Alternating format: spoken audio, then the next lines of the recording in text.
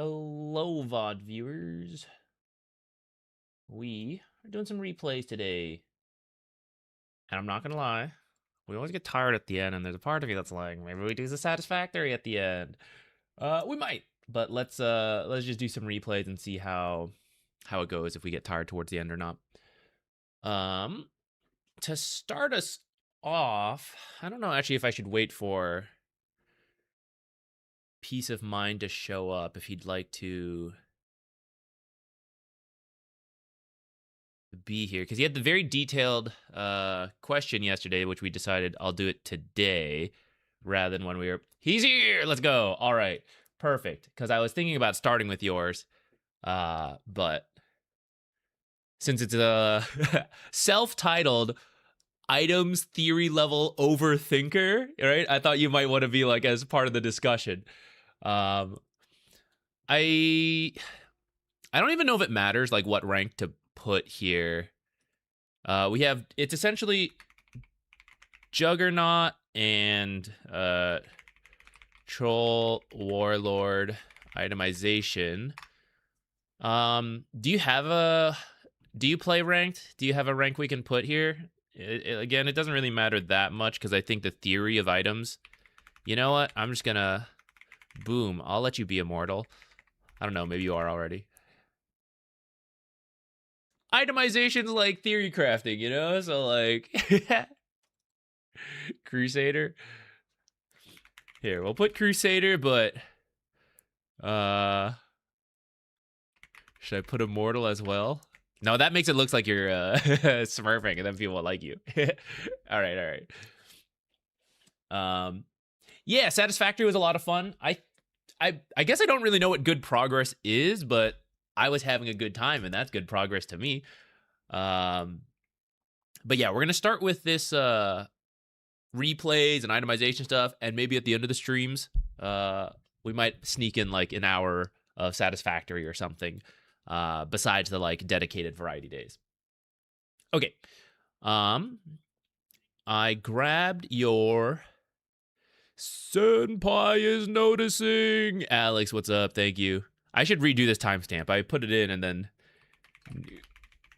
we did not talk about it at all. I'll redo it once we're actually about to begin here. Hope you're doing well.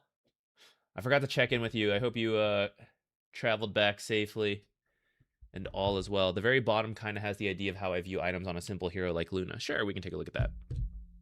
Okay, so actually focused on the topic at hand. So we have self-titled overthinking item theory questions for carry, which I will just, disclaimer, not a carry player, right? So I will share my thoughts on it, especially from the mindset of a support player, looking at you, my carry, and like how we can get you to win the game and get me to win the game, right?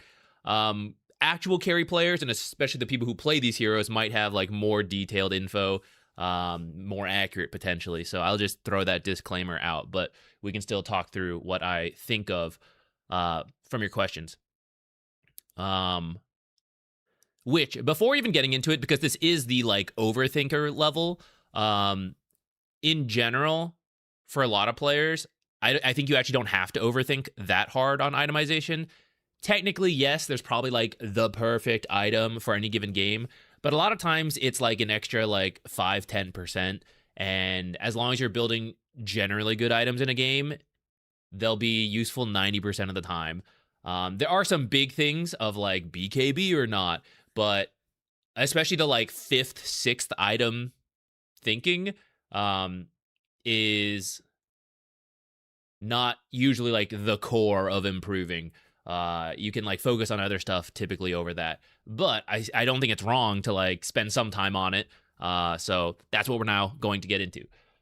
So I didn't read everything you wrote, and I'm gonna kind of read it as I go, but I did prepare some of the screenshots you had, which we'll start with Juggernaut. Here, I'll expand this a little bit. Okay, so Juggernaut first. Good enough. Okay. So you're trying to think about some items and pairing them with certain talents potentially. Oh, also in good news, recently achieved my highest rank in Crusader too, I see.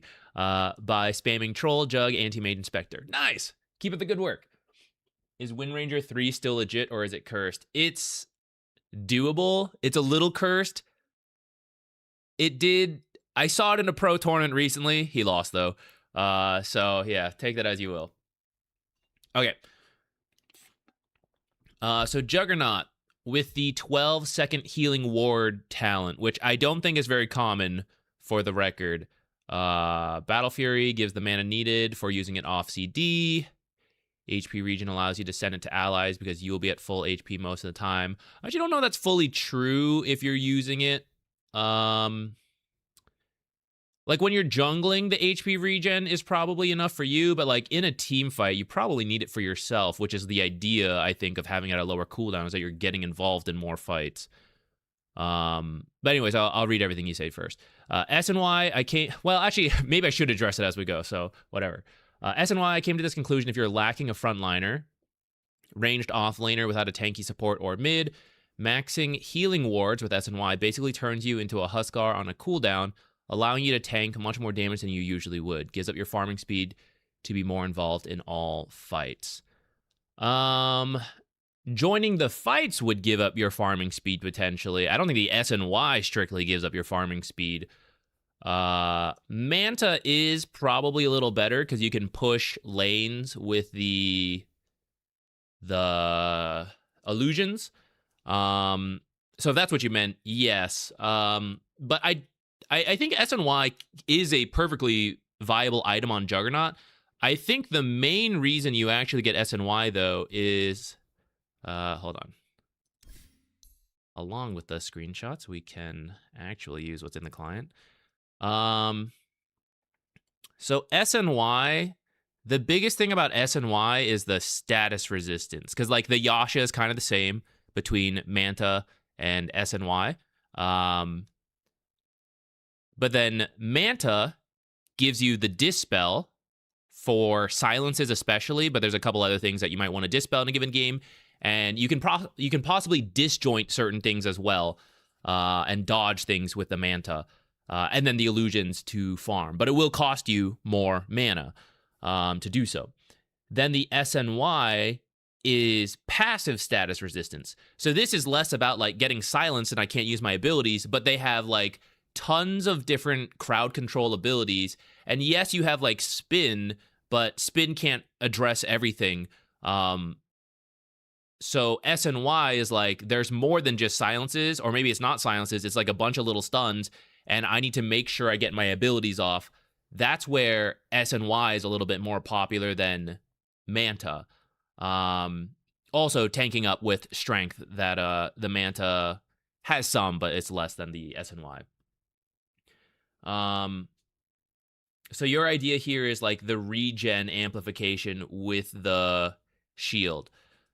I do kind of get that. Well, let me finish reading everything you have written before we go too far into it. Mjolnir has the same idea of S and Y in mind, but if you're unable to survive with both healing ward and spin going, you can have the ward following your tanky initiators, shield them, Omni in the fight, and spin TP away as your contribution. I wouldn't typically recommend Battle Fury and Mjolnir, because those two are primarily farming items that have some level of fighting attached to it. But if you're like, you would need like the most summons heavy game in the world, summons and illusions, to get both. But I really don't think you need both, even in those cases. I would probably limit yourself to one, either the Mjolnir or the Battle Fury. Battle Fury for most of the time because of the mana that you mentioned. But Mjolnir, I think, has its place versus illusions specifically. PL, very common right now, because they proc the Mjolnir active, which is actually quite a lot of damage against them. Even though this item has been nerfed against illusions, which is part of why he's come back. But it still does quite a lot in the way that the cleave does not do as much because they have armor on illusion heroes. So you're trying to cleave through them, but your regular right clicks are not doing as much because illusion heroes tend to be very stat heavy, so they have a lot of armor from agility.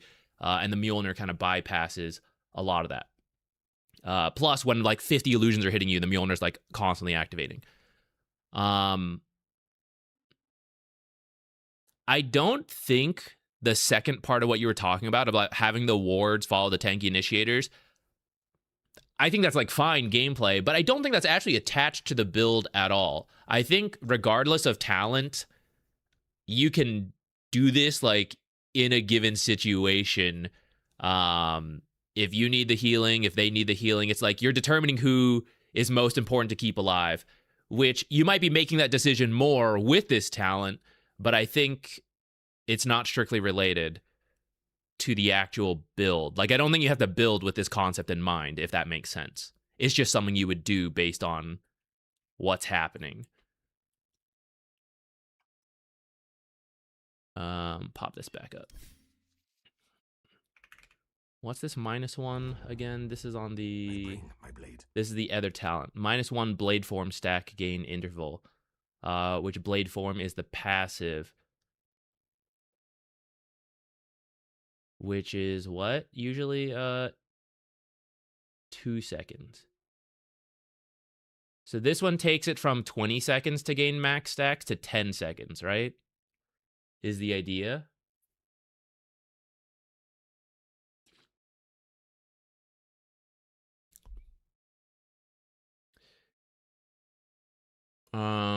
Butterfly allows you to keep max stacks by evading attacks and allows you to get 1-2 stacks going while tanking the tower. Swift Blink allows you to blink in with max stacks to Omni or Siege, then spin back out for max stacks to blink back in again. Kind of the same idea. So I know we're on overthinking level. Again, I feel like the build is not strictly related to the talent. Because, like, whether it took you 10 seconds to get max stacks or 20 seconds, I think what you're typing here is like, it's true. You know, it's like, oh, with max stacks, blinking in could be good to get the full damage off of something. But that's not related to the talent or not. I think the talent is just allowing you to do it more frequently, again, from 10 to 20 seconds. So, like, you join a fight, you step out. Previously, you rejoin with, like, 5 stacks potentially, but now it's the full stacks. But I don't think the decision-making is strictly different, and I don't think the impact of that is quite enough to, like, totally change your build. Some talents are, but I feel like this one is not strictly it.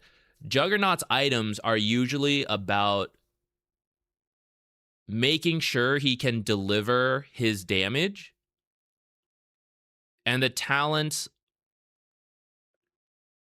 are secondary to that. I'm not saying you're not thinking that way, because I know this, like, the overthinking. How can I, like, perfectly min-max with the talents and all that? But I'm just trying to say, like,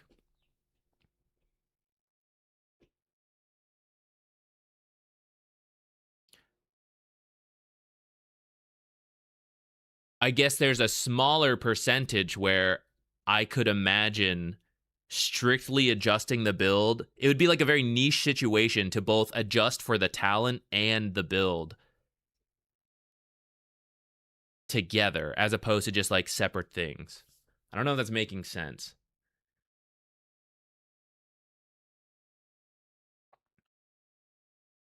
Mjolnir shield and healing ward on the tank is basically saying, if I show up, I'm going to die, so I make my other teammate stronger. So I do kind of get that. But I would ask, like, why are we doing that? Because we are the carry if we're playing Juggernaut. You know, if I wanted to enable my teammates more, there's better heroes for that. There are more active carries that help their team. Juggernaut is a relatively active carry, but I don't think it's, like, through buffing his team so much with, like, I'm going to heavily think about using Mjolnir and healing ward on them. Again, you can do it as the situation calls for it. Like, your initiator's about to go in, I think you could Mjolnir him. That'd be totally fine. But I don't know if we're, like, taking a talent for it and then changing the build for it. I'm going to read through everything you say, and then I'm just going to talk through my own thoughts of, like, Juggernaut itemization. Again, with the limits of not actually being the Juggernaut player. Mantiness Noir self-explanatory. Radiance helps you survive with spin from ranged attackers you can't reach. So I do see this one. Silver Edge could go here as well, as spin TP is not an option and just hope to outrun the enemies. Again, I don't think you really need the Silver Edge for this. I think Silver Edge is for the break, and that's pretty much it right now. Or late game, Invis is quite strong. But otherwise, it's mostly for the break. I have seen people do the move speed during spin and do like Radiance and stuff. So I am kind of open to that. I think Radiance is the only thing you really need to think about. SNY and Manta are, again, just like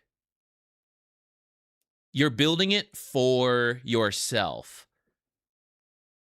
Hold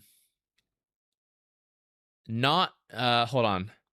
You're building it not for the combination strictly with this talent, but because you need the status resistance or the dispel.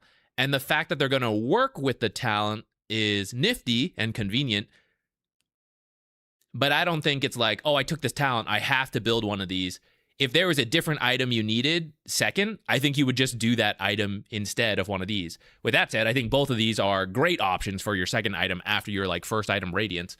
I would probably do Manta if you're going to do Radiance. Like that would be my default, because then you can use the illusions to farm faster, which you were going to do anyways, but now they also have the Radiance on them to burn things faster.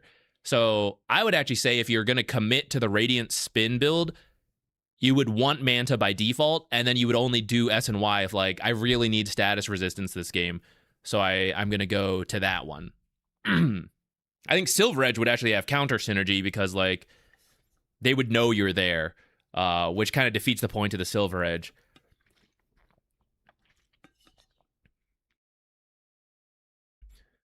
The Omni slash cooldown is the more standard one, I believe.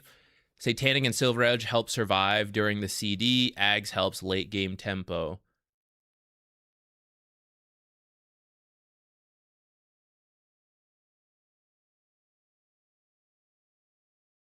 Kind of, again, I'm actually not sure you would even adjust to this build. I think it would just reduce... It just reduces your ult cooldown. I guess that's stating the obvious. But it's like, if I needed a Satanic, I'm getting the Satanic regardless of the talent. If you need the Ags is just a solid item anyways, right? It's like, I don't know if any of these are really, like, I'm getting them because of the talent.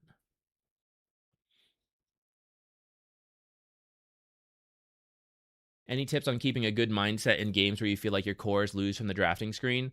Yes, so there's always going to be something for you to improve on. And there's going to be many things for the team that could have done better in your game, but, like, we can't control them, right? In the same way, when a Smurf carries you, it's not like you feel like, oh, I was awesome that game, right? It's like the Smurf carry you.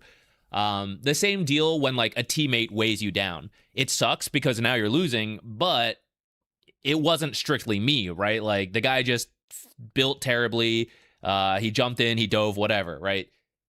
So you just have to, like, build that separation and find what were the things I could have done, right? Like, okay, that guy was bad, but also I griefed him one time. Like, I did this bad pull that did hurt us both. Okay, that was me, right? Like, making him a little worse.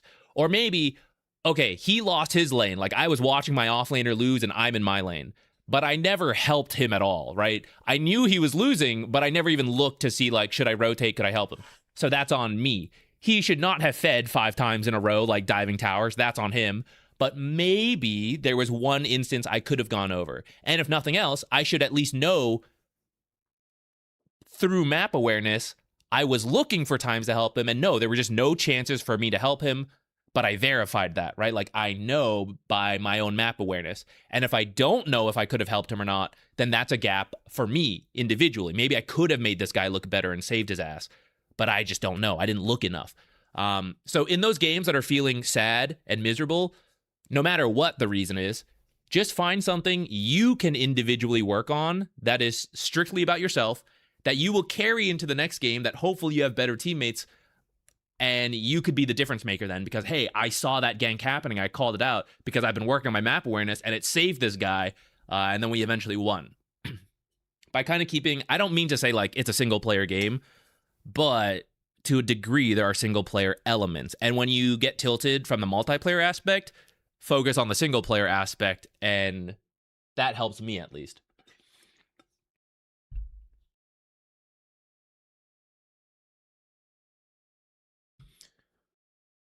Does Dota 2 have EOMM? I don't know what that is. I feel like I'm being set up for some kind of like on these balls or whatever kind of joke. I don't know what that is. What is that? Spin damage. If you're doing the spin talent, I think we do take the spin damage. Silver Edge allows you to clear waves without showing at all. That is kind of okay, fair enough. A little sneaky. Mjolnir amps up the magic damage now that you're higher level and able to tank more damage. Disperser allows you to burn mana during spin and slow. Yes, but I don't know. It's a little funny. It's like, again, I am building the disperser for separate reasons. The mana burn during spin is like, I guess, a bonus, but the core reason I would have built it is for some other reason, and I would have built it even without this talent if I needed it, if that makes sense. I feel like that's a common thread we're getting into here, or at least that I'm repeating a lot. Butterfly helps survive in spin.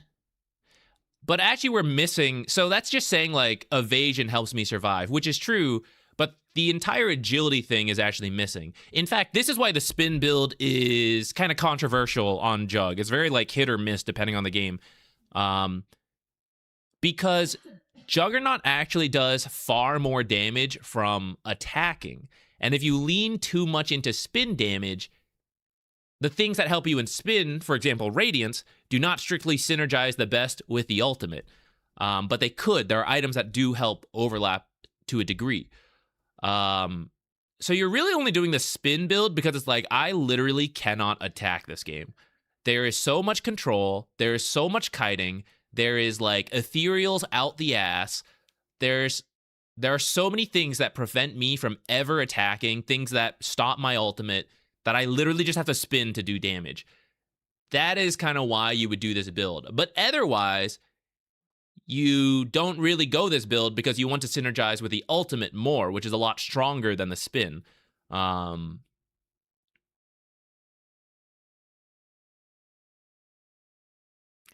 Yeah, Sphere helps to spin, TP out, have mana, span off, siege.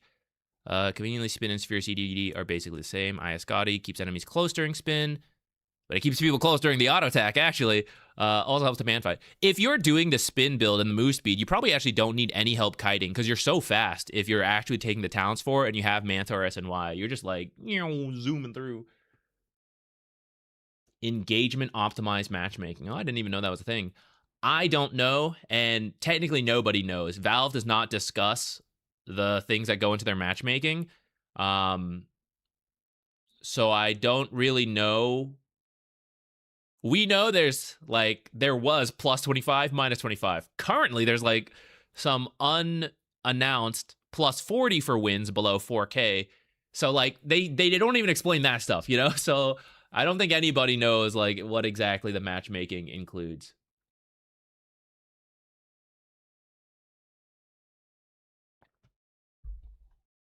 Favorite TI team this year? I'm not sure. There's several that I like. I would kind of like a Chinese team to win because it's a Chinese TI, and I think it would be nice to like spread it out, you know? Like I think it's good for the scene when different regions win, and it's I feel like it would be very inspiring for the Chinese region, which has been lacking a little lately the last couple of years. If they could get like a home win, I feel like that's potentially a revitalization in that area, which is good for long-term health of the game, as opposed to like another EU win. And down that line, I'd actually like any of the regions that haven't won a TI to win, like South American teams. I think that would be really cool if one of them could get a win. LGD is very hit or miss right now. I feel like if they can sort it out, maybe get some good luck going into the hits, you know, like they could do it, and that would be really hype. But yeah, like sometimes they're awesome and sometimes they like really fall flat, and I don't know because I'm not on the team, right? But like I think that would be really cool too. Okay.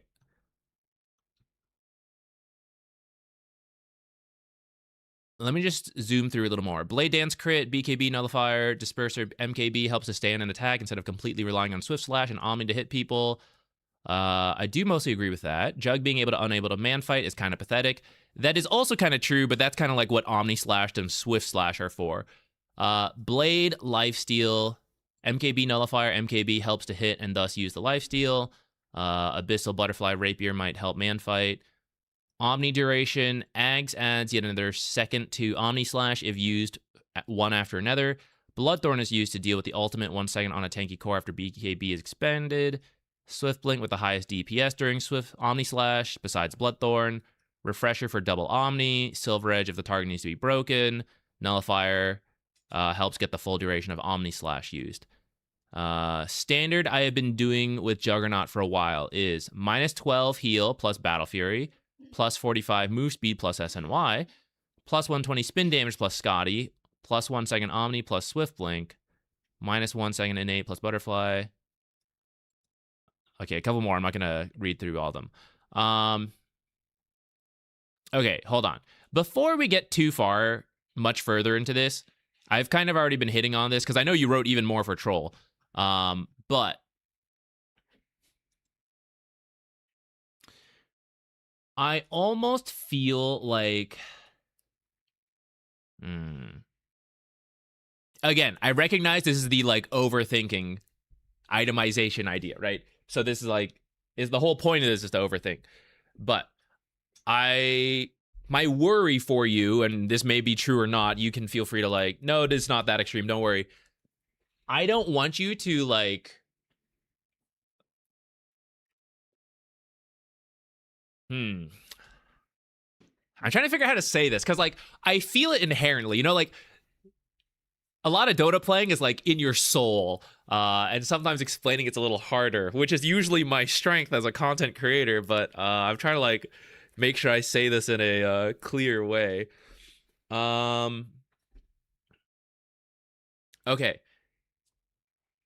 Heroes.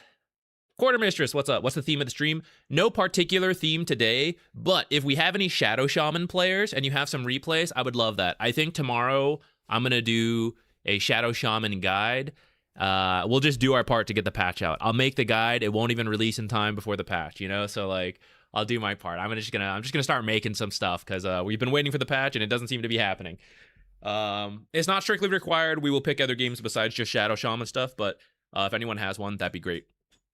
Could use it for the good and or bad examples in the video. Okay, so here are my thoughts on itemization. We'll, like, step back a bit, talk about itemization before getting back into your Jug specific stuff, and then eventually Troll stuff. So, to me, itemization in Dota addresses a problem. Everything in Dota is kind of broken, you know? Like, all the heroes have something they're, like, really good at, and then things they're not so good at. So items either lean into the strength or address things that you are weak to, and they problem solve. Nowadays, and in fact, for better or for worse,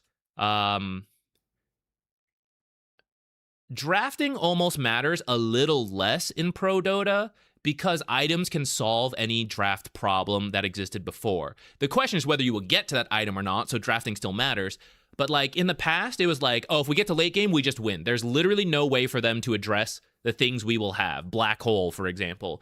And now it's like, oh, well, actually, I could have Abyssal cast range. I could have Wind Wakers to lift people out of the thing. You know, previously we couldn't pierce Lincolns or BKB, but now there's a whole bunch of new abilities and stuff that can do it. So now items are quite strong in the late game. Because they can address all these problems, which is one thing I'm noticing in your builds. A lot of these are just leaning into damage. How can I do more damage? But actually, I didn't see any considerations. Well, you briefly mentioned it, like help you survive, stuff like that. But there was no item strictly of like, this keeps me alive, which lets me then do damage. And you kind of touched on it. But I guess I want to emphasize that as like something a 5th or 6th item for a lot of carry should actually be thinking about. Is you can't do your damage without surviving. So getting back to Juggernaut, his strength versus weaknesses, which you did touch on. He is a relatively early active carry because Spin and Omni Slash are quite strong. He can be left alone because of that, because he can threaten solo kills and he can often spin TP away. This allows you to leave him in the lane, to bring him into early fights, And then later, for him to aggressively shove lanes for his team because he can just spin TP away from the enemy without dying if they don't have BKB piercing abilities. And even if they do, it might still be something you need to try. So that's one thing. The other thing is that Omni Slash cannot be... Like, you can't fight Juggernaut during Omni Slash because he's gone from the world. So you have to address Omni Slash it another way. You have to disjoint it. You have to, like, tank through it and everything. You have to go, like, ethereal, Yules, stuff like that. But otherwise, the richest PA in the world cannot, like, hit him a single time in Omni Slash. That's kind of his thing, is to be able to instantly kill, not instantly, but, like, untouchably kill a certain hero or two really quickly, and then you take the rest of the fight there. Because even though he is not the hardest carry in the game, if you are taking a 5-on-4 instead of a 5-on-5, it's fine that you're not the hardest carry in the game because you omni-slashed one guy and just took him out of the picture, so you don't have to carry that hard anymore. That's kind of his strength. So with that in mind, then getting back into the build, I mean, everyone gets boots. I know it's not on your build right here, right now, but I'm sure you're getting boots. You're not skipping them. So boots, a farming item, pretty standard for most carries. Which farming item does start to lean into the heroes? So for example, Juggernaut does need to use his spells to do a lot of his stuff, which is why Battle Fury tends to be pretty common. But you can do the Maelstrom because it's a cheaper build, good versus illusions, things like that. And then the Radiance if you plan to do the Radiant Spin build. He actually is a hero who could potentially choose all three of those farming items. It's rare he completely skips a farming item because his own natural farming is not that good. He would have to use spin, which is not that fast, and compared to just like right-clicking with carry items, and it's a longer cooldown. And it's your survivability, so if you're using it to farm, you're not saving it for surviving. So you can't really depend on it to farm. So that's why Jug has a very hard time skipping a farming item.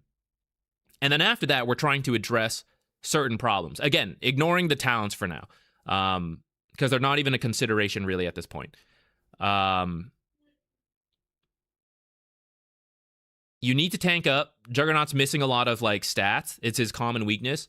And a lot of farming items don't have stats. In fact, the three you mentioned, Battle Fury, Mjolnir, and Radiance, literally have no stats on them. It's just pure damage and regen and stuff like that, but nothing like strength, agility, intelligence. So the second item after boots and early starting items is usually starting to fill that gap, starting to buff him up, make use of his fast move speed because of wanting to keep close to people with spin, but it's not fully just to stay on top of people with spin. The secret true strength of spin is doing damage while moving, which sounds like the exact same thing, but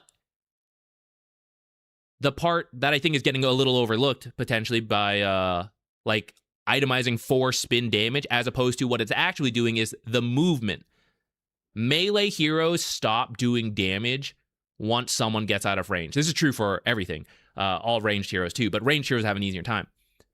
So usually what happens, and we can actually show this, right, which I think a lot of people can understand conceptually, but when you stop to attack, gotta close this, gonna block the whole thing. Call me Juggernaut. A fine idea. I actually don't think he even does phase boots anymore, but whatever. I go. Wait, I can't have phase boots for this to work. Forward. Essentially, all 5 Divine Rapiers in my build would do nothing once this guy gets away, right? And because you have to stand still to auto attack, that's the downside of... That's what like usually leads to melee issue struggles, is people literally just walking away from them quickly. So that's why spin's really good, because once... Unfortunately, he's the same speed as me, which is rare, so let's just give ourselves a Yasha. Even with a little bit more move speed, stopping to attack, you need a lot more move speed to be able to stop to attack, and then catch up again to attack, stop doing so, and then catch up again. So most of the time you don't have that level of move speed unless you build for it specifically, which Juggernaut kind of does. But then you also use spin, which is that most of the time when you're just running forward to catch up, you're not doing damage. But spin does do damage when you're running away to catch up. And then once you pass them again, because you're fast in spin, either with the items you built or potentially with the talent, then you can attack them again once you get there. Or you can keep distance to use spells like Omni Slash, which is another strength to it. Omni Slash and Swift Slash, part of their value is that there's a cast range. So usually you wouldn't be able to damage heroes from this far away, but here you can. And then when it ends, you're right next to them. So this is actually also a gap closing ability that is just kind of like built into the kit, along with the fact that you disappear from the world, right? So like no one can attack you in that. Basically, I want you to help sort items into buy every game, situational only, don't buy it. Okay, cool. Thank you for that redirection. I'm not trying to like brush over that. I'm gonna finish rambling what I'm talking about, and then we'll get into the items you listed and help you sort them out like that. So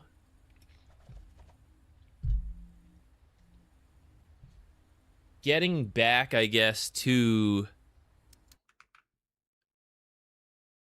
I gotta refocus my own thoughts again. Where were we on Juggernaut? We were at the second item. So after the second item, which is like you've kind of covered your bases, you have your farming item, you have your like middle ground item. Now is when you start addressing specific problems. So starting to get into your categories, I would say your buy every game are your boots, your farming item of choice, which most games would be Battle Fury right now, and I would say situationally is Mjolnir, and extremely situationally would be Radiance. I don't think you really need to do that right now, but I think it's more viable than other heroes. Second would be Manta by default, because it leans into Juggernaut's strengths, which is that he is a very hard to catch hero, and with the spells, he has a lot of turnaround potential. So the way you kill Juggernaut is potentially crowd controlling him and catching him before he can spin an Omni Slash, or having ways to deal with that. Manta means you reduce the odds they can stop you from using your spells, because you now have a dispel for silences and you have a disjoint for certain stuns that you see coming in if you can time it well. So this leans into his strength of playing very aggressively. He can now move further into the map, not only having spin TP to get away or Omni Slash to like kill a solo hero trying to stop him, but he can also Manta to address the things we talked about, or stay out of sight and send the Manta into the wave so they know he's like top, but like where exactly, we're not sure. He could have already TP'd out. We have no idea. Plus, you could scout with those illusions to then let you know to like, I better spin TP, stuff like that. So Manta leans into your strengths a lot more. S and Y is a very similar deal with the status resistance, but just less utility with the illusions. But if you feel there's a lot of like crowd control that you can't dodge easily with Manta, for example, Blink Hex, I cannot Manta that if he is like faster than me, right? In theory, yes, an AI bot could maybe do it, but we're humans, our delay in reaction time, you will pretty much never Manta a like well executed Blink Hex. So I need to reduce the status of that Hex. Potentially, you could do something like Lincoln's. This is a rare second item purchase. I have seen it. I would rather not see it, and I think like third or fourth item onwards is better, because this could be your answer. Maybe status resistance from Sanj and Yasha is not enough, or it's like it's just the Hex. And so status resistance for one Hex not worth it. Status resistance for one Hex plus a bunch of other stuns is. But if it's literally that one spell, potentially Lincoln's could be your answer, because it's addressing the one spell. And it is still stats to help you out, to tank out, to do some damage. You'll also see this versus like Legions, for example, the Lincoln Sphere, because that's like one spell and am dead. If you don't need those, wait, no, let me restart. So our buy every game right now is Battle Fury, Manta, From here, this is where your like itemization's more open, and you're looking to either address a problem or lean into your strength more, especially with consideration that game-ending fights are starting to become possible. Because by the time you have your second item, it's probably around the 20-minute mark, and right, we're talking about Tormentor, Roches, we're thinking about like chipping some high grounds off of a good fight, otherwise just farming the map, continuing to like get there, right? So this third item needs to start addressing some of that stuff. Hold on, let me read what you're saying before I ramble further.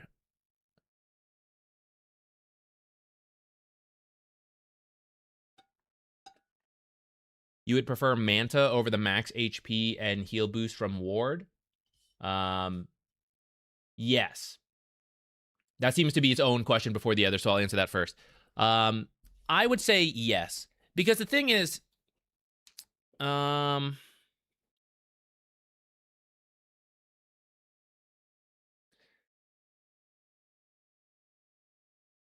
Manta... Okay, so the healing with the Ward is a very specific situation, right? If you were AFK jungling and you were low, we could say, oh, it's nice that the healing ward heals me up more because of the Sange. Yes, but is that really a critical situation, right? Like, I was jungling. I could have just been healed a little less by the healing ward. I'd still be healthy enough to let the HP regen go. I could go home. There's like, it's not as critical. The critical moment of healing ward plus Sange is like, I am in the middle of a team fight. We are dying. And because I have just enough healing to keep me alive, that is the key moment. That is the idea of like putting these two together. So then the question is, can I solve that in a different way? Instead of healing myself more, could I take less damage? Could I take no damage?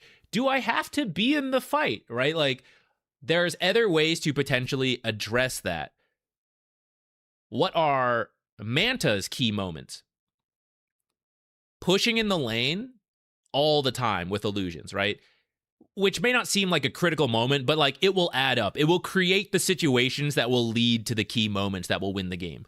Not getting killed because you're dispelling something or you're disjointing something. This could be while split pushing. It could be while in the middle of a key fight, right? Perhaps instead of having to heal up extra with the healing ward and Sange, I dodged Laguna Blade or something, suddenly that's like 800 damage. I don't have to heal up because I just didn't take the 800 damage. Or maybe I killed someone faster because I had the Manta and they were stunned from a teammate, or because I'm Omni Slashing and I killed them fast enough, I don't even need to heal now, right? So that's why like the healing Sange is like, it's a very specific situation. It is good. And it might never even show up. Like, if you're winning, that combo is useless. But the Manta is like, if I'm winning, it's useful. If I'm losing, it's useful. All these different situations, it's useful. So it's hard to move away from that. And the same with, like, certain talents in the games, which is why it's like, okay, maybe in this 1 out of 10 game, it's good. But, like, most of the time, there are more situations where another talent is, like, generically better. For Juggernaut, for example, the healing ward cooldown in a winning game does nothing because you're not even taking enough damage for it to matter. You don't even need to healing ward because you're just winning so hard. Blade form, whether you're winning or losing, that could have useful elements, right? Because you're just higher blade form all the time, 10 seconds less essentially. So you can use that for comeback fights. You can use that for fast-paced pickoffs. There's just more cases for it to like matter than the healing ward, especially because the healing ward is not strictly Juggernaut's strength. It is a unique element to the hero, and it could help in early fights, but I guess that's another thing to think about. Why do you need 12 seconds less on healing ward? Because it's a 60-second cooldown, and it's at level 10. So we're talking like 15 minutes into the game, let's say. Why do I need to use this every 48 seconds instead of every 60 seconds, considering I don't even want to be in a fight every 60 seconds or 48 seconds because I don't have Omni Slash. I don't have, like, my teammates, they use their ultimates, they use their abilities, they use BKBs. We probably don't even want to be in a fight every 48 seconds. Unless we do. And then it's like, okay, so maybe then that's when you take the talent. But like many times you wouldn't want to. I'm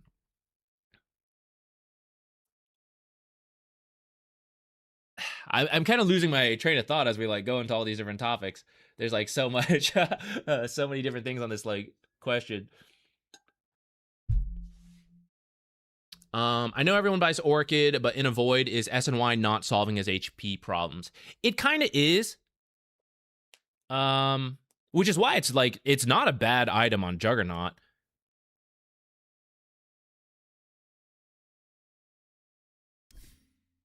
Actually, I guess that's it. That's all I have to say on that. Yeah, it does address his health. The status resistance isn't the main focus. The dramatic heal improvement is. But okay, so see, that's what I would say though, is like, I would disagree. I would say like the reason we're doing it is for the status resistance over the healing. Because for example, if all you cared about is healing, I mean, I'm not saying it couldn't be like a useful component as well, but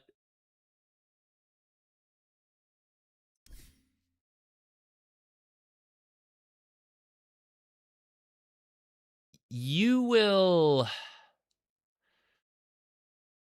How do I answer this?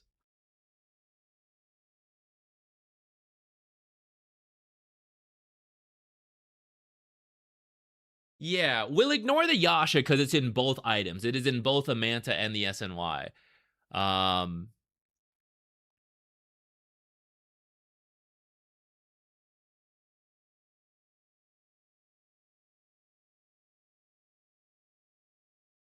Chow Cafe. Calf. I'm butchering that. Congratulations on reaching Crusader. Very good work. Nice.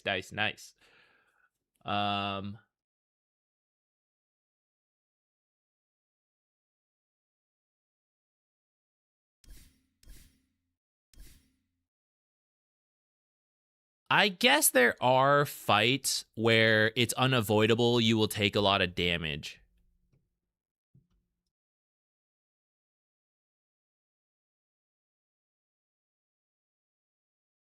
I get I am just not convinced you are picking Juggernaut in a game to like be a damage sponge.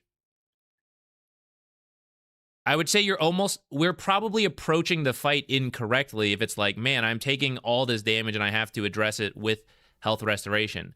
There are probably games like that come up and you need that, but if it's happening all the time, I would worry we're actually approaching fights incorrectly. Which is why items like Blink or Ags are so common on Jug, because I will not take damage when I engage this fight. Like, I will wait for my team to initiate, and I will Blink Omni 3 heroes clumped up with my Battle Fury. Or, like, I see a support on their own, and they don't have Ghost Scepter yet, so I will just Blink, spin, kill them, potentially. Maybe I don't want to do it that way. Maybe I Swift Slash, you know? I'm just not taking damage. So I don't need the health restoration and the healing ward cooldown.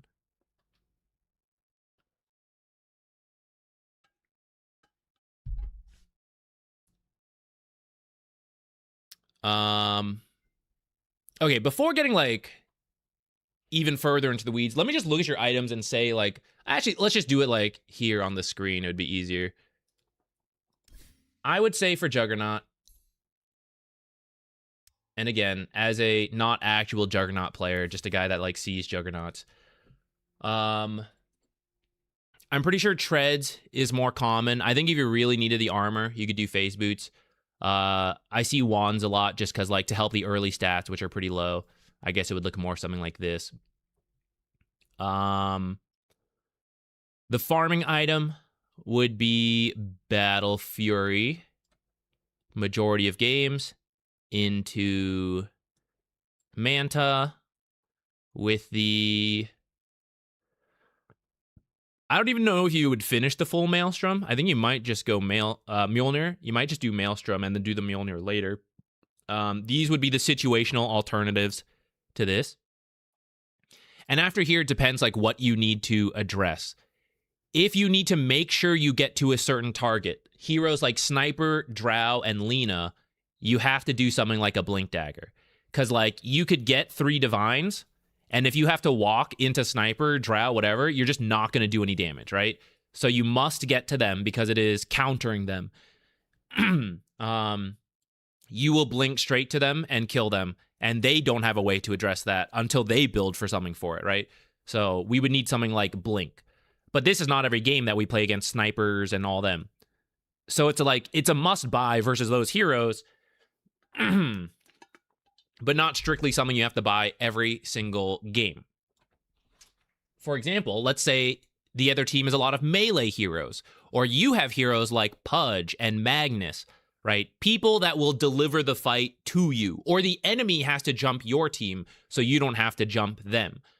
Then you don't really need the blink as much, and you could just go for more damage, for example. So something like the Butterfly is probably the theoretical highest damage item at this point because of the agility, the base attack speed, the damage, all amazing for an agility hero, and then even better for Omni Slash. And then the evasion's really good if the enemy has a lot of like right-clicking heroes.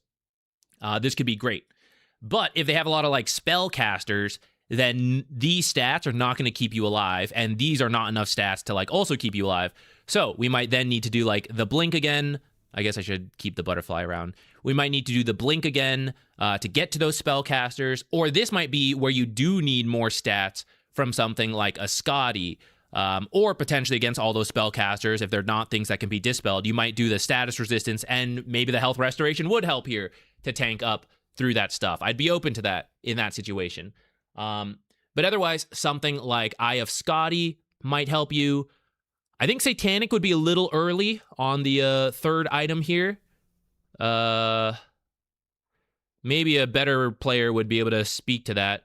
But I think fourth item onwards, I'd be open to that. Some games you might need a BKB. Like there's that many spells and all that stuff. You might actually just need to do this. Nullifier as a third item can work versus a lot of like Yules, Ghost Scepters, Ghost Shroud on Necrophos, things like that. You might need a Nullifier as your third item versus certain heroes. We talked about the Lincolns potentially versus certain heroes like Legion. I'm open to that. What else do Jugs build? Basher for control, especially if you know you need the Abyssal. This is for like very mobile heroes like the Pucks and say Lifestealers who want to pierce their BKBs. I think this can be a good option. MKB versus like PAs and Wind Rangers, stuff like that. I think this is most of them at this point. Oh yeah, Ags. What am I saying? Ags would be another safe third item default, I would say. Swift Slash is just, again, the gap closer. It is damage you can't be targeted in.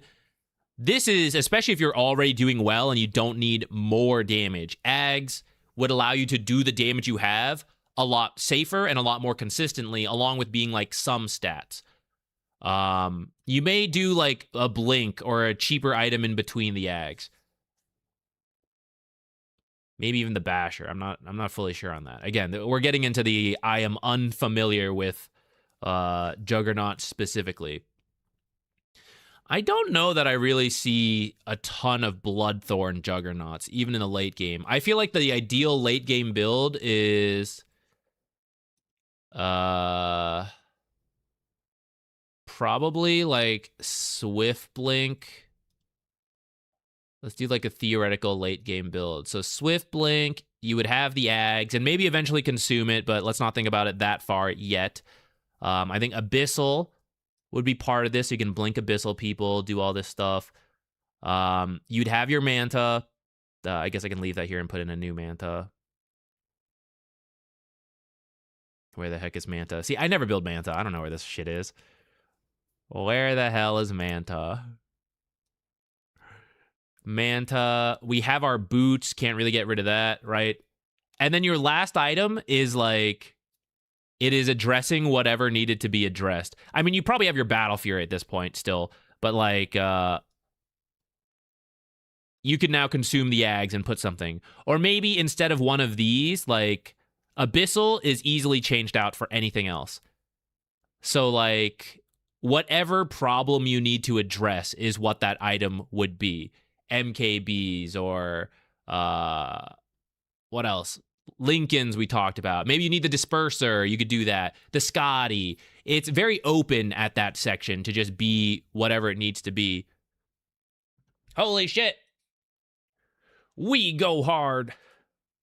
Going hard. Thank you so much, dude. That is an insane donation. Thank you. I'm playing the game you donated. I don't even know if I deserve the donation on top of that. Thank you.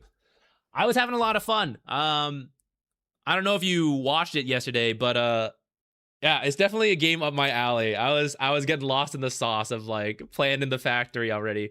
And I'm thinking we might try to sneak in like at the end of Dota streams when we get tired. We might sneak in like an hour of Satisfactory or something along with the like extra days on top of that. I don't know why the alerts didn't go. Oh, maybe it's because it was muted here. Let me turn that back on.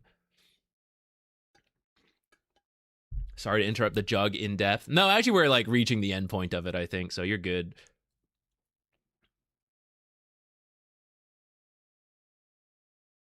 Yeah, nowadays late game nullifier is pretty important because there's so many saves and stuff. I've tried tempo with Diffusal and Mask. Not that great. Yeah, I wouldn't go with those. The Mask of Madness was kind of a meme. I don't really believe in it personally. Even if you wanted to do tempo. Okay, actually, what I would say. So sometimes people build totally different for tempo, but I actually don't think you need to, right? Juggernaut for tempo, maybe you just do like, let's say Maelstrom. You want to go fast? Okay, let's get a Maelstrom instead of a Battle Fury. It'll come online a little bit sooner. And let's get a Manta. Because what is tempo if not pushing in lanes, right, to do things? We need to build a difference over the enemy. That's the most important thing about tempo. It's not just strictly playing fast, buy cheap items. It is building an actual gold difference over the enemy. So something like a Manta would allow you to steal stuff with the illusions that you might be too scared to otherwise. You could itemize to try to kill heroes, and I think that's what people mostly think of when they're thinking of like tempo gameplay, and that's part of it, but also just stealing farm from the enemy is acceptable, especially from the carry, who's like, a lot of them, there's only so fast they can go. They still need a certain amount of items. So that's something you can look for when trying to play fast. You don't need to do like Diffusal, for example. You could still do a normal build, but just play more aggressively as the Juggernaut. Steal farm, spin TP out a little bit more than you feel comfortable with, but you're like, I think the game calls for it. I think I got to do it, right?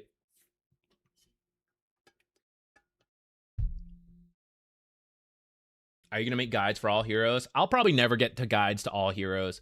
But I think I should try to do more support stuff. And I think when we are sitting down, I think I'm reaching the point I feel like a lot of content I make is kind of repeating old stuff, which is kind of fair because patches happen, but I'm reaching that point.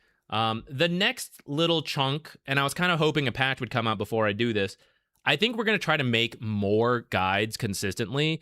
And I might change the way I do it to do it a little more faster, and maybe it's not as in-depth, but it works just because then I don't have to worry about patches much. I don't know. I haven't fully decided, but I think we'll make more support guides to cover a wider base of supports. Because if you think about it, it's kind of crazy. I've been making videos for like 3-4 years, and I don't have guides for like the most basic of supports that are like the most common. So I think I will do a like, I don't know if speed run's the right word, but I'm going to try to hit a lot more supports. I may not hit some of the niche ones that I'm not as comfortable with, like Elder Titan and Visage, but I'll try to hit a lot of the popular ones. Sorry, I'm a noob. Where do I find these? It is totally hidden. Do not feel bad. So I wasn't even officially making a guide. When you play Dota, and you can find this in a demo mode if you want to do this when you have all the time in the world, so you don't have to do it in the middle of a game. The review queue. Hey, Valkyrie, what's up? Do resubs count for getting into the review queue? I've always been in a weird spot on that because Technically, yes, because I think I probably have to raise the amount to like make it work and make it make sense economically. Technically, yes, like a sub is that amount. At the same time, there's a bunch of Twitch subs versus YouTube subs, and it would just mean like there's technically a huge queue for Twitch, and it's always been a little strange. I've never really been sure how to navigate that.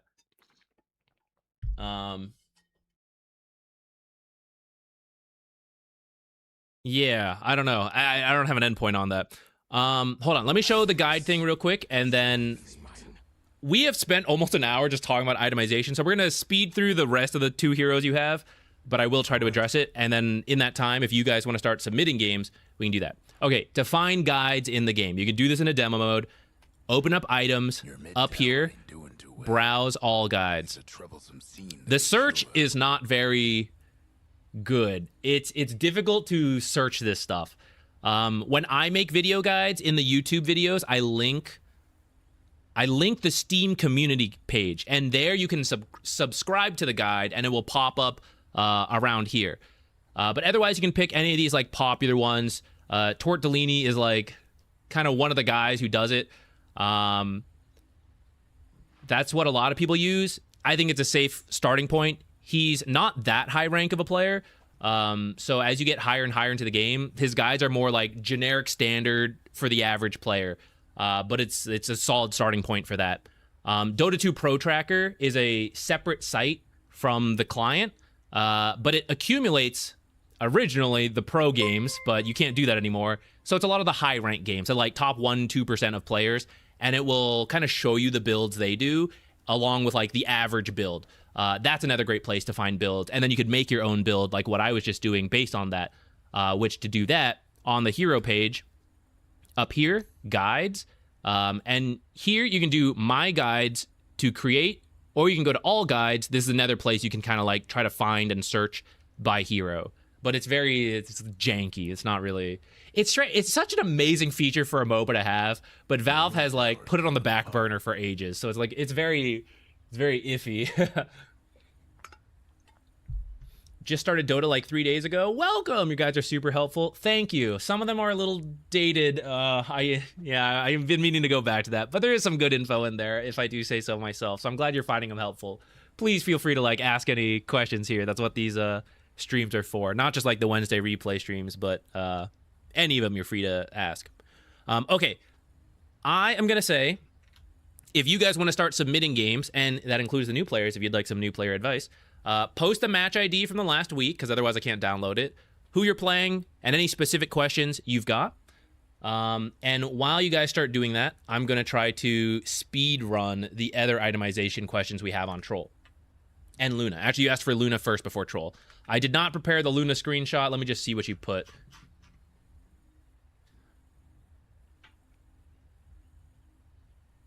Bum, bum, bum.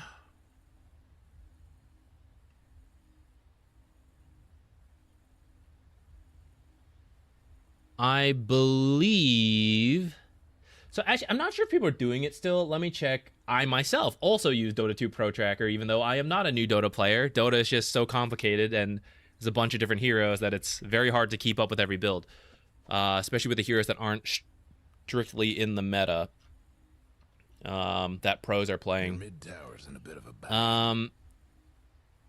I just wanted to double check the Luna talents, because for a while people were doing the Ags build pretty consistently and building towards that, but I think that died off. Which, yeah, looking at it, I think it did. I think if you were to do the Ags build, you can do the damage talents for Lucent Beam. I kind of think you don't need the mini stun even then. But yeah, you would do like the 10 and 15 left talents. Let me pop that up on the screen.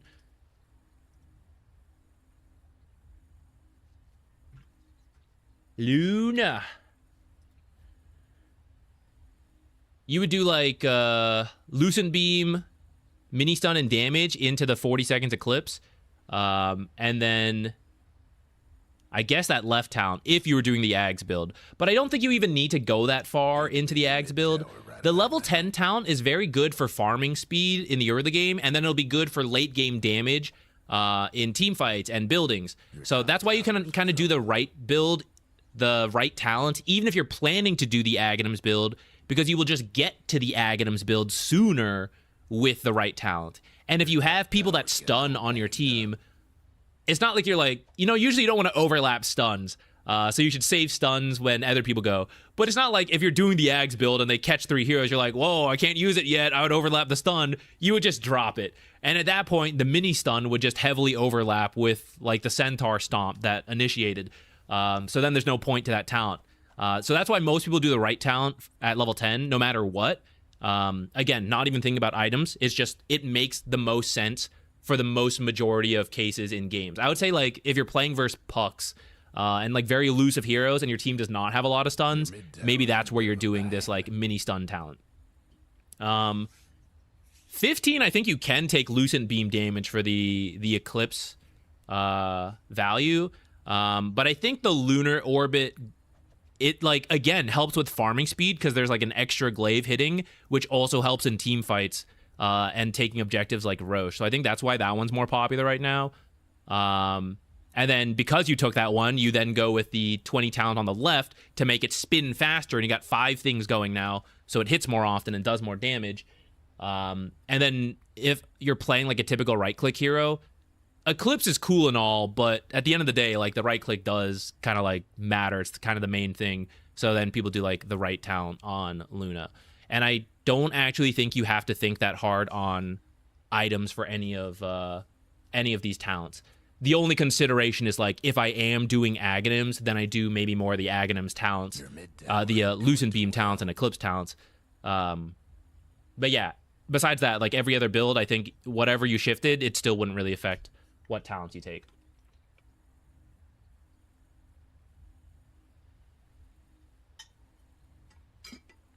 What about the good old Mask of Madness? For Luna, I think that one's fine. I think it's because Luna, some heroes have farming speed by default and some don't. Luna Glaives is farming speed by default, so she just needs something to help her do it more often. And because she's a short-ranged melee hero, she tends to take a lot of damage from the jungle creeps compared to other longer-ranged carries. So I think the Mask of Madness works a lot to boost her own farming speed, where all she needs to do is attack faster, Mask of Madness. She needs to lifesteal a little bit, Mask of Madness. She doesn't use that many spells outside of the fights, so that works. And the spells she does need to use, she doesn't need to wait that long for. A hero like Juggernaut who goes into the fight, he can't Mask of Madness because like, well, what if I need to Omni Slash? What if I need to use this? He can't really do that. But Luna, this is not that critical. So like once you use your ult, all you're doing is right-clicking, so she doesn't care that she's silenced like whatsoever. So it's much easier for her.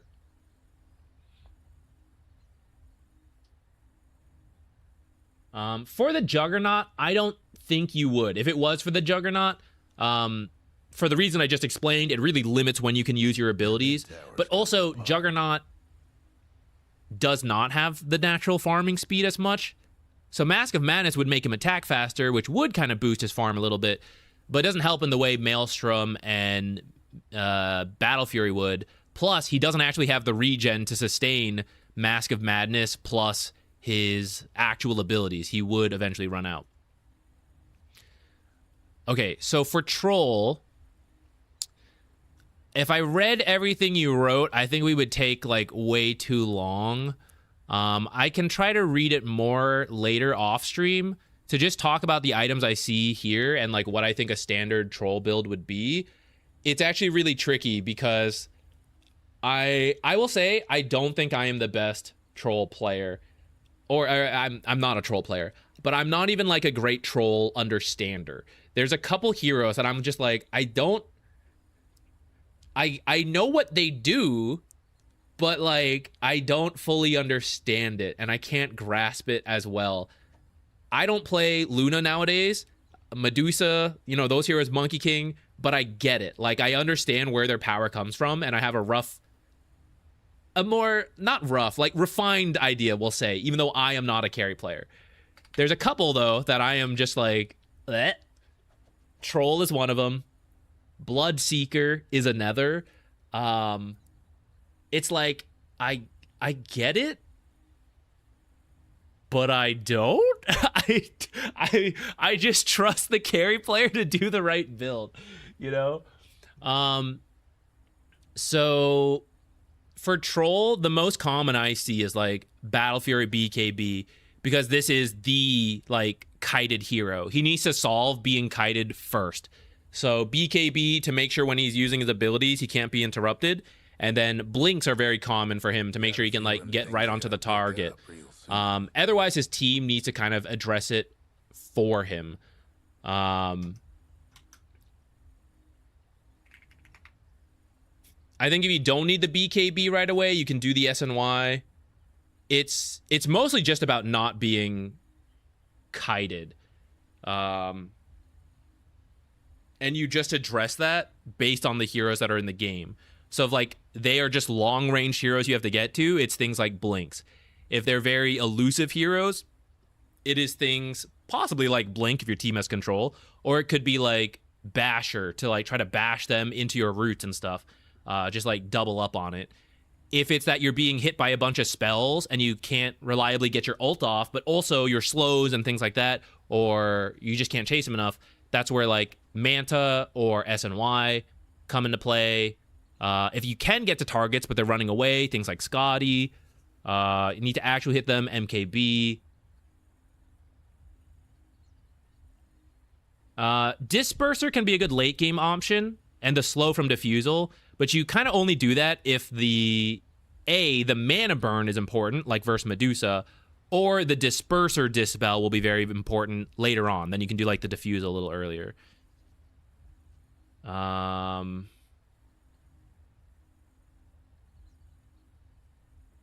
Your bottom tower's in a tight spot. Lone Druid guide when? Unironically, I think I could make a Lone Druid guide sooner than like a troll guide. Well, ain't this a treat? Oh, get me out of here. Quit rambling in the background over me. Get out of here.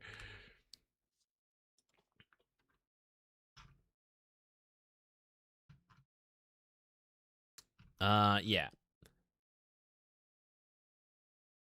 I would buy Battle Fury BKB every game on troll. Probably your first two items, but BKB could maybe be the third item. And then the rest is all like Manta SNY in most games. But also if you didn't, it'd be like fine. You know, like this is my limitations. Is like I really don't fully understand when troll should do different things. Enough to talk in a vacuum. I think if we looked at a game, I could maybe like go a little bit more into it, but yeah. I will try to look at what you wrote later on to go more into it potentially.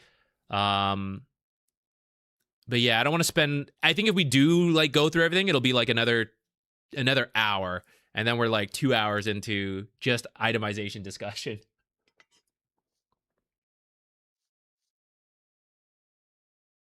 My most conflicted items are Pike or Radiance, or Pike and Radiance. I don't think you really need to get either of those on Troll.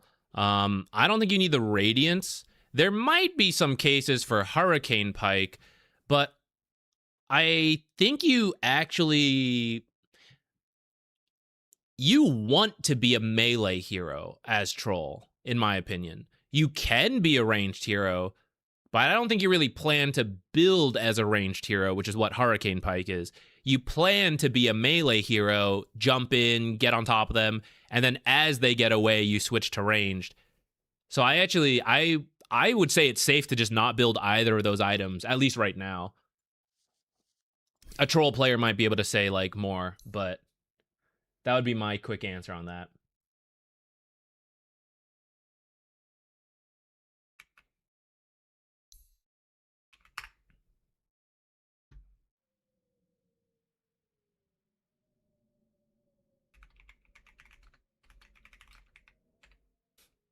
Almost wrote Crystal Maiden 2. Now that would be a game to watch.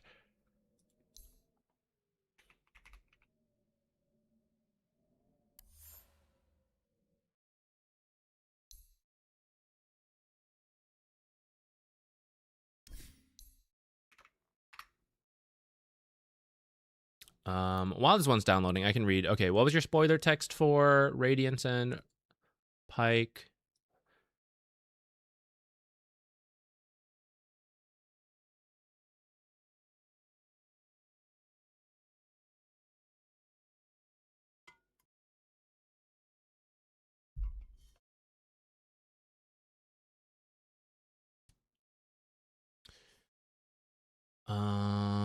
So Radiance benefits from being durable, keeping enemies near you, and evading range damage you can't get in range to hit.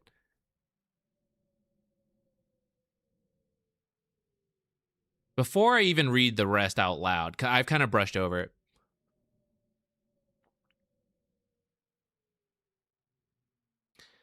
Okay.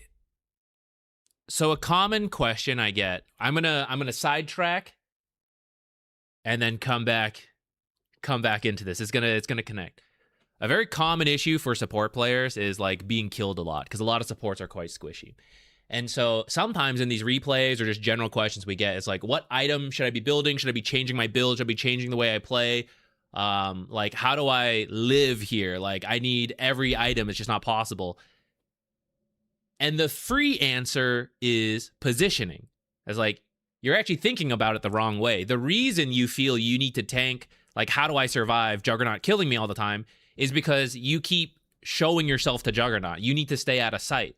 That is the free answer to address the problem, because there are so many only items you can buy, right? It's like, oh, I know I need a Blink, but I also need this Ghost Scepter, Glimmer, Force Staff, BKB, and I can't buy them all as support.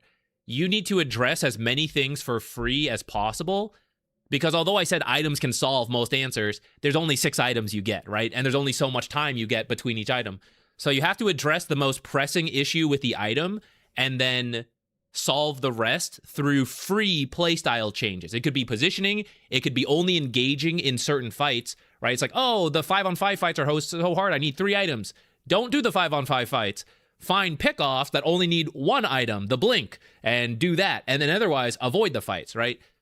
So when I see your description of Radiant of like, oh, I'm going to survive more as Troll, that is true. It's not wrong, but it's not what Troll wants to do.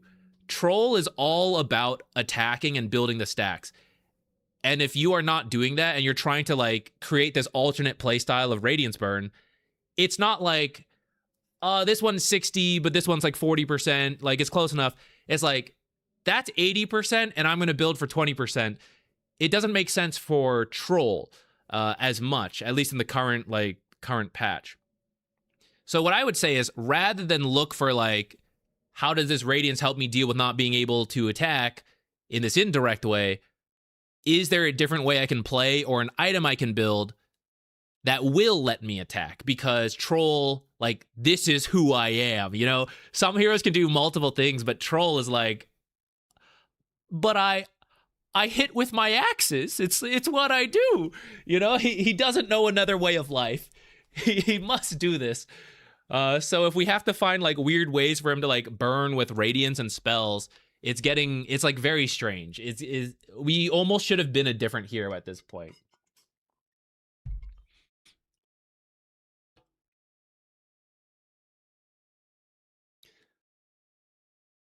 Maybe it'll come up more later, but I want to like pivot a little bit so we start to cover some other topics.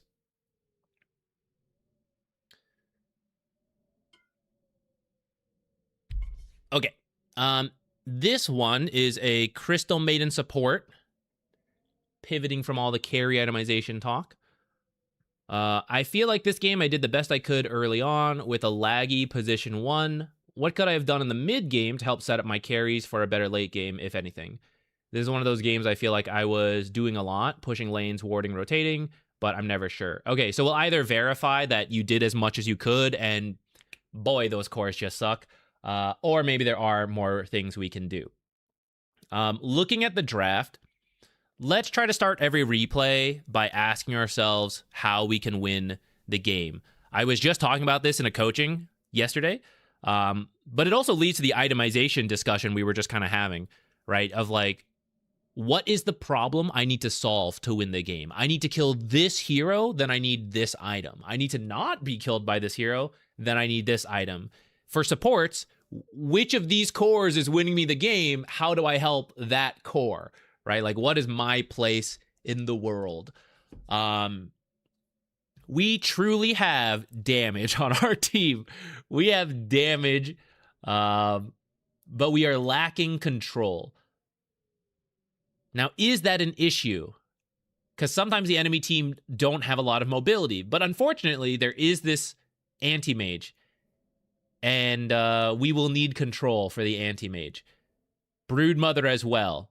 Broodmother's also unique in that we must deal with the spiders, which at least Crystal Maiden is not bad, especially if you get Crystal Clone, which also fortunately overlaps with another route for this anti-mage. So Crystal Clone, first item, it's kind of good in pubs anyways, but I would actually say it's almost mandatory this game. And then the skeletons, it's actually so good here. Dealing with the Ghost Shroud would be helpful, but is that something I can do as Crystal Maiden? I don't have an inherent Dispel, and building something like a Nullifier is like pretty out there. It's like too far out of the build when these guys should potentially deal with it. But also, fortunately, I have a Muerta, so I actually don't need to deal with it. Someone will deal with it. Tombstone is another common thing we have to address on the Undying, but 3 ranged cores, I'm sure, like, I don't have to build specifically for it. My main issue is control and helping these heroes out. I don't really care which of these heroes. Looking at this game, I would say Muerta is a fine bet. I mean, she's the actual carry, right? But if, as the game goes, she seems like she sucks and SF seems like he's popping off, then just pivot to SF. It'll be fine. What do I want? I want items. What do we do? We did get the shard first. Excellent. And we got the blink. So I'm open to this as a way to help control these heroes. You're like leading the way with the blink. It's unfortunate though, because for Crystal Maiden, it's just roots. And by the time you get the blink, they kind of have the dispels and the BKBs already, right? So it's not going to be that great. If you really think you need the blink, you probably have to like skip the shard and do it here. Because then if you got the blink here, this is like the window you then have to get kills, right? Like 7 more minutes or something. So if you're going to do shard first, which I would say you need to, because we first have to survive the Broodmother destroying us in the early game, I think you have to have this first. I'd probably just skip the blink at that point, even though it kind of does address what we said, which is like crowd control. Unfortunately, the timing of it, in reality, it doesn't really address crowd control all that much. So I'd probably skip it and do something else. And at this point, it's just like enable the cores so when they come to us, we can take that fight, is maybe just the best I can do. Let's actually load in and take a look.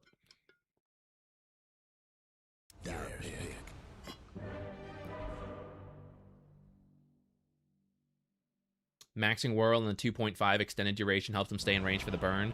But the burn is, what is it, 55 nowadays? So the burn is 60 magical damage per second, and it's going to be affected by 25% magic resistance. A singular auto attack from Troll at the phase you're thinking of like enabling Radiance Burn to go longer is probably 200 to 300 damage. So an item that lets you get 1 auto attack off, as opposed to what would need to be like 6 seconds of Radiance Burn, 30 seconds is better. Now you could say Radiance hits multiple heroes. That is true. But Troll is about killing the one guy quickly, and he's got a Battle Fury Maelstrom possibly anyway, so he's going to be affecting others a little bit. And then, like, that first attack will build into other attacks. Oh, what's happening here?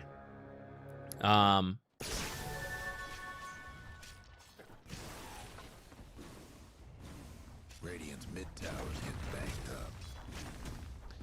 What I was doing. Okay, I lost train of thought for a little bit there, switching around. Radiant's mid tower could use a hand. The Dire might want to mine the top. But what counters? Again, maybe you wrote this and I said it's buried in the text and I'll try to read it later. But like, what counters are we thinking of that requires to do Radiance instead of like Blink BKB?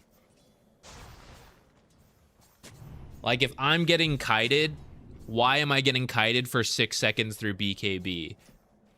And if it's like, oh, they have a lot of BKB piercing stuns, then that goes back to I have to answer it for free by choosing the right fights where I am not affected by that. So either my team has taken out the heroes with BKB piercing stuns, or I have like split push lanes and I see them scattered and I'm taking the fights away from that stuff. And then I don't have to build this Radiance. I can build, like, normal items that lean into my strengths more. I'm going to jump to when you build this Shard.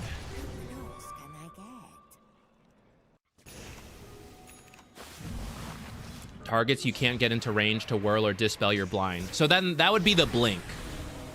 Blink would be half the cost, and you would pop your BKB and just hit the target. So you could do like Blink Basher for a similar price to the Radiance and try to blink on top of the target, stun them to keep them in distance, and root them in between, and actually lean into your typical right-click build instead of like trying to run in with the Radiance.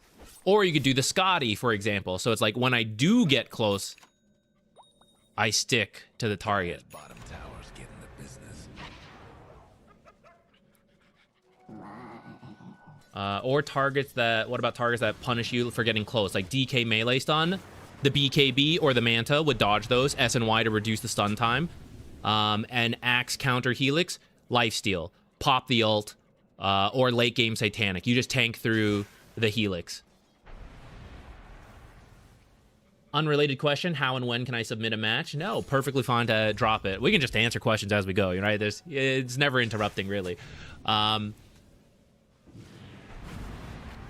we finish different replays, the lengths are kind of random. I will say, like, hey, feel free to, like, submit a game, whatever, and we'll just pick randomly from the chat at that time.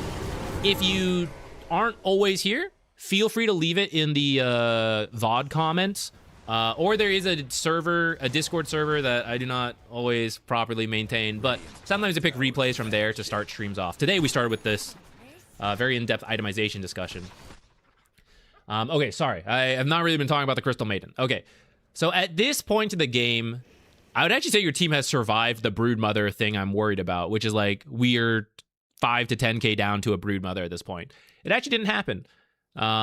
So we can still help address her, but let's start moving to, like, who is doing well. And since we jumped around, I don't really know. But I'm going to take a look, and I see your SF is doing quite well. So I am very interested in working with SF. He is my buddy now. He is my winning condition. And I see he does not have a BKB queued up. So I may be very necessary to help keep him alive. He seems very interested in pure damage. So this comes back to the blink thing we were saying earlier. They will have answers to the blinks.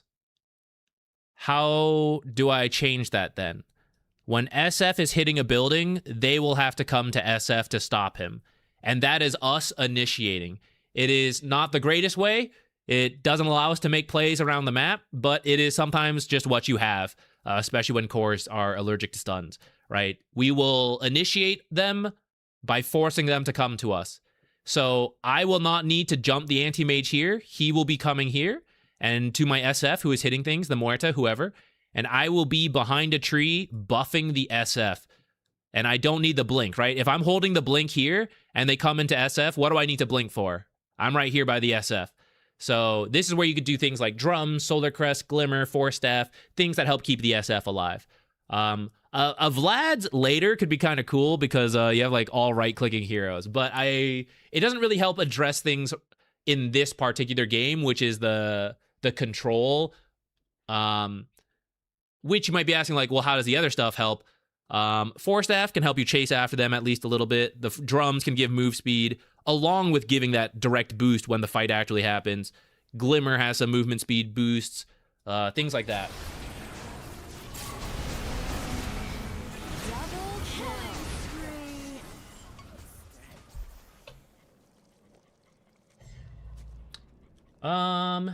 Yeah, I think Crystal Maiden's in a solid spot right now. Not broken, but not bad either. I think the Shard is still cracked. I can't believe Shard still works the way it does. To me, okay, even if it wasn't good for the reasons we discussed this game, I would still tell you to buy Shard first in a pub. Like, this item is busted. I forgot to change this. Radiant's top tower is taking hits.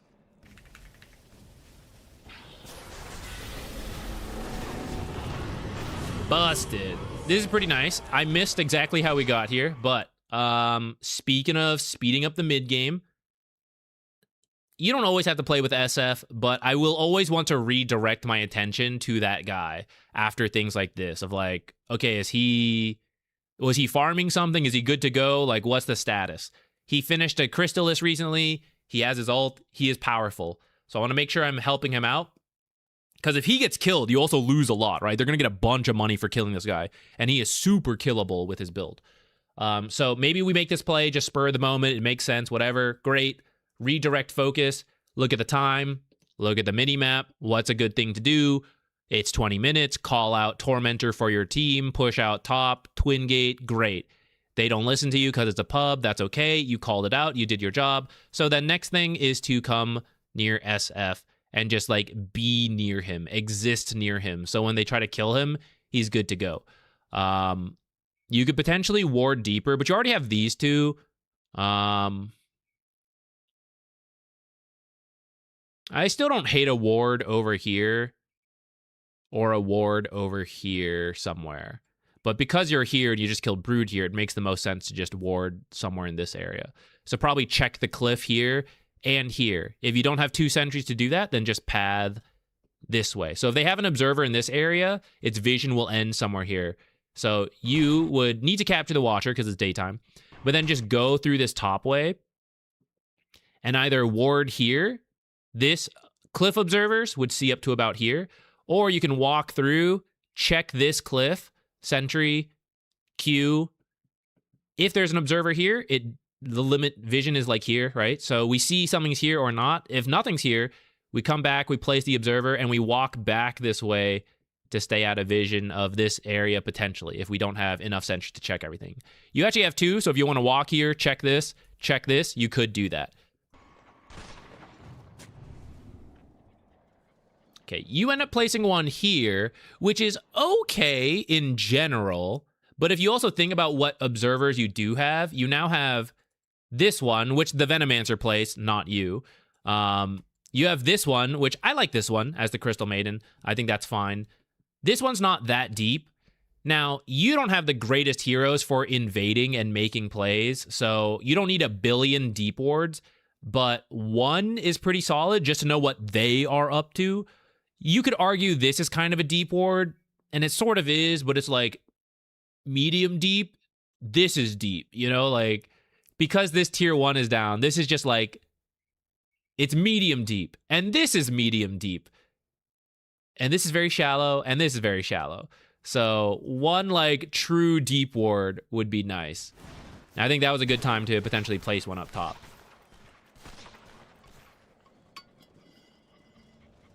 I did just jump to that moment, so maybe there was stuff to be scared of. We'll keep an eye going forward from here.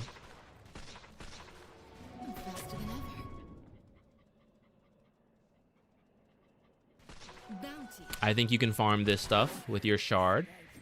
Tell your Muerta to get out. Because we see all these heroes here. I'm just looking at the minimap right now, right? So 3 heroes here, Wraith King here. We have the heroes to fight if we want to, and goddamn, we have the vision for it. So if you want to call your team to try to fight top, you can definitely do it. If no one seems to listen or want to do it, then you have 2 choices here as the Crystal Maiden. Maybe 3, kind of. 1, your team is disengaging. They're all going to back out. If you actually tried to walk this way, you could potentially get caught because you're slow. But it would also be boring for you because these guys would farm this and he would farm this and they would farm the lane and you would just sit and watch him. So you could actually twin gate down here. There's no guarantee Razor actually stops this. So we put ourselves in position to help. If he does come over, maybe we can mess with the Wraith King. And if he doesn't, we can maybe farm some of the stuff here that he is not farming. And as these guys push top, we get bottom to push in if we scare Wraith King away. And we can just TP back here because we're walking. So that's one thing. 2 is to try to sneak this way, which is very scary versus an anti-mage because he could just randomly blink here. Versus heroes that are still walking at this point, you could run this way, and because you have vision of them, if you see them come this way, you can just start TPing or like hide behind a tree and all that stuff. But you could try to wait here, which is option 3, hide behind the trees that you were just looking at right here. Hide here, very rare to be checked on. These guys all start going here, and you decide what to do. You either get ready to like wrap behind them, especially if you have a smoke, or your team is weak and losing and you don't want to fight here, then you let them push and then you cut through here, cut a wave, get back to the jungle, hide, TP out, whatever. Or your team is fighting, like maybe you have to TP over, maybe you wrap around, whatever. Those are kind of our 3 options. We do go for the walk around play, and I suspect we may just sit here now. Here's money. Looks like 3 creeps maybe we could have gotten. Some jungle stuff.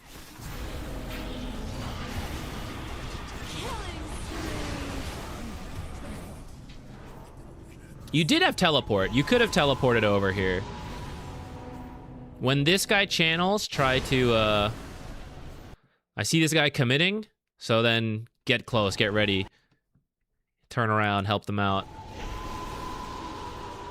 Because for better or for worse, even if you think it's kind of a bad fight, well, if you think it's a really bad fight, you can get out.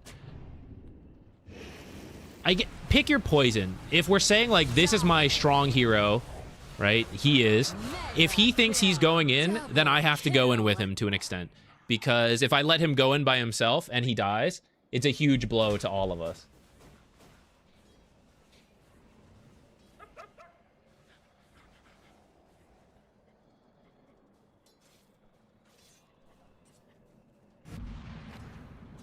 Hey, Gimmick. How you doing?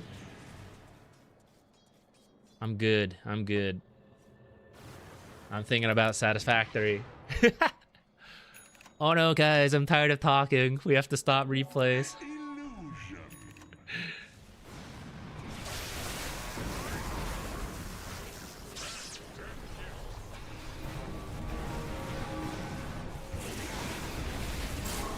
I know if you watch the stream, you guys are probably on the same page as me.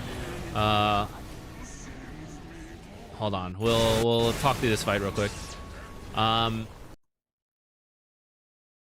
Based on the fight earlier, we're missing some stuff, right? Like the Requiem. Again, who is the strong guy? It's Shadow Fiend. We are currently backing up a hero who is 3rd of our cores, right? He's actually twice as strong. I know you don't have the net worth in the game, but you should have a rough feeling, especially if you check items. Like, you compare Razor's stuff to, like, holy shit, you know, pure damage over here. So who do I want to back up in these dangerous plays? But also, should we really be making aggressive plays without our strongest hero? What is this 4K lead? It's SF. He is the 4K lead. Without him, we actually aren't really ahead. We're probably behind in other regards. So this kind of play is one where I kind of let him die.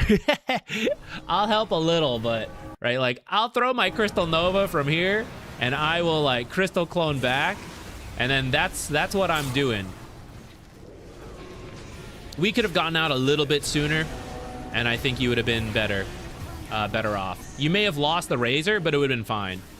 See, now we lose the Shadow Fiend. Look at that. 1,000 gold. Where'd our 4K net worth lead go? Gone to the dust. Don't be afraid to let cores die sometimes. Especially if they're not your identified strong core. This is why it's really helpful to constantly ask yourself, like, who's the strongest hero? Who's the game-winning hero back in the draft, right? And you reevaluate after the game as well. Who was the hero? And if it's not the hero, right? This one, that was the hero. So I said, turn around and fight. This one, he is not my hero. So I let him die. It can simplify it a little bit. Is it always going to be right? Probably not. But for those, like, tense moments, it can be a quick, yeah, just go with this. And then later on, you can kind of rethink, could I have helped him? Could I have not? I'll try next time or not. But at least in this case, the general rule would have been true so far.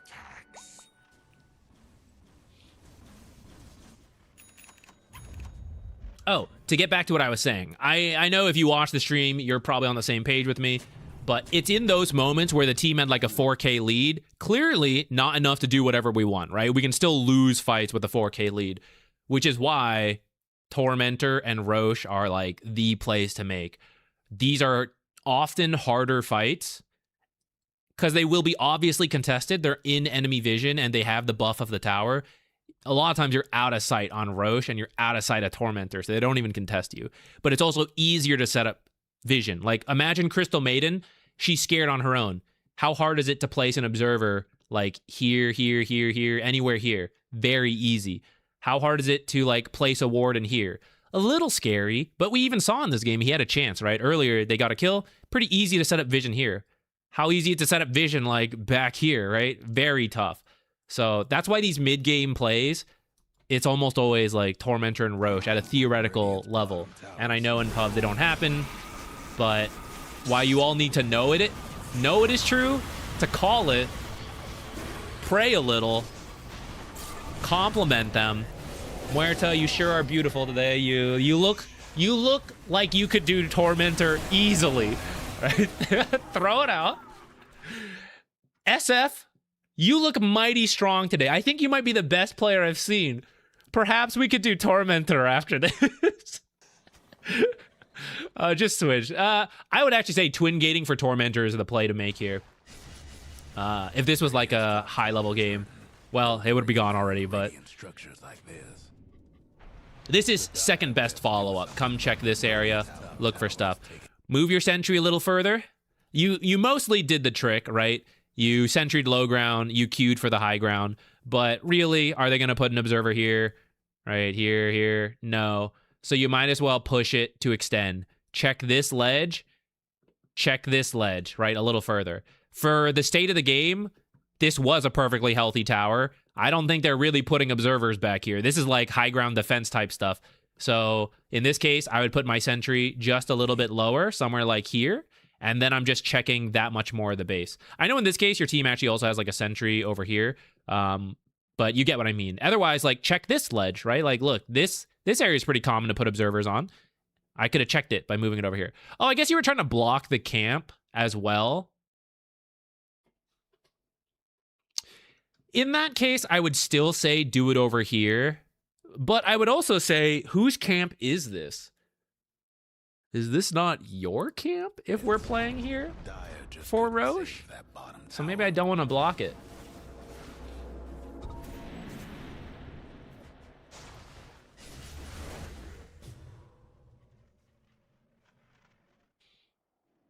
Sometimes I swear my mic is also like not working correctly. Or they just truly don't care about support players, you know, what can you do? But sometimes, you know how like Discord changes, you're like, hey, did you want to use your PS4 controller as your mic? Steam also has some voice settings, and I think sometimes that can also, like, double check that. You know, like you do the shift tab thing. I don't have it set up on stream, so I can't show you guys, and I also don't want to in case I ever dox myself by accident in chats. But yeah, you can find like a voice setting there. Maybe double check that your mic is actually set to the right thing. Sorry, I thought you wanted to use your Bluetooth headset in the other room.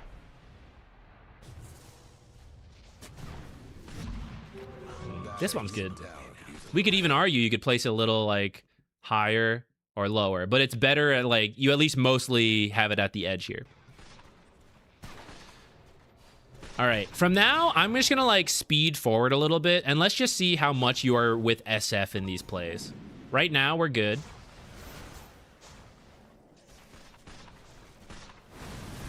I will say you're like a little too close to him in these cases, but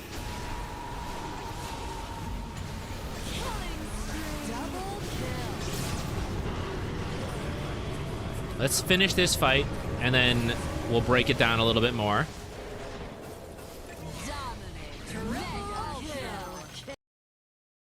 All right, so just to like hammer the point home, who did this? SF did this, my strong hero. So we come back. So why did I mostly like what you're doing? But there are moments like this where we're just like straight on top of the other core, right? So try to stay further away, watch them from afar. We're gonna see in a moment why I recommend something besides the blink. But you built the blink, so let's play with the blink, right? That's one of two things, depending on the game. That is behind the core, out of sight, so that they jump the core, and then you blink in and counter initiate would be best, which actually brings us to the point of like, oh wait, I'm not really a counter initiator. I can't really stop them.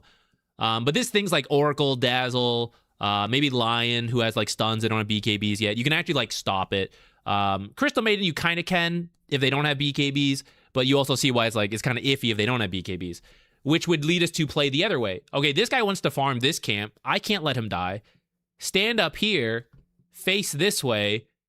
As soon as a hero comes through looking to kill SF, blink out, run away, cry a little bit, right? But we will die instead of SF if we don't get out in time, but that's still better than SF dying. My guy, my hero, right? Since he has Aegis, we could maybe sit behind him to bait him, even though we're not the best counter initiator. But if you had saving tools like Glimmer Forestaff, then all the more reason to just like be behind this tree in range of our saves. You can be like maybe a little further back if you want, but then I wouldn't be in front because I have the save tools to save him, not save me in front of him. See, all this, we're like, I don't know what to call it. We're like ring around the rosieing together. Here was pretty good, but then you actually pivoted kind of back up the hill, which is not that bad, but now I'm kind of far from him. With the blink, it's okay. If we were playing with the other items, not so okay.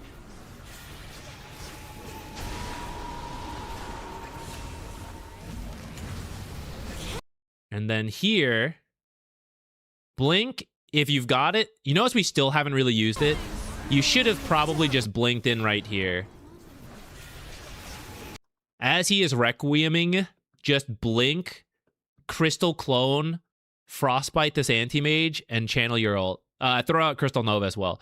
So like blink, Crystal Clone, Crystal Nova, Frostbite, or blink, Frostbite, Crystal Clone, Crystal Nova, ult, whatever, right?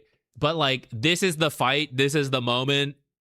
Something about spaghetti, send it, you know, just drop it in. And then afterwards, when your ult's canceled, attack this tombstone.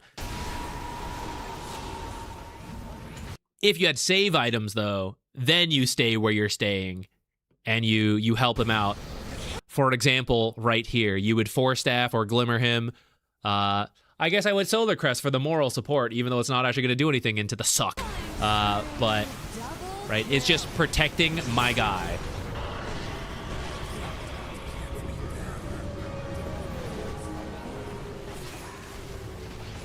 What if Pugna Ward was placed better? It would kill CM. Yeah, if you see Pugna Ward, then maybe don't throw the ult, but throw the control onto the heroes, right? Get in there, throw some control spells to work with Requiem, and then attack the tombstone. You could even blink onto the tombstone and then just ult, or use the spells. Again, it's like, they're focusing me, because that was a very, like, it clearly worked out in the end, right? But I didn't realize how far back this fight was, right? When I see him going in, we're kind of weighing it. Now, we don't have a massive lead, but this is the point in the game where we're going to win or not. Like, we're really pushing for the win, and there can be huge consequences because people are strong enough, right? A winning fight here, we might see when we press play, is like multiple lanes. It is 2 tier 2s, it is a tier 2 and a tier 3. There's high risk, high reward at these moments. So we're kind of in if we're in. And again, who is my guy? It is Shadow Fiend. He has Aegis, right? This is the moment. And that's why, even if I died, like, I would say we would just send it here for the best case scenario to like win this fight, because we're committed. We are in. 2 cores are hugging each other in the moment. One of them being the most important hero. So we would just do it.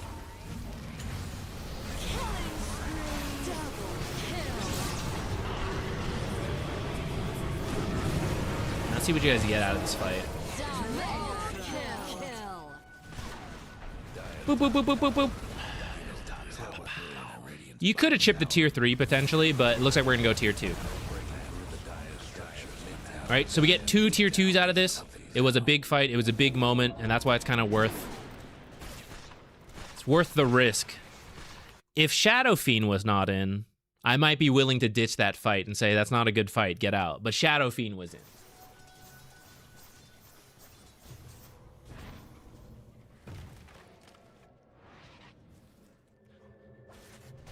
Sounds like something I can work on. Identify the strong core and hover. Yeah. So the default is the carry, right? But in pub games, it's not quite. And in actual Dota meta, carry players, cover your ears, because I know you won't like this, but they're not that important nowadays.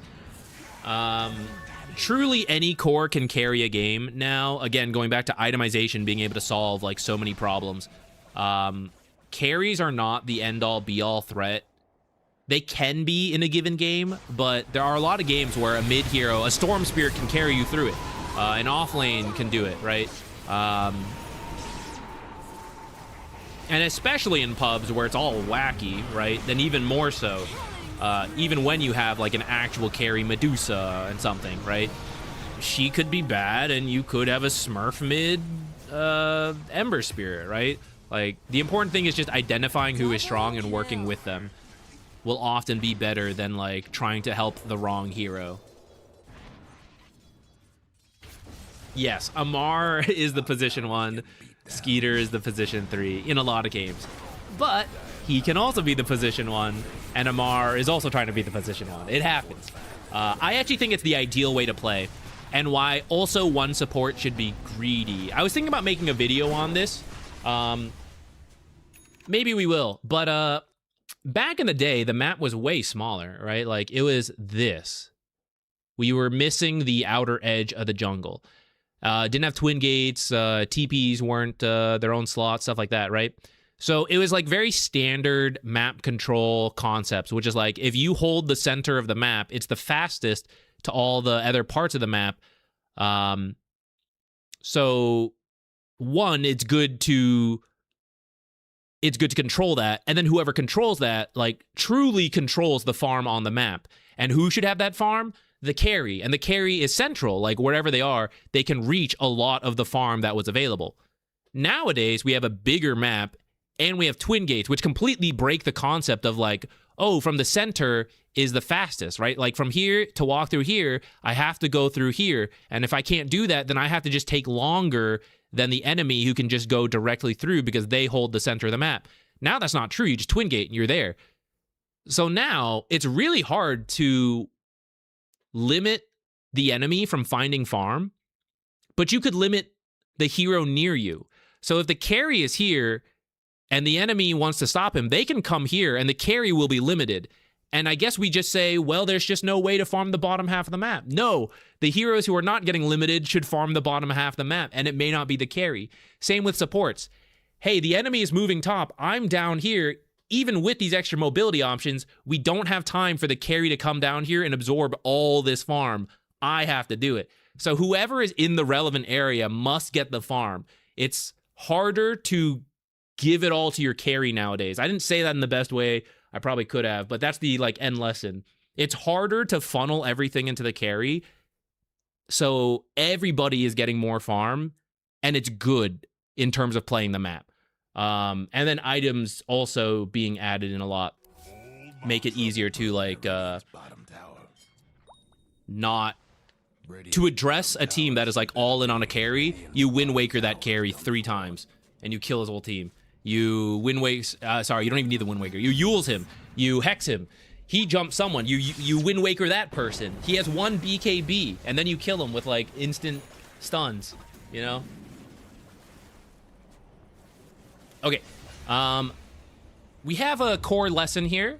As we keep going a little bit, why don't you guys start adding in games? Match ID from the last week. If we got any Shadow Shaman players, I'm interested in those. Why did this work? My guy is here. Okay, and as soon as it's done, get out. I did my stuff. I rooted for him. I now, like, chill. I slow. Great. What is my job? Right? Refocus. I helped kill the Undying. What is my job? I must make sure this guy lives. I must make sure I'm ready to help him. I have to stay out of sight for that to surprise. I don't need to help clear creeps, probably, because I have 2 cores here, right? Like, one of them should be doing it. So we just let him do it. We just get out of sight. What are the dangers? We came from this direction. So what are the odds? Oh, shit. 4 of them were back here, and now they're killing us. Very rare. The danger's probably from over here or over here. So we have to either choose I will be in front and tank the damage for him, or I will be behind to save him when he gets jumped. It'll depend on your hero, and it'll depend on the items you built. Blink can always be used to kind of like be in front and blink out. But with the items you have, are you the tanky frontliner for him? No, you should be like the backline for him. And the items don't quite fully reflect that, right? Which goes back to, in the draft, kind of identifying how am I going to play? Am I going to be initiating? Am I going to be behind? Whatever. But in this case, I would want to have him, the 20,000 net worth SF, who is far tankier than me with his 1 survivability item. But at least he has that. He has 2,500 health, right? 500 damage, pretty much. Put him in front, let them go through him, and I will help him from behind.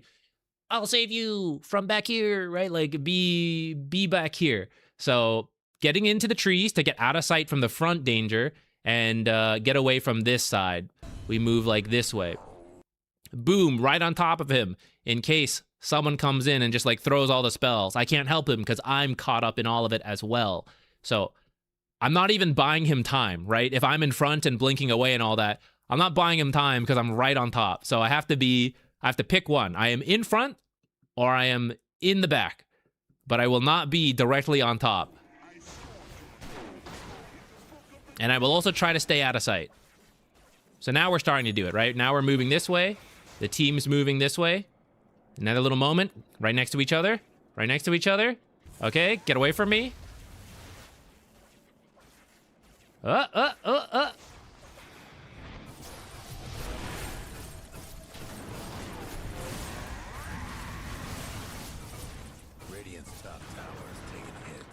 That one is, in this game, it's kind of okay because the enemy doesn't really have the best response. Like, their draft also has problems. But I will say you all jumped an anti-mage. So if they had, like, any form of AoE control, y'all gonna have issues. Double kill. Killing spree. Get him! Get him! Nice, worth it. Triple kill. Oh, we're out of water. Okay, I'm gonna get water while you guys submit games, and I'll just let you guys watch this play out for a little bit here. And we'll be back in just a couple moments.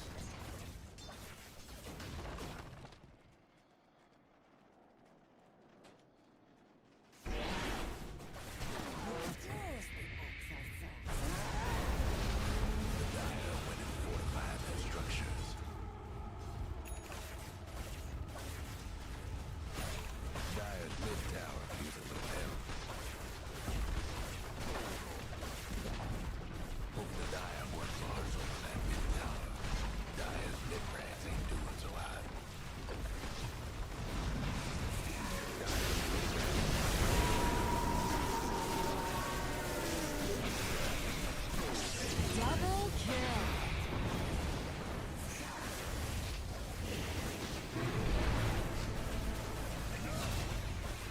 You can't escape this charge of my life.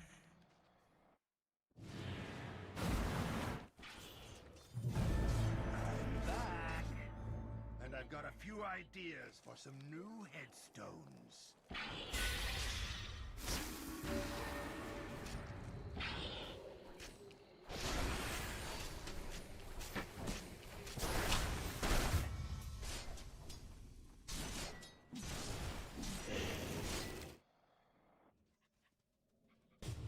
Radiant's mid tower could use a hand. Someone just let me fight.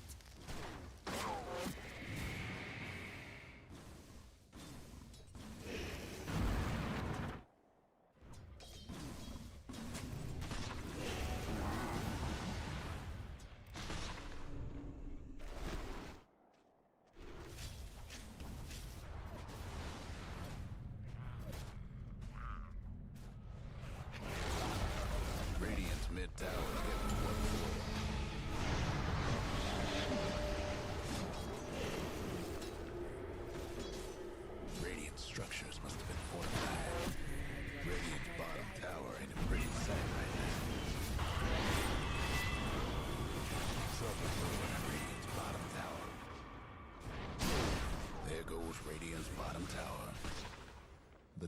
might want to mine their top tower.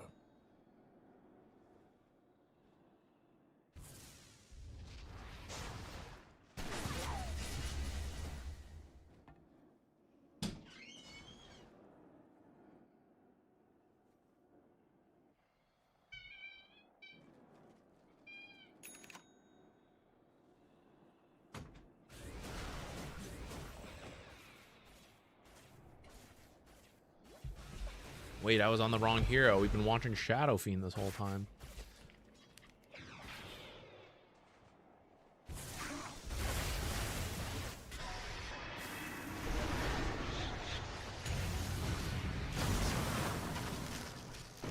Killing spree.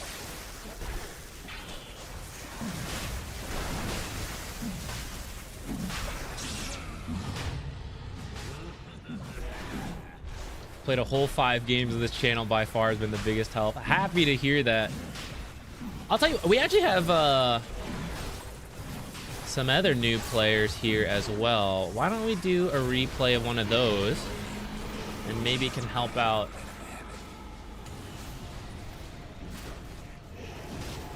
multiple people.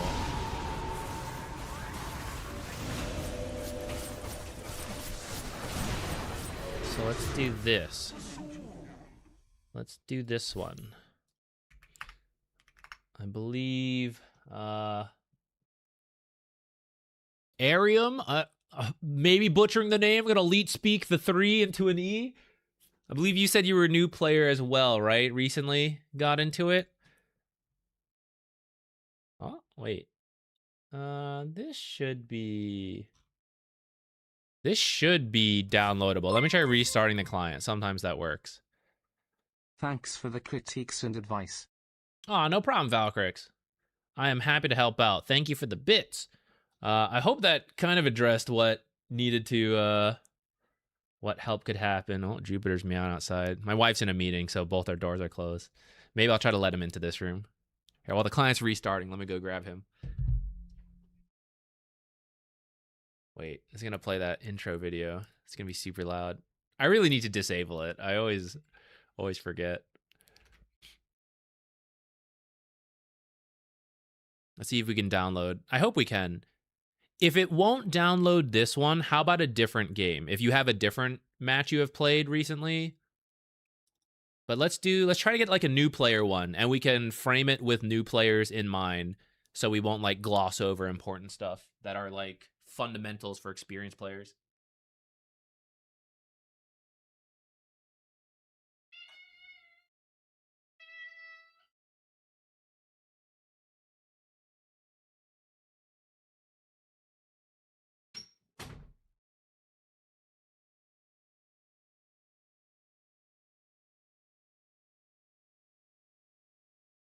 This big lonely baby.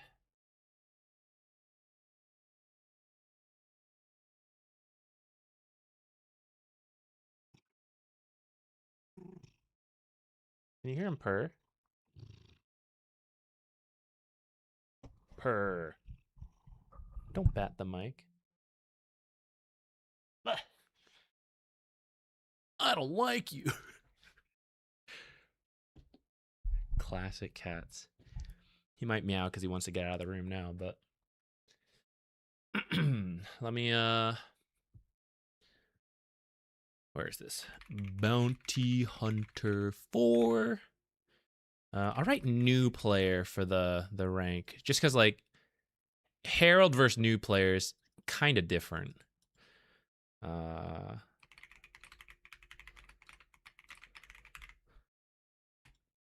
Okay, so I know you were a new player, downloaded the game around 3 days ago, but you did have some previous experience in League. Okay, so I will try to highlight things that I think are good for new players. I don't know how much League experience you had, but feel free to say, like, this is too basic for me. I get this stuff. You know, like, give me more detailed info, stuff like that. Feel free to, you know, let me know. We'll try to get the sweet spot. What position would Jupiter play? He's a huge baby, so that guy's a carry for sure. Through and through. Non-stop crying. Ban somebody. Did you see my Halberd comment in the CM game? I think I saw you mention something about like it would be a good Halberd game. It'd be good for the enemy that game if it was a better item, but it's not that good of an item right now because BKB can ignore it. So a lot of people aren't doing it. If the item was a little better, like the build-up was a little better, I think it could have a place. In the bag. Everybody get set. You're in VC. Oh, there's a party game. Okay, got it. Are they also new, or do they have a bit more experience? Are you all like trying Dota together?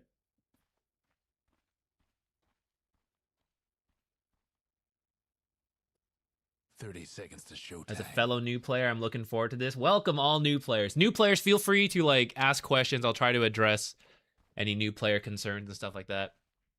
For anyone, not just the bounty hunter we're looking at. Techies is a returning player, Lena's new. Okay, so maybe he's got a little guidance for you. Though depending when he came back, may be pretty different. One thing I'll tell you, because the start's like pretty different from League. As far as I know, League, you just like run to the lanes. Sometimes you help the jungler. I don't know if that's still a thing nowadays. In Dota, we have the bounty rune spawning, and that's kind of the big thing to go for. Obviously, your mileage will vary on how much the team will listen to you do stuff. But if you can tell your team, like, hey, let's go invade the enemy, that's usually going to work out for you. Especially if you actually have people that listens, because I'll show you. First,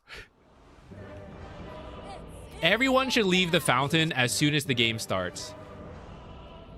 Oh, I guess, does Unrank start later, actually? Or was this Turbo? Did it show? Oh, with these net worths and this time, this must be a Turbo game. That's fine. We can still talk about new player stuff.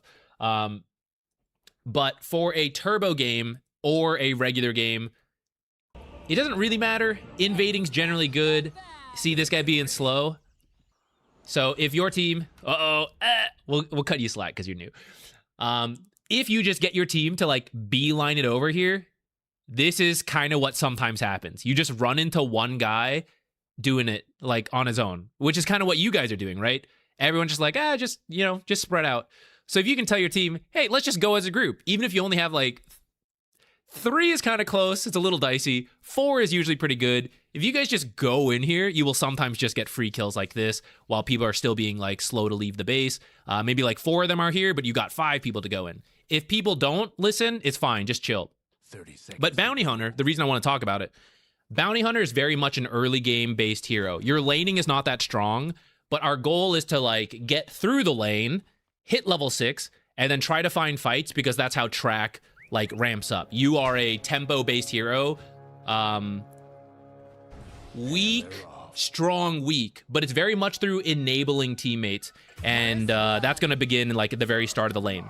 The value of the boot start is that you can like rush out there really fast with invis, try to just steal runes on your own. Most people will not start with dust and sentries.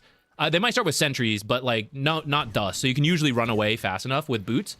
So you just rush in and steal runes, and potentially you scout like the guy who is on his own. So you stun it, and then the rest of your team gets a free kill. So it's one of the strengths you can look for on Bounty.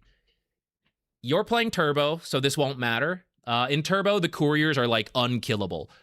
But another common Bounty start strat with the boots is as part of rushing out there, you place an observer like here or here in your own lane. So you see the courier slowly walk out, and while you play the lane, you see it, so then you just like run over, invis, and kill it. It doesn't work in Turbo because you can't kill them. As a new player, it will probably be hard to like maintain the map awareness to see the couriers walking out, so you don't have to do it now. But maybe if like you're very comfortable with it because you came from League, then you can give that a go. Okay, wait. I also want to let's look at its very first wave because this is pretty important for getting good fundamental starts.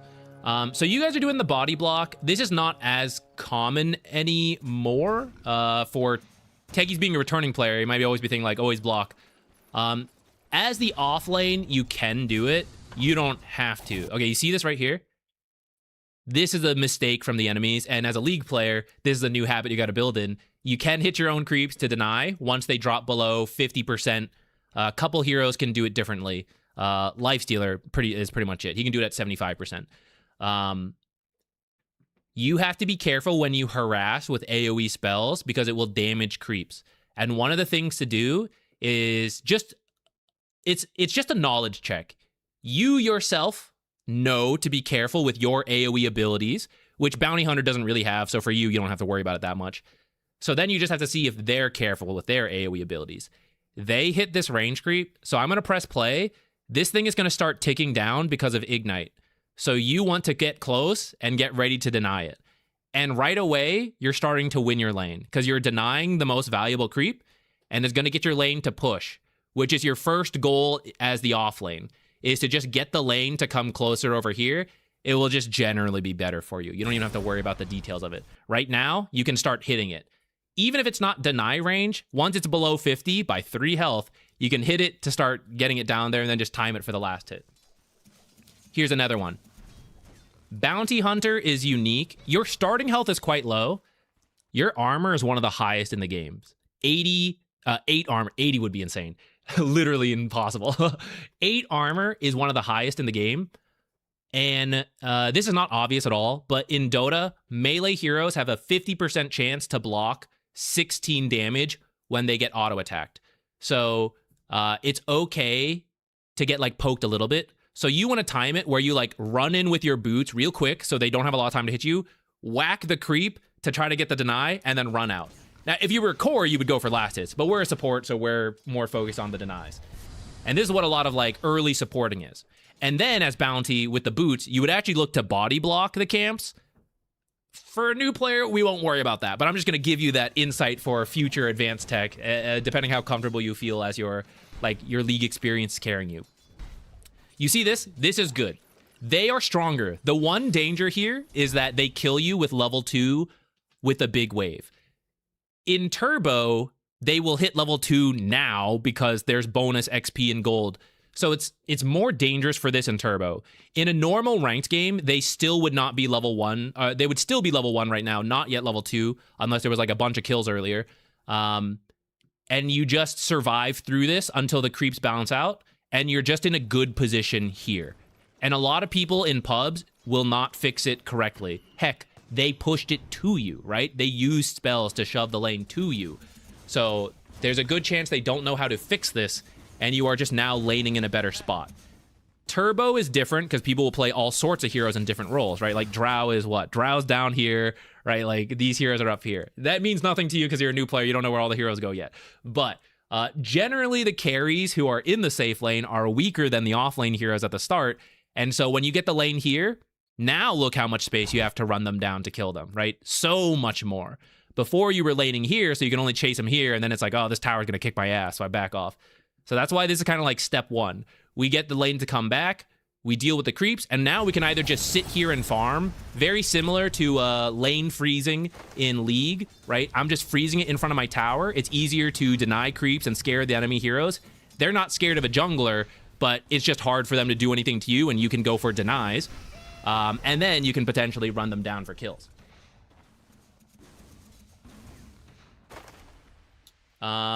You are playing a little timid, which is very understandable for being new. Try to run in, whack them with Janata, get out. So like for now, for Invis, left or right is okay. If there was a more typical carry, and if you're unsure, have techies like, you know, he's the more experienced return players, like, hey, who should we focus here? Skywrath is going to be a lot easier to kill. Ogre is also a pretty tanky hero. He has 6 starting armor and like 780 health right now. Skywrath has 0 armor, so you pretty much do pure damage to him. So he's going to be easier to kill. So you would focus your harass on him. So for example, you would run in from this left side, hit him with the Invis Janata, and then back out. Maybe a second attack, but whatever. Janata has a cooldown, 70 damage. So in a 1-for-1 trade, nobody can beat you, right? You're going to do 130 damage in one auto attack. This guy's going to hit you for 50. Even if this guy hits you pretty high, like it would be an even trade at best for them. But if you time it well, it's not an even trade. You're hitting Skywrath and stunning him and backing away. He can't even hit you because you're already out because you got the boots.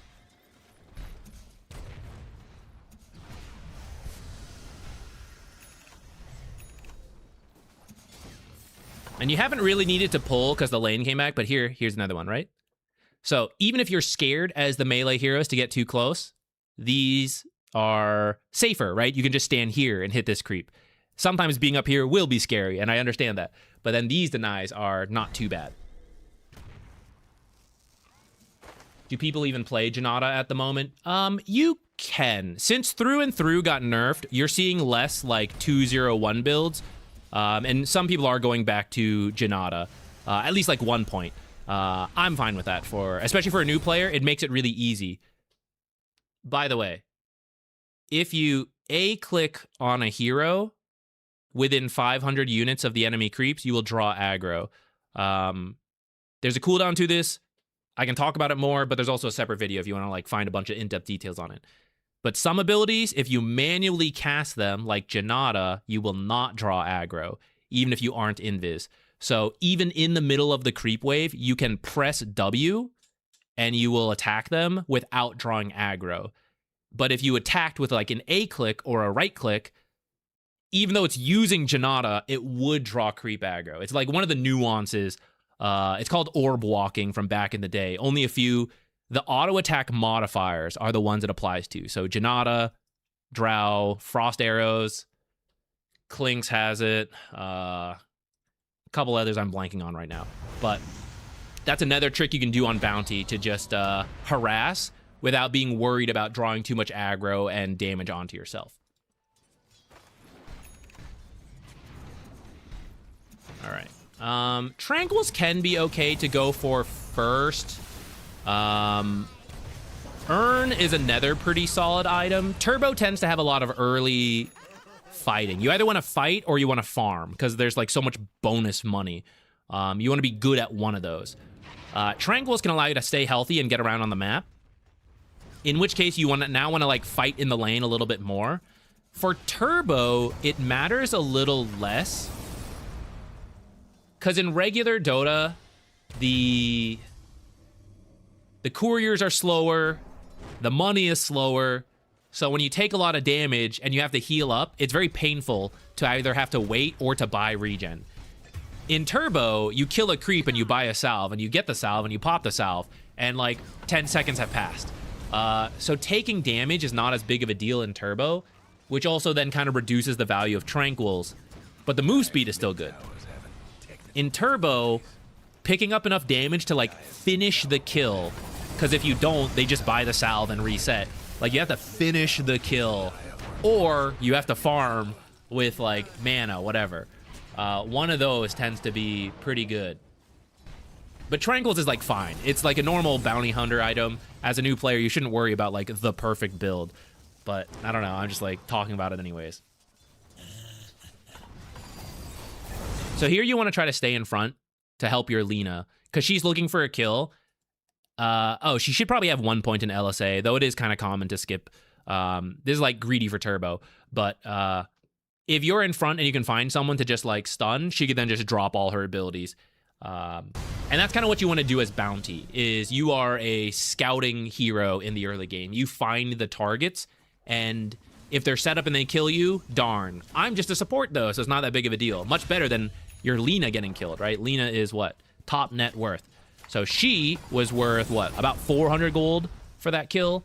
Whereas, like, even the techies whose lower net worth is, like, you know, 100 gold less or something. And then you're even lower than the techies, so even less money for dying.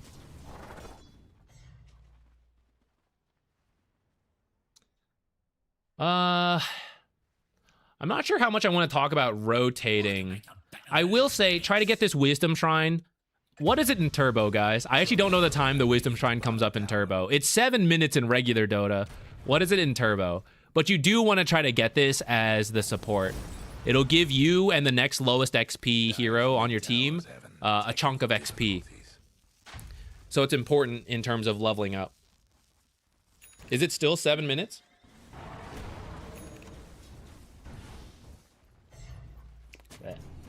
Cat hair.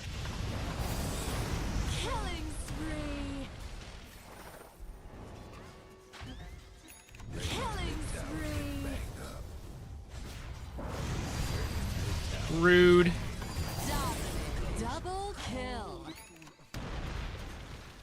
So drums is a pretty solid Radiant's mid towers. bounty hunter item. Radiant's mid This towers game- doing so good. Vessel would be great because of Necrophos. And this is just like game knowledge. You wouldn't know this. Necrophos is a very high healing hero. And so this item, Spirit Vessel. So first, Urn is what we were talking about earlier. Instead of like brown boots straight to tranquils, you could possibly do brown boots, get a windlace, and then actually go Urn, which could work out because in Turbo there tends to be a lot of fighting. For example, we've already got 20 kills. So you'd pick up more Urn charge. Well, technically your team needs the kills and we don't have as many, but even when you die, you get at least one charge. So Urn is a decent bounty hunter item in general. Then it has 2 upgrades. Essence Distiller is this one. Brain's lagging. Essence Distiller is this one. It's newer. It's very good versus invis heroes and heroes which have, they build blinks and they have very powerful ultimates. You will learn this as you play more, but it's heroes like Enigma and Magnus. It's the kind of hero that's like, oh shit, they landed the ability, we lose the fight. That was a very strong ability. I don't want them to land it. Essence Distiller is really good versus that because you find them, you put it on them, and it will cancel the blink because it's doing damage, and it actually gives you vision of them so you know where they're moving to avoid the big blink RP type fights. Essence Distiller is very good versus healing heroes. So that's Necrophos with his like Death Pulse as a heal, Ghost Shroud, has a bunch of like high regen stuff. So when he is healing in the fights, it's hard to kill him. So you use the Spirit Vessel on him and it will greatly reduce his healing, making it much easier to kill him. Couple heroes in the game pretty much demand a Spirit Vessel. Necrophos is one, Huskar is another, Alchemist is probably the third. And then there's others where it's like very good. Very tanky heroes it is good against. And then just general high regen like Timbersaw it is good against. But Bounty Hunter is perfectly fine building them. So against them in the future, you can consider some of those. Mega kill.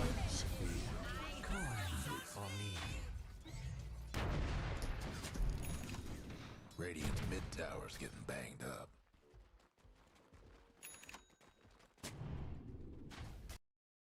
Okay. Observers.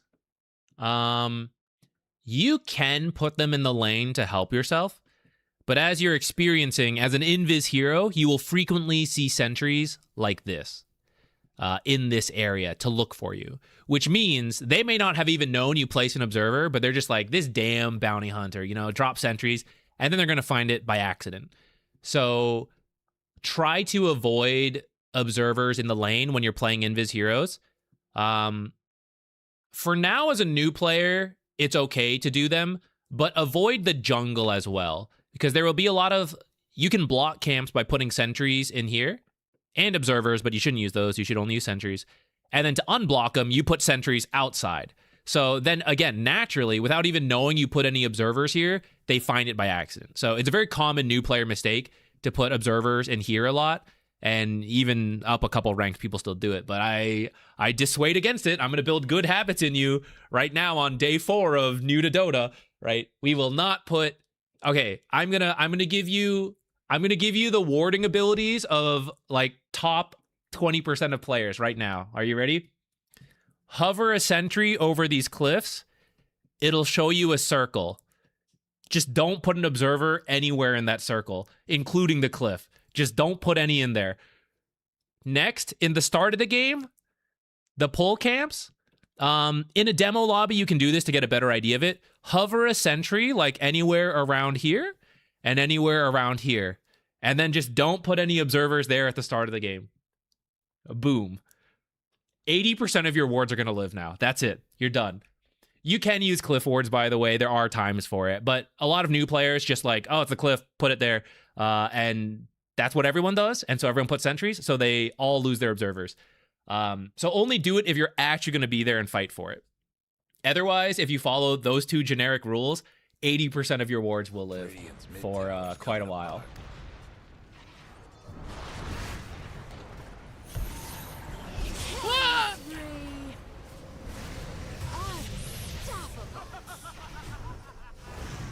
Yeah, Turbo gets out of control very quickly, which is why the fundamentals of the lane are so important.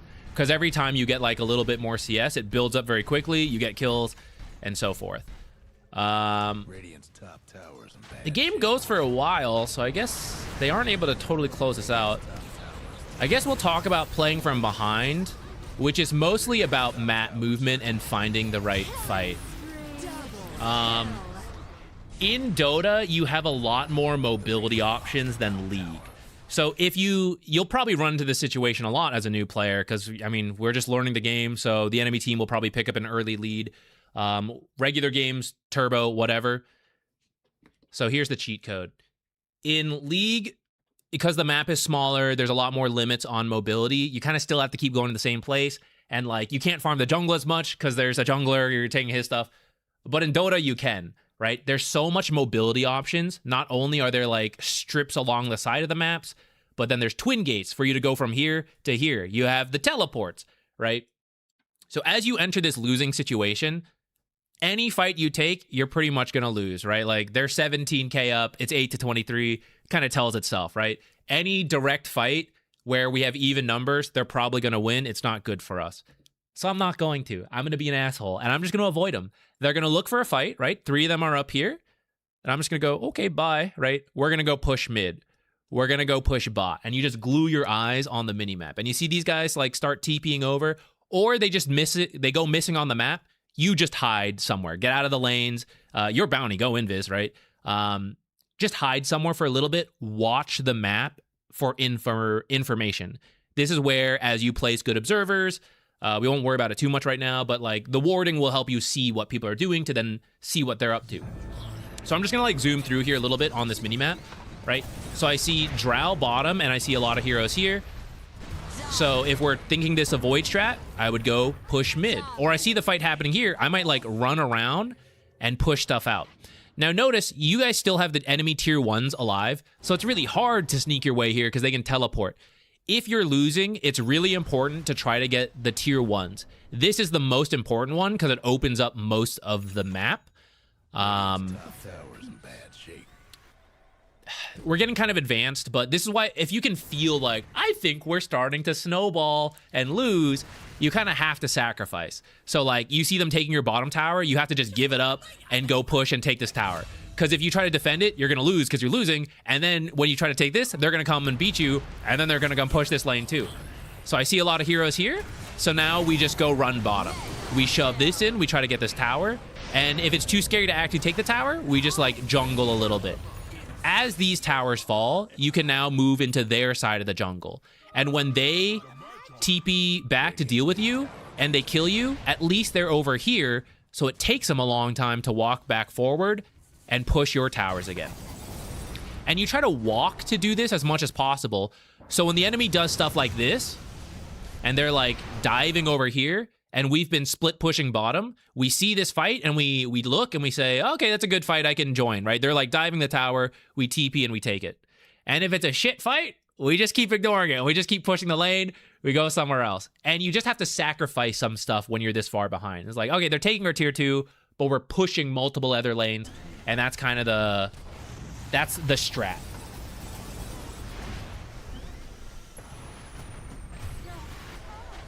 You're kind of noticing a lot of these fights, you know, like we're getting some kills in return, but they're typically winning most of them. Radiant's mid tower could use a hand. This is the kind of fight we might join, right? Like this guy is under the tower, right? Which, if you don't have a good frame of reference for, as like new to Dota, the tier 1s at the start of the game are quite strong.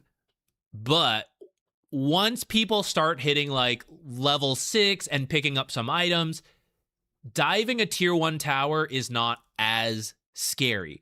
The towers do give a bonus. I think it's 1 HP regen per second and then 3 armor at a tier 1 tower. But then that starts going up. The tier 2 tower, Techies here, Techies is getting 5 armor from this tower and 3 HP regen. And then it's even higher, I think, at this one, but I'm actually kind of forgetting. And I don't think it says here. Yeah, that's Dota for you. A bunch of hidden information everywhere. The other thing that really changes, the tier 1 towers do 90 damage. There are some like extra mechanics where like there's actually different attack types and armor types, and it does reduce value. Don't worry about it right now, okay? 90 damage from a tier 1 tower, and it can only hit one thing. The tier 2 tower does 172 damage, and when you fortify it, it does a split shot. So before, when you dive a tier 1, it does less damage. It's one hero is tanking it, the others are diving you and killing you. Maybe that one hero dies, but the others get away. Tier 2s and tier 3s and tier 4s, if they dive this far, as all these guys dive the tower and you potentially fortify, it will split shot attack everything. 172 damage to everything. And that's why this is your comeback as you start losing. We are avoiding them until they start diving tier 2s and tier 3s. And then we TP back and we're fortifying. And like the tower is helping us to make up the difference in the net worth. And that's why this is one of the most common ways to throw, is diving towers too early. This ogre who's so strong, he might be too strong. He might live. Ah, no, there we go, there we go. Killed him, killed Drow, right? This is down 17k gold. But thank you, tower. The tower is helping, right? And actually, we can even, we can check. Death summary. Okay, Drow is not a great example. She only took 217 damage. What about Ogre? Ogre took 1,300 damage from the tower. Right, so it was a big part in why we're able to kill him.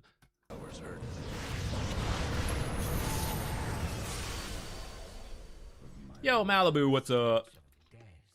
Did you know that creeps don't get those bonuses? I think I knew, but I'm not 100% sure. But now I do know.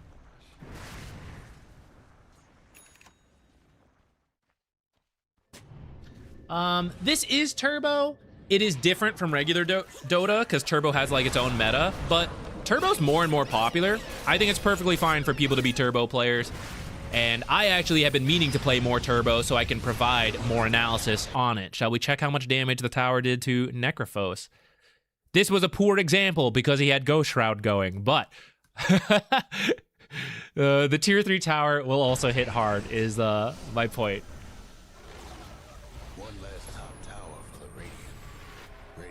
But you notice they've all been here. And actually, let's just cheat for a little bit. Let's go to the minimap and just cheat, right? I'm just going to show you everything to like hammer this idea home of how much farm is on the map and nobody will be there.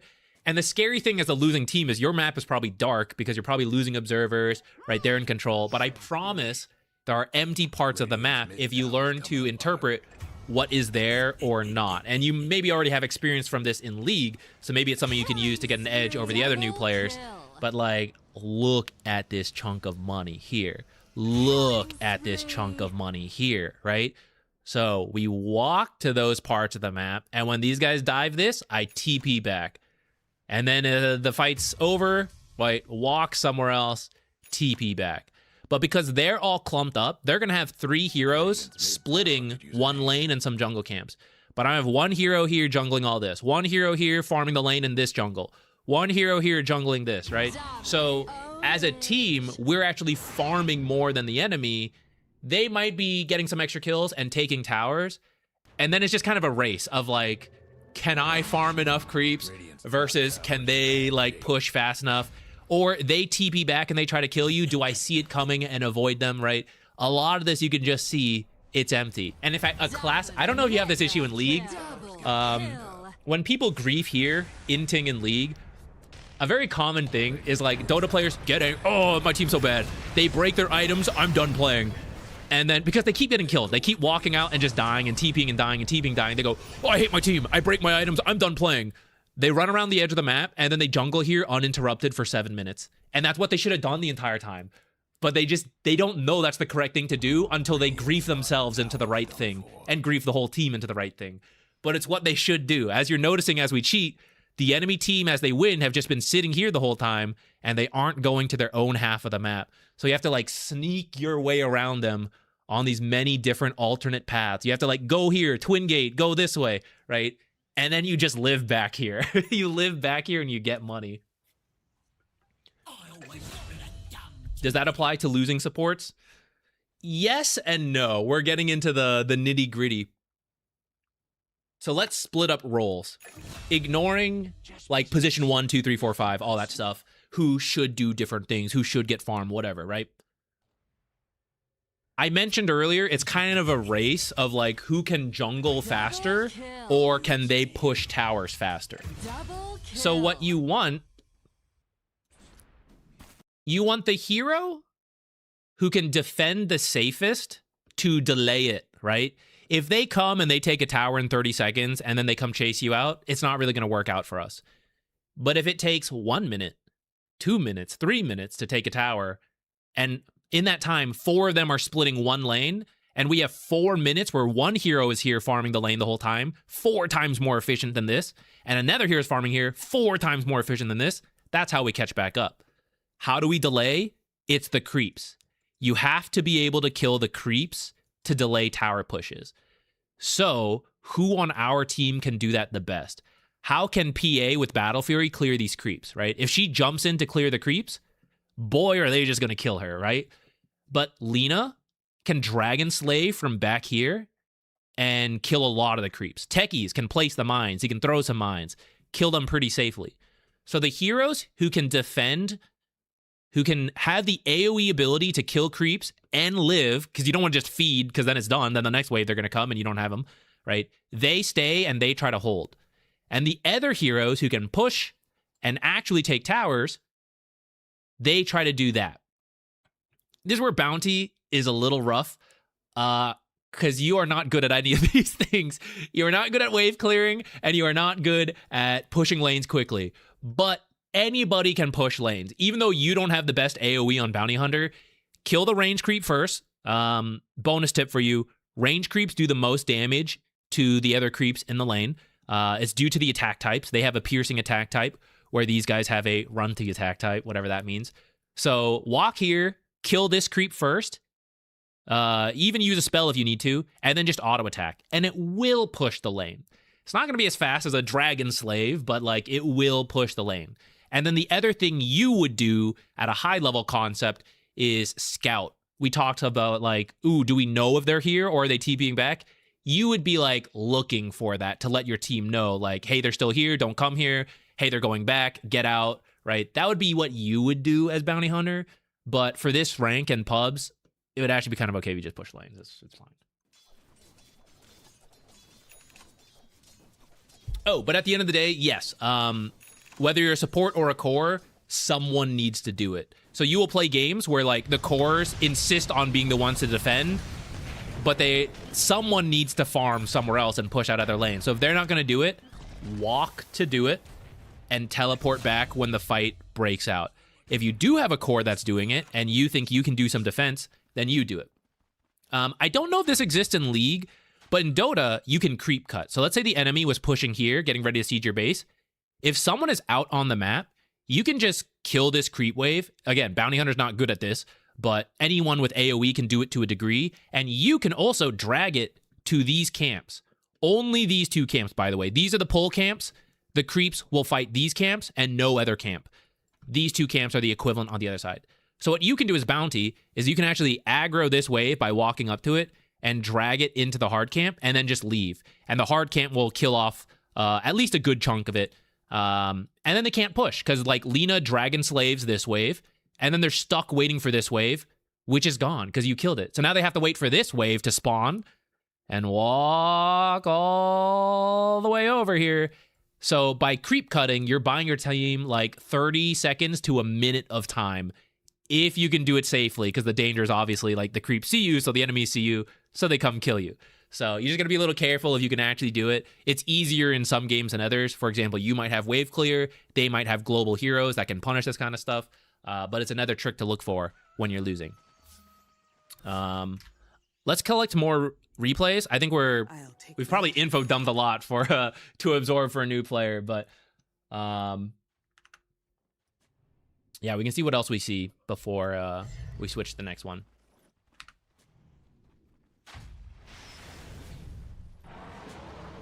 Is the death summary damage before or after resistances? I believe it is after resistances.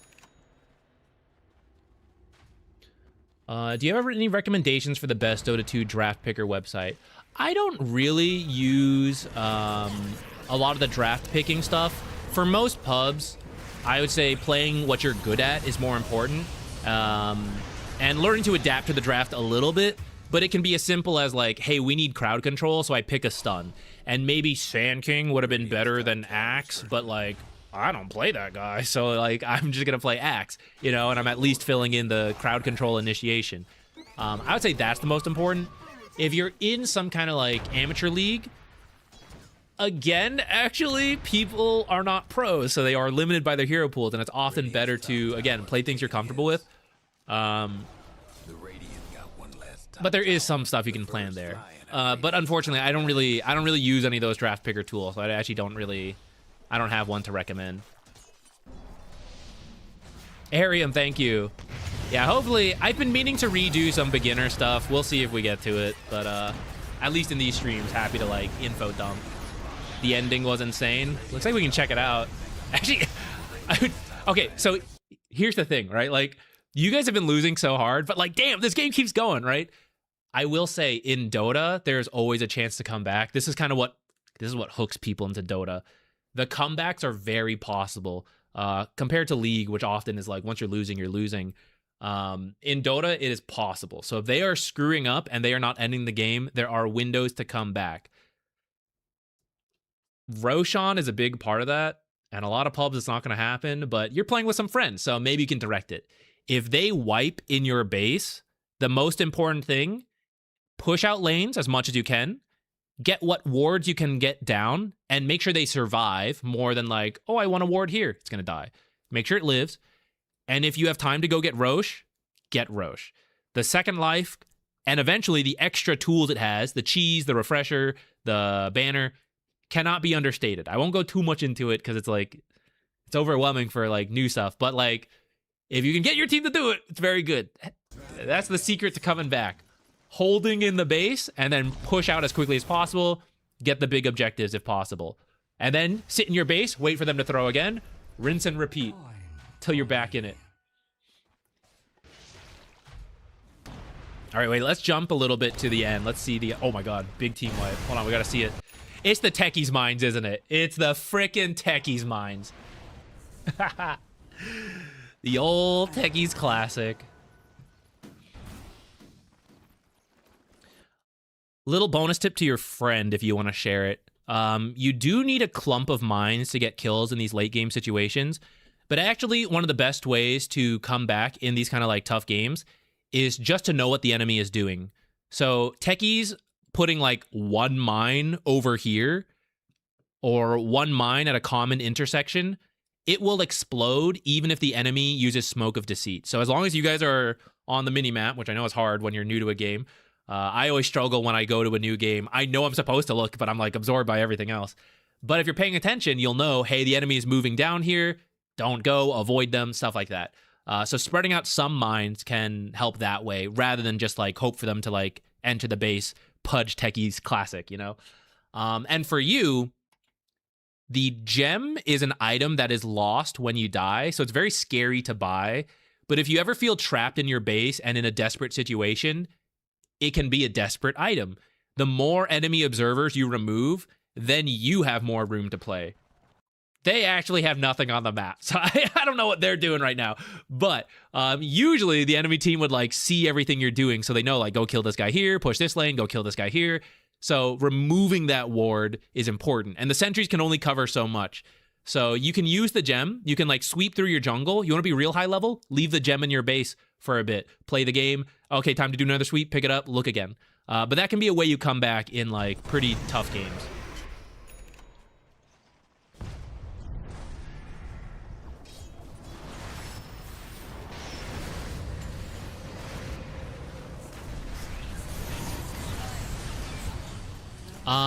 Yeah, once the barracks are down, it is tough.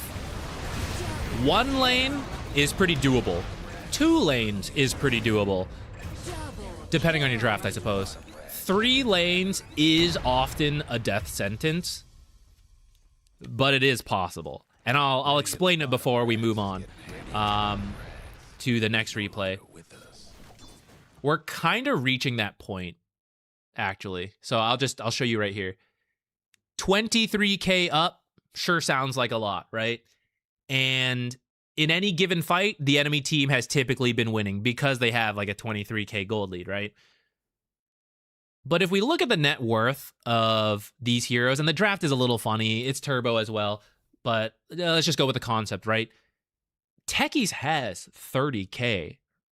Lena has 29k, right? These numbers are high because it's turbo, but ranked will be something equivalent, right? Like you might be losing, but your highest hero might have like 20, 30,000, depending how late the game goes. So the thing is you need to be able to win a fight in your base and then run it down. Because this isn't like an official Dota term, this is just something I use. There is static power level and there is dynamic power level. The dynamic power level is the farming net worth of the cores, right? Of like, I'm trying to get ahead of this guy who is also farming and growing stronger throughout the game. So that's the part we are losing. The dynamic power level, we are down 23k. Static power level is just the buildings. We talked earlier about why diving tier 1s versus tier 2s are different, because just the static power of a tier 2 is quite strong. So even if you have a 5k gold lead over the enemy, but your total net worth is like 7k, you're just not that strong compared to this tower. So in late game Dota, megas, all the barracks down, some barracks down, whatever, you might be down quite a lot, but you reach the point where you have heroes who, compared to the static power level of buildings, are very strong. So all you need to do is somehow win one fight over these guys, which is tough, but they're often in the base, in the fountain, stuff like that. They throw 1 or 2 fights and you just send it straight down. And even though you're still down like 30k, I can beat the shit out of a tier 2 tower. And then you go and I can beat the shit out of a tier 3 tower. And then we get back out because they're respawning. And we do it a second time. And you can just go straight throne. Even as long as one tier 3 is down, you can go straight for tier 4s into the throne. But it's harder. The more barracks that are up, the tier 4s are actually stronger. They have more armor. So it's usually better to kill more lanes and barracks. But it is doable. Because again, you might be down, but your carry might have 30k net worth. And they can kill a tier 4 even though it's boosted. They can kill the Ancient in 20 seconds if the enemy is still dead. So it is doable, and it's what leads to those like super hype comebacks. It's also where buybacks come in and all that, but it's getting pretty detailed.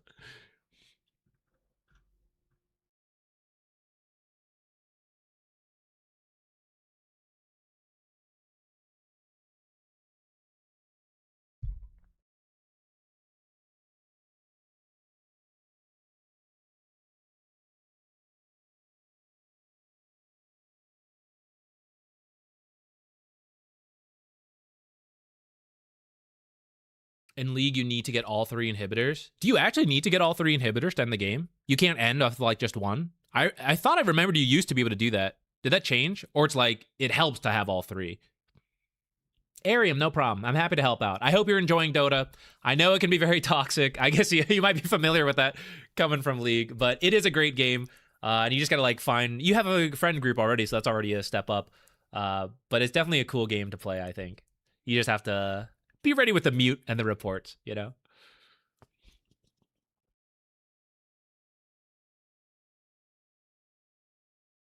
Yeah, like We Go Hard is saying, you can do power treads on supports, but it's pretty rare. And you usually have to be a very right-click oriented support. The one that's coming to mind right now is Enchantress, because her job is to tank up and to right-click depending on the game. So you can be on strength treads on this hero in combination with Untouchable and Nature's Attendance, and you're very hard to kill. And then the right click with Impetus is very strong later on. So she's one of the better supports for treads. Actually, right now, as I think of it, who is another support that would do power treads right now? It's very uncommon.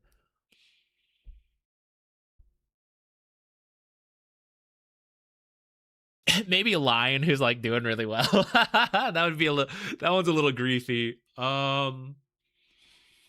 Maybe Monkey King support, but that's pretty out there now. Silencer. Okay, I'm open to the silencer who's like popping off. I could see that. Nature support. Okay, yeah, him too. He could be good. I think he often skips boots or just like leaves them there. But I could see a game where he's doing well and he gets like the power treads. Certainly more than like, I don't know, lion support, you know? Zeus? Nah, Zeus doesn't need it, in my opinion. I think Zeus with just the shard is enough. I don't think he needs like the uh extra little bit from the power treads. You'd rather, like, it's not that it would be bad, but I think you would rather, it's like one Ags component, right? Well, I guess you're getting like arcane boots instead of just like brown boots. So maybe it's not really faster, but like arcane boots would be mana for you and your team, which I think is more directly relevant to Zeus than just the power treads. Okay, let me, I did see someone submitted a game. Let me zoom back up real quick. Okay, we got a couple. Let me see.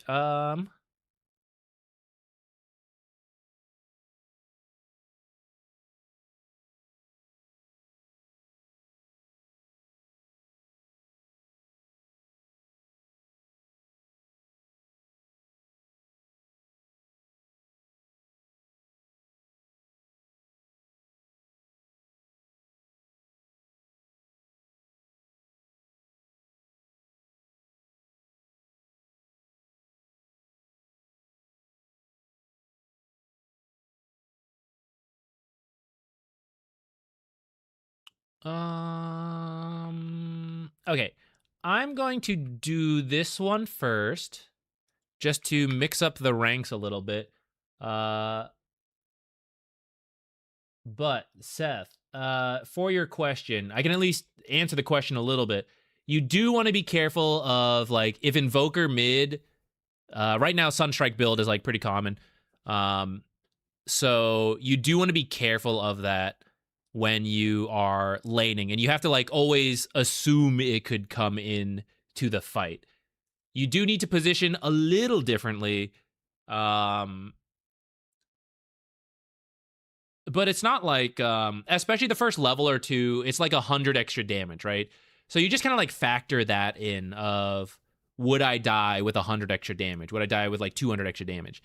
Once it gets to like level 5, level 7, all that, then it starts really adding up. But those first few levels, it's just like one extra spell. So you might actually want to push it at that time before it becomes too scary. Though it does depend on the game itself. Oops, I didn't mean to actually like start yet. This was for Shadow Demon.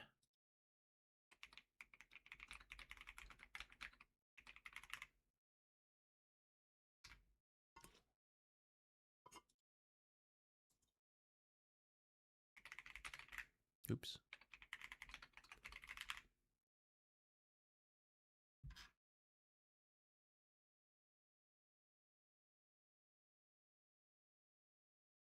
I've been playing in 5 years. Any tips on returning back to the game? Oh, it's pretty different then, isn't it? I don't know if you've seen the new map.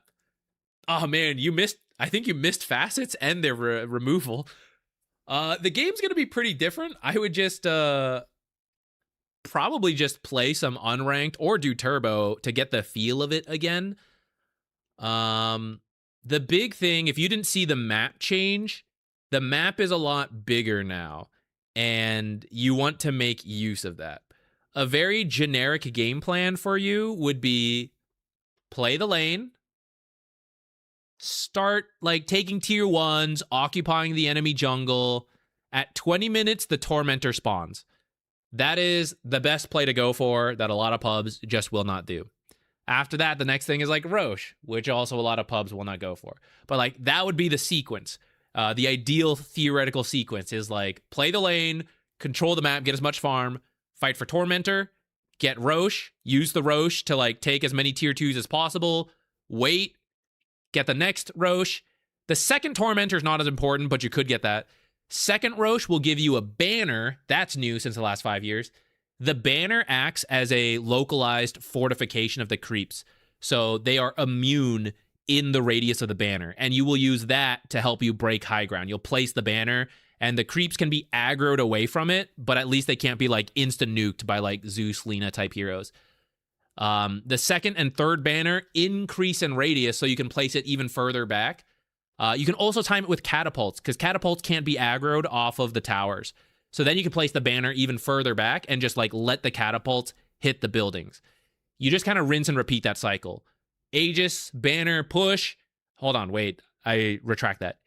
Aegis, banner, use the first few minutes to farm and look for a good fight. In the last few minutes, force the high ground a little bit. See what you get. Back out, repeat, chill, Roche. You know, repeat that cycle. That would be the like theoretical game plan. It's not that different from the past, but the banners and stuff are kind of new. Oh yes, wisdom shrines are new since before. The 7-minute one is very important to get. That should be your number one priority. Secure your own at least. Potentially try to steal the enemies. Try to have your teleports ready for that.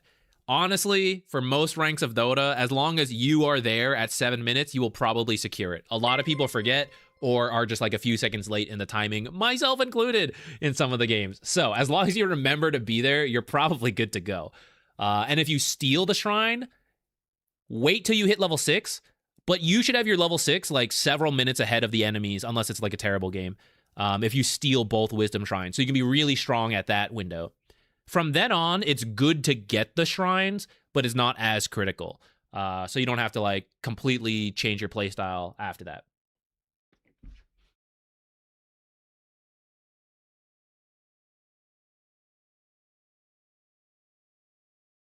Didn't Han 2 come out? I heard something about it, but then I didn't really see more on it.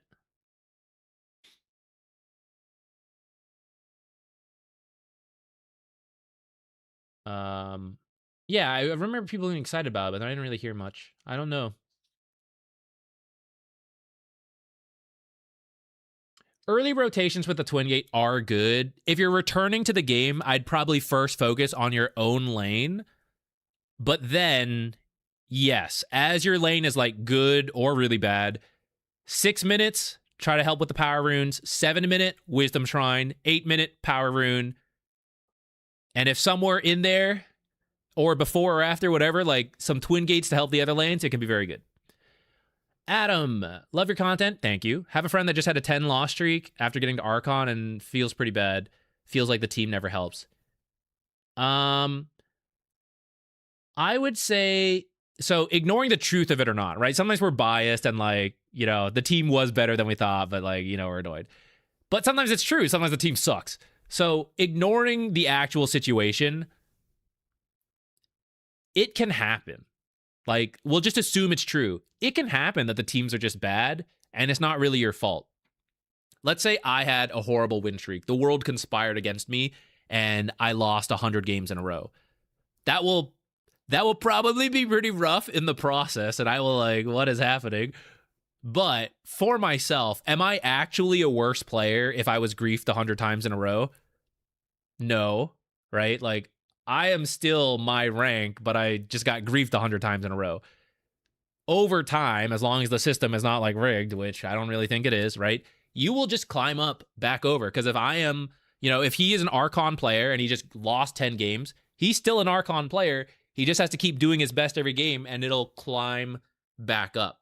The question to ask is it just the team's fault or like, ooh, did I do some of that, right? Like, at the end of the day, you just have to focus on your own gameplay and improve. And some of that is directly related to like, how do I work with my team and all that? But sometimes the guy won't build BKB. Sometimes the guy keeps diving the fountain, right? Like, I can't control that. So the most I can do is like, okay, well, I messed up the lane in that game, so I will work on that. And hopefully that will, you know, help me in future games. It's really the most you can do. And taking a break from Dota is not bad either, off of big wins, big losses. He'll be back. Don't worry. He can't quit. So like a little break is fine, and then you go on like the big losing streaks. Maybe some Satisfactory. Who knows? All right, let's look at this Shadow Demon game. We were sitting on it for a little bit. Sorry to make you wait. I have a hard time answering other questions when we're in the replay. Or I do it and then we just get sidetracked. So I wanted to answer them before we got into this. But for you, this game felt like a stomp. Somehow the mid Viper never got the momentum. Don't know how a mid Viper doesn't snowball the lane, but whatever. We can see. We'll find out. But I didn't feel comfortable to leave my lane and go mid. That might be part of it. Let's find out. As the game went on, I felt like I didn't have much impact in the game. I want to ask if there was a better itemization for this game, or is it just bad matchups for SD and bad gameplay? Also, lately I've been seeing some annoying Ricky supports. It's back. All right. Let us take a look. So your game plan, just looking at the draft, you have Spectre. That's a pretty classic, like, late game hero.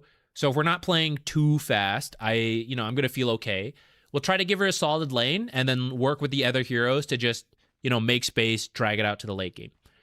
Looking at their team, some things we're going to have to address. The Ricky supports will be very annoying, right? We're going to need some answers to that, which includes Force Staff for ourselves if he gets the shard. So I would probably, currently my default is Force Staff first item, which works out. It's very good versus Pit. It's very good to kite Ursa. It's very good versus the Sprout. And it can even help you versus the arrow. When someone's like rooted and the arrow's coming, you can Force Staff them out. So Force Staff seems like a goated first item here. And until he has the shard, your disruption is very good versus like when they commit and you just save teammates. Your ultimate is very good versus Ursa as well. All right. Viper getting first blooded is going to be a struggle. And I will say, though, that this looks like it's Nature's mid, and Nature's mid is actually good versus Viper. Viper can't deal with the Treants, which are actually quite strong, and Nature's is a very long-ranged hero. So this is actually a Nature's favorite lane. You will see this in Pro Dota. If a Viper pick comes out, you will sometimes see Nature's as a potential response. It's a little nerfed now, so it's not that common, but people will do it. So if he doesn't, especially after being killed, I'm not that surprised if he doesn't crush this lane. For you, you may not have been able to save him in this case. I still am wondering what the goal with this observer is. Maybe it's to look for like long-ranged arrows. But a lot of times being with your team for the early bounties is usually the play, rather than being too late doing like some kind of super deep ward or something.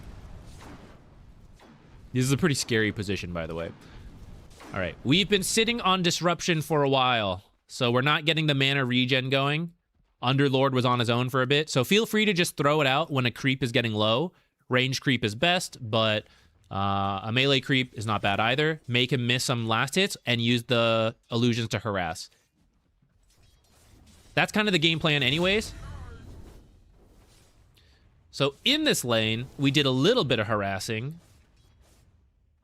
But I would say like about 10 seconds of harassing. And since then, not too much.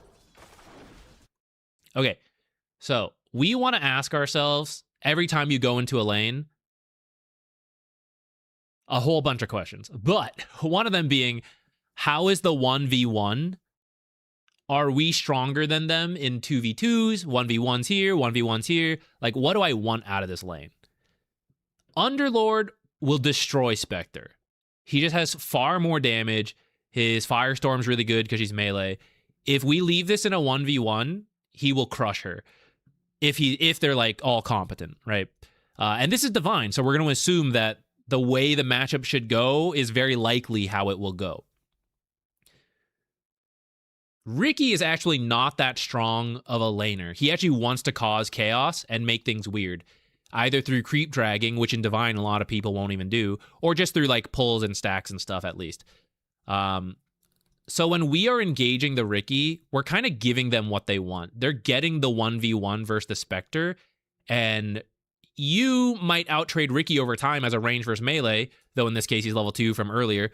But like he doesn't care, right? Because he's winning this lane 8-1, 4-0, right? So let's actually go back to the very start. With this in mind, the initial harass is good. This is where we think about disruption to maybe make him miss a last hit or something, right? Like disrupt him here and then deny this as you back up. We also don't need to be this far forward. We can probably be further back in case you get collapsed on like this. He actually should have fought you here, but he was like way too far to the side himself. Okay, the body block is okay.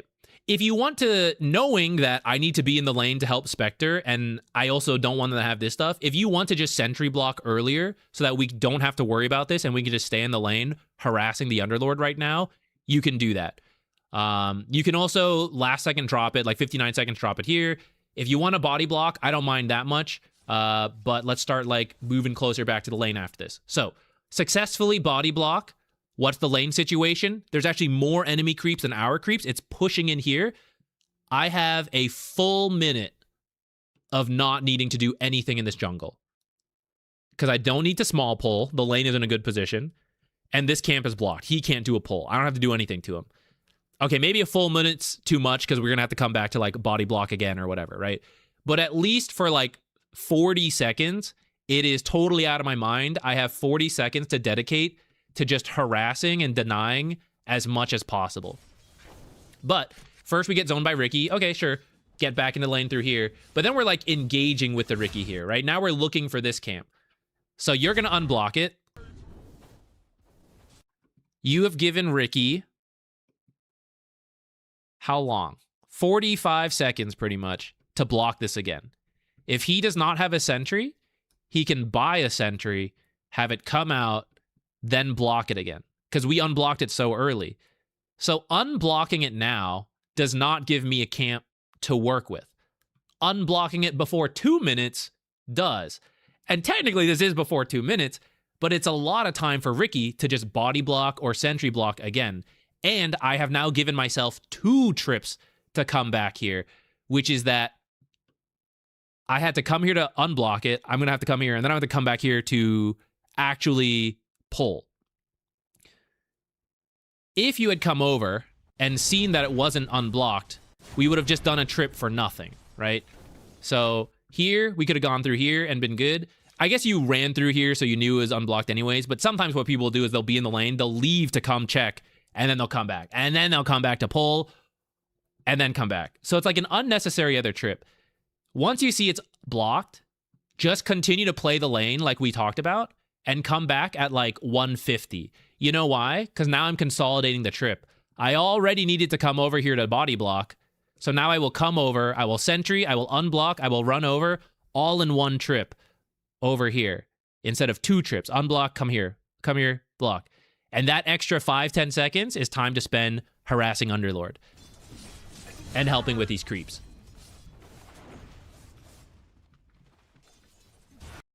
This angle will keep running into Riki like this. So just come in through the lane and force Riki to jump into the middle of the creeps. He's fighting you here because he has better stats, and he doesn't have to worry about creep aggro as the melee versus ranged hero, because there are no creeps here. Until there are creeps here, then maybe. But like if you just stand in the lane, you're the only ranged hero here, you should get far more auto attacks than he does, but he's actually kind of beating you because we're engaging in the jungle.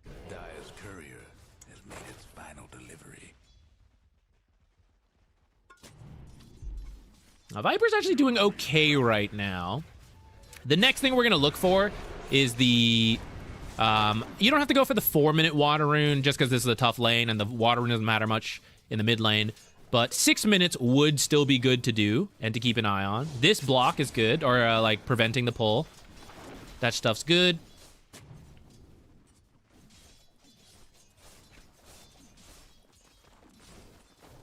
Spectre's honestly doing better than she should. Underlord's not punishing her as much. But you see, like, in this particular situation, like, who's helping more in the lane? It's kind of the Riki, and we've constantly been over here, but we want to swap that. Missing bottom. And now it'll be, like, impossible. Oh, he's going Arcane Boots, okay. The higher level this guy gets, the harder it gets to harass him, right? He's going to reduce your damage more. He's going to pick up tank items. The level 1 is, like, the time to do it for a lot of these, like, melee offlaners.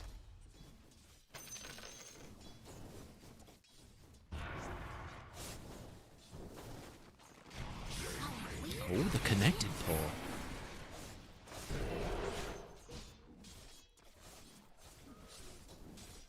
Okay, another minute, and then it'll be 6 minutes. If there's a sentry, we should consider that. You can check what he has and potentially commit with a blood grenade and disseminate. I think any of these moments you can kind of like send it. You may not kill him, but you'll win the trade. And you'll force him out at this like moment. All right, looking at this, Earth Spirit came over, so just nobody gave a shit about the power rune, including Nature's Prophet himself. But you guys should actually go for the power rune first. All of you. The Earth Spirit, at least. You can maybe stay in your lane because it's hard. And where the lane was at was not good.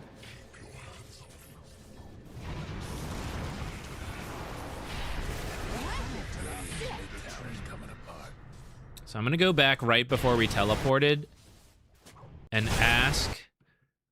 Oh, one more. All right, so we all ended up teleporting. So the question is, what was so urgent here that I needed to teleport? It'll take you 30 seconds to walk here. So teleporting is telling me I have 10 seconds to get this job done, or I will miss a window.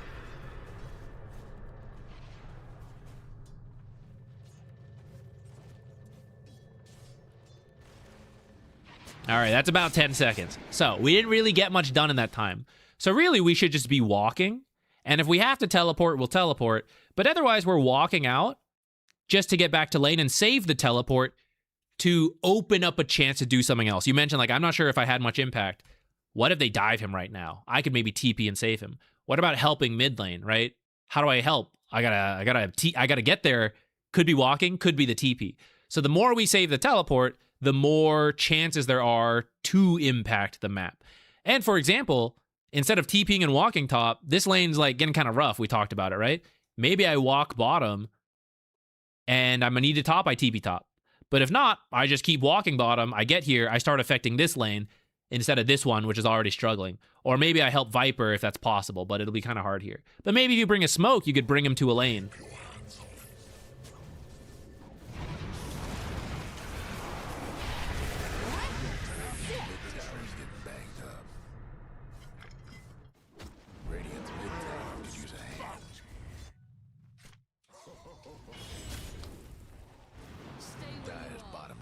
Ask why he didn't go a healer. I mean, he was probably first pick as a support. I doubt he could have affected his choice at all here. Missing bottom.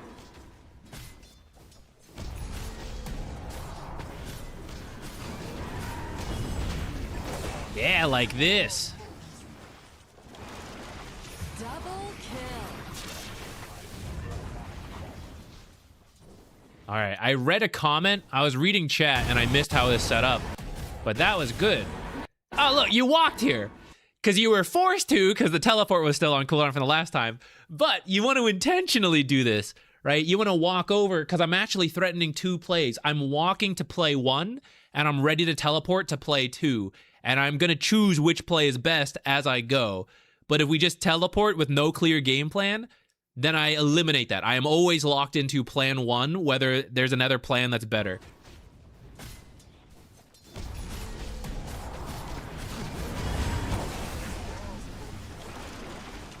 And then 8 minutes, walk to mid for the rune would be good. If you have an observer on you, that could be good. You could try to push the tower, but it's a little tricky because they're respawning.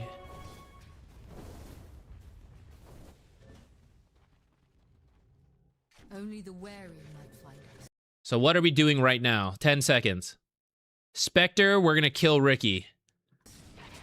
We're going to kill Ricky Underlord. Okay, we do a D ward. That's not that urgent, right? You can always come back and get it. And then we're sitting behind her. And in this time frame, let me go back.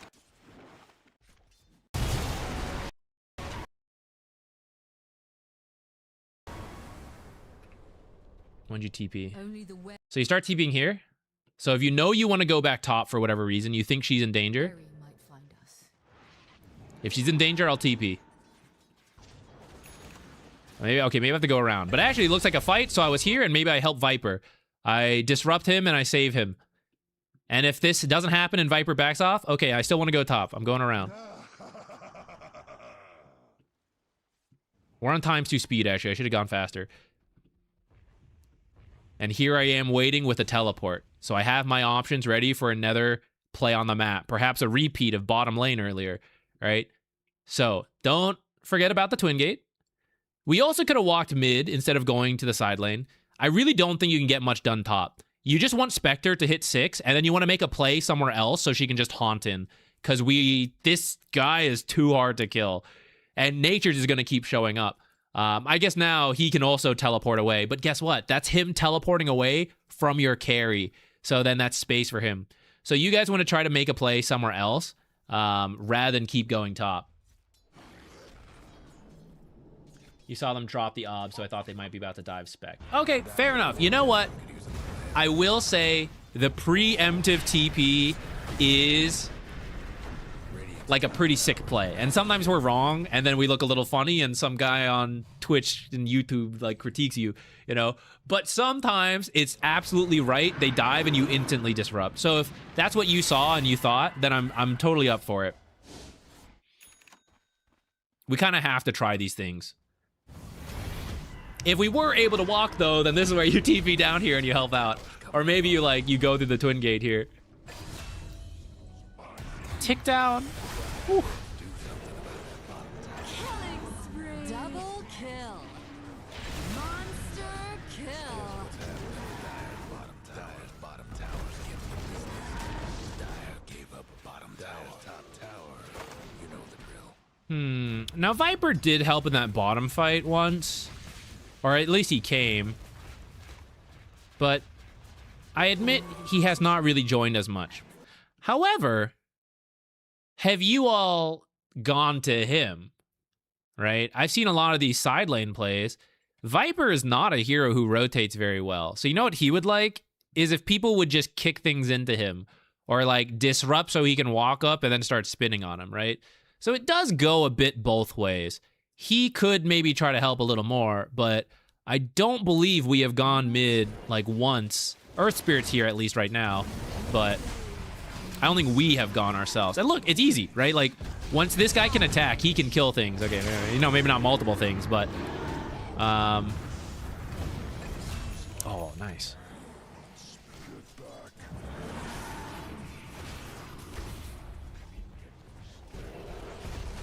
Lane dominators often cannot actually get kills easily on their own. That's so funny. The pit self-controlled him. Lane dominators often can't force kills to happen themselves. So it's important to like set them up to actually get kills, especially in the mid lane. Or go to them to smoke them somewhere else because they don't want to waste a lot of time walking. But if you have set up vision and you speed boost them with the smoke, they're more willing to go, and it's more likely to succeed on your end because you guys are doing it faster and out of sight.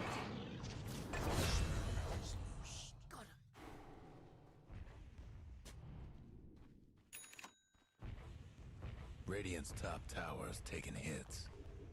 The Dire might want to mine their top tower.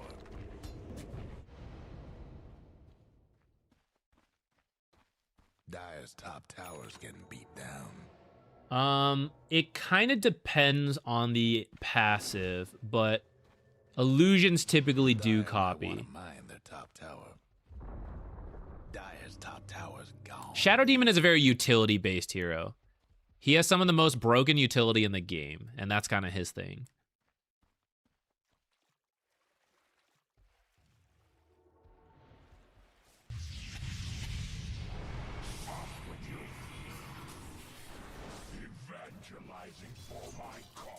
No shade, but anything 2 to 5k feels so close in skill with just a little more consistency as you climb. I would kind of agree. I might maybe take 5k out of that. I might say like 2 to 4k. And it's not that it's strictly all the same. One, okay, side tangent. I think this is why they're giving more MMR for wins recently. They're trying to change some of that. But two, it's because the Dota skills are so varied and the way they interact. So like, a Guardian player might have Ancient level map awareness and then like Herald level laning and Herald level warding and Herald level whatever, you know? Another guy in Guardian might have like Guardian laning, Archon team fighting, Herald map awareness, right? It's such a mix of things. So then randomly, depending on the draft, depending on communication, depending on the situation that come up, different players are allowed to shine with their skill sets or weaknesses. And so sometimes the Guardian player with shit map awareness, but he's actually really good at laning, runs into like the Crusader player who's a shit laner, but really good at team fights. But then he doesn't even get to team fight because he's getting wrecked by the Guardian laner. And then it's like, oh, this guy must have bought his account, whatever. It's just kind of the way the skills interact sometimes. And also why, like, oh, I make it to 4K, but I feel like I've played against 2Ks who lane this good. You might have. There might have been a 2K player who laned that well, but he probably had a weakness somewhere else. So gaining MMR is mostly just about like improving at different skills and filling in the gaps and pushing the limits further. But I actually agree that in the 2 to 4K bracket, it's rare that like a 4K player is better across the board in all skills than say, I mean, Guardian might be pushing it because that's like from top to bottom, but like mostly in the middle, it's rare that it's like I, as a 4K player, am just better at everything than this 3K player. Even in that range, the 3K player probably has things they're better at than the 4K player. Maybe one hero they're good at, and the other guy's got 3 heroes, but now he's playing a 4th hero and he looks bad, you know? There's a huge amount of variance in that range, which can lead to kind of like what you're talking about. I remember this from your Climb Out of the Trench video. Yeah, because I do believe in that concept, so I bring it up every now and then.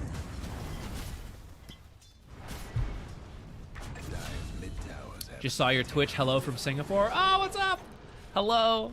I'm actually going back later this year sometime. We're gonna go visit family. I'm looking forward to it. I don't know what I'm gonna do yet. I haven't had time to like really think about it. I just know I'm gonna eat food.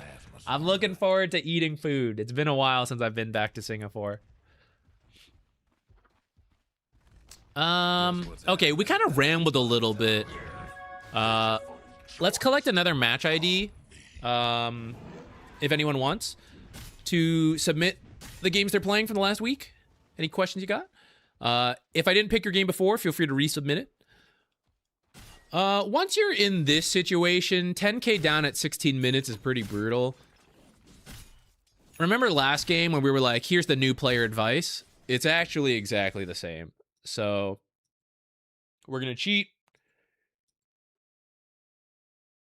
And the game plan is avoid the enemy and TP to defend towers. So notice this old chunk. Now down here is kind of hard to get to, right? But like up here, there's a whole bunch of space. But depending on our vision, we may not know that. So we really need wards that survive.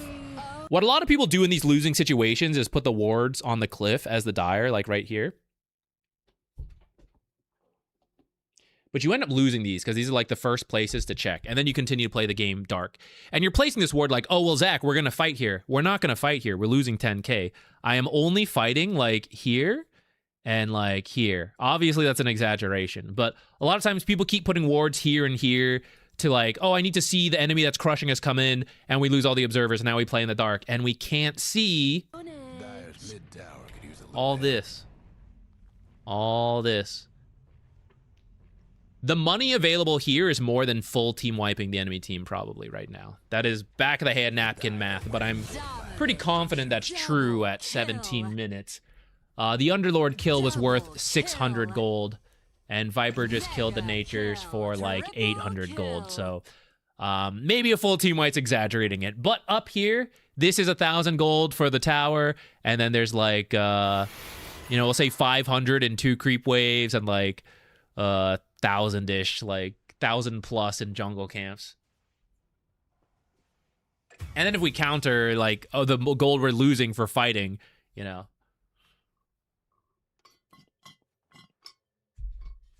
This 5K Divine Trench is so bad. I've been 100 away from hitting Immortal. Now I'm back in Divine 3. The grind's exhausting. I know what you mean. Are you playing an NA, by the way? Perchance. Because I have some thoughts on it if this is NA specifically. Don't worry. don't let it get to you too much. I know it's frustrating. I'm not trying to belittle what you're going through. But having done it myself several times and like seen many people do it as well, while I'm rambling, guys, again, pay attention to like the amount of empty space on these different parts of the map. Anyone who makes it to Divine can make it to Immortal with a bit more. Like, the capability is there. For better, for worse, you know, it is what it is in life. Some people are just more skilled at some things than not. So there are some people who probably won't make it to Immortal, right? But if you can make it to Divine, you can make it to Immortal, is my belief. My recommendation to you, which actually came up in this replay review, a big difference between Divine players and Immortal players is not the information. You pretty much have all the information you need. All the replays and coachings I do with people, and I didn't really do it this replay, my bad, but if I pitch a question, the Divine players reach the same conclusion as Immortal players. Like, hey, given what you see, what should you do? Hey, in this situation, what should you do? It's a matter of arriving at that information at all, asking yourself the question, or how quickly you arrive at that question. Like, the Immortal player will just get there first and plan ahead for it, where the Divine player is more reactionary to it. So rather than worry about like, oh, I need to like massively boost my skills to break into Immortal, probably everything you have is mostly good enough. Keep working a little bit at a time, right? But probably what you need to do is like, how do I proactively put what I know into action? I know I'm supposed to help the mid lane, but like, did I go this game for the power runes, right? Hey, I know I want the Wisdom Shrine. Did I set up my lane to be safe alone so that I can TP to defend mine if necessary, right? It is like making the same stuff happen, but just a little bit faster, a little bit more in your own control. And that'll push you from Divine to Immortal, given like some amount of games, right? But there's not actually that much of a knowledge gap and skill gap between Divine and Immortal, at least the low Immortal. Obviously, the higher you go, there is a bigger gap, but... yes, NA West. Okay, so you have an extra challenge in NA. Because we have a limited limited player base, as you approach Immortal, because that is the highest rank, so there's a lot of account buyers and account boosters in this range. You also have people who just like, I used to be good and now I don't care, but I can turn it on when this guy pisses me off. You know, you have people try-harding their hardest to break into Immortal for the first time. You have a lot going on here. This is true for anywhere, Divine versus Divine to Immortal. In NA, we do not have a huge player base. So for a lot of ranks, it's like, hey, I'm a 4,000 player. I got to improve to beat the 4,500 player, right? Oh, I'm a 5K player. I got to learn to beat the 5.5K player. As you go from Divine to Immortal, it's not like, oh, I'm 5.3, I gotta get the 5.6. It is kind of true. But the range of people in your game, in our smaller player base, you have to learn how to beat the guy who used to be 8K and drop down and is currently in your game at like 6K, but like you were supposed to play like 5.7K average, but we don't have enough players. So it's pulling a 6.3 person into your game. And you also have this guy who's like 4.7 balancing it out. It's like you will run into more variance in NA, in my opinion. Also, NA West is then the smaller server than the US West, US East. So I can't prove that for fact, but having been in that bracket myself, like that is my feeling.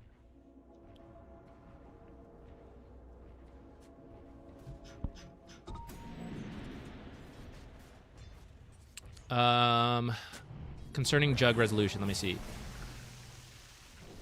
said you had one more question.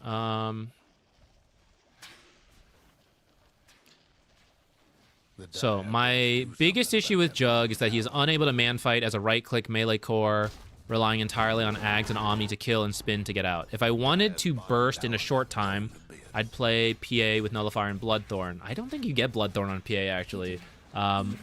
But anyways, between BKB, Abyssal, Scotty, Butterfly, Silver Edge, or MKB, how many should I pick up to solve this issue? I mean, it would literally depend on the game, you know? I would default to Abyssal or Butterfly in those options. Abyssal for more control, Butterfly for more straight-up damage. But if you need a break, you need Silver Edge. If you need to True Strike, you need MKB, right? Like, it just depends on the game. If the enemy has a lot of control across the board, you might need BKB. But I really think you are trying to solve... You're trying to, like, bash your head on, I want to man fight. And I think you should consider, I don't want to man fight, and I want to approach fights that way. Because there's only so far you can, like... You can only answer so much with items. Like, if you try to item for item beat a troll in, like, straight damage output, you won't. That's just how the game works, you know? Like, some heroes are just better at some stuff than others. But if you get a gold lead over the troll and you have an item advantage, you can beat him. If you have control along with some teammates, you might prevent him from using any abilities and kill him. If you take out his supporting cast and you don't man fight him and you 3v2 him, you will kill him, right? Like, I think that would be a better way to think about it rather than try to find... I mean, not that you shouldn't try to find the perfect item for a given game, but to try to... Because I guess I'm saying, like, it really feels like you want to solve this question that some games will not be solvable. And trying to solve that question is actually going to lose you the game. And to win the game is to ask a different question, which is, rather than man fight and beat this guy in that, what can I do and build in a different path that will win this game? I think that's what I got, you know? Short answer, Butterfly Abyssal. Long answer, we may need to look for alternate things. The problem is those heroes will negate Omni Slash. But how? Like, if you blink Abyssal Omni someone, right? Or you blink Nullifier Omni. If you blink Swift Slash, wait for Ghost Scepter to come out, then Omni, right? It's just all about picking the situation. So it's like, it's again, we're now just moving to another question. I'm trying to target someone else, but they have answers to Omni. So then what are the answers to Omni that I can negate their negation of Omni? And is it just me? Do I need teammates to help me out? Or, this has all been very late game, like 6 items, how do I fill this out? Go all the way back to the lane, to the early game, to the mid game. Why try to solve this 6 item versus 6 item situation? Can I get one or two items ahead of them? How do I crush my lane? How do I play faster, steal their farm? I won't need to answer Omni Slash answers. They won't have Omni Slash answers because I'm level 18 and that supports level 11. You know, things like that. Maybe there's another way. Again, like there's another question to ask for a different timing.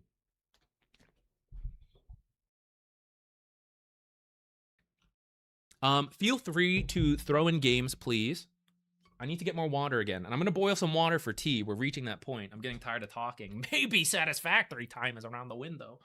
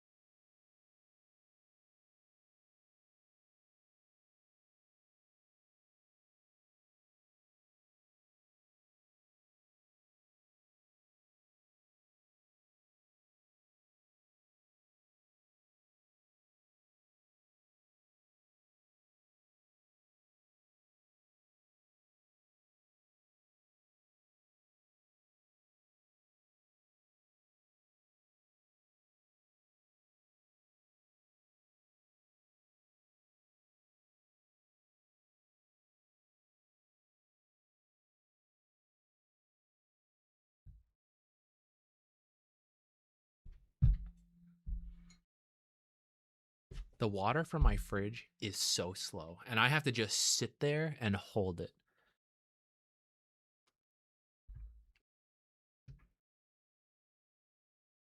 All right.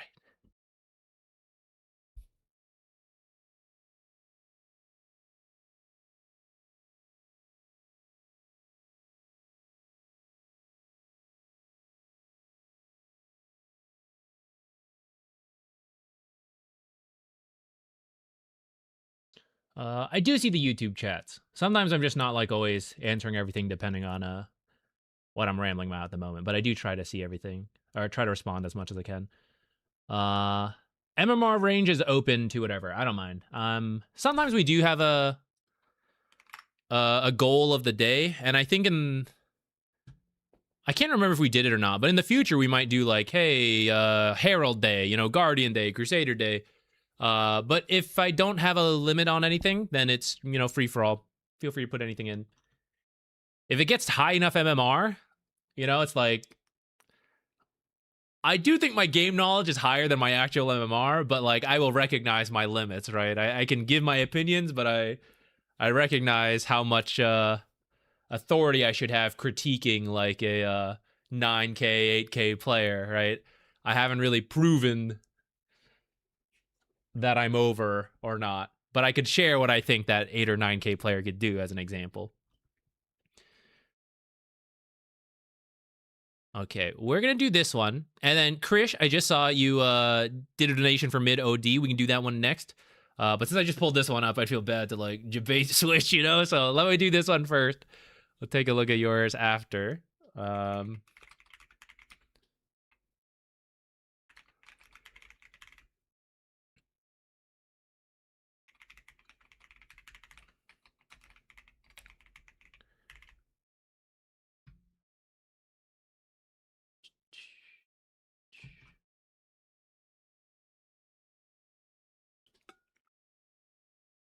Okay. This was an amateur tournament game with the Invoker. Okay, yeah, we briefly talked about this earlier. But yeah, Invoker was sunstriking you like you didn't really experience in pubs before. Which, yeah, a true Crusader Invoker player would struggle to have the full map awareness to always be looking for sunstrikes. But in a coordinated setting, like amateur leagues, they might have some extra help there to land more sunstrikes. So can we take a look at the lane to kind of address that? How can we have a better performance in the lane while recognizing the sunstrikes are coming in? And then maybe the draft as a whole. Also watching, I see that I should have called out that Invoker built a Midas and thus is not as strong as he should be.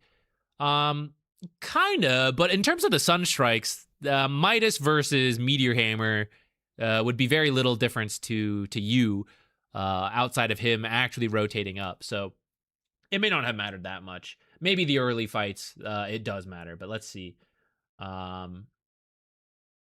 Okay, so draft. Well, let me load in because then we can see the draft order as well.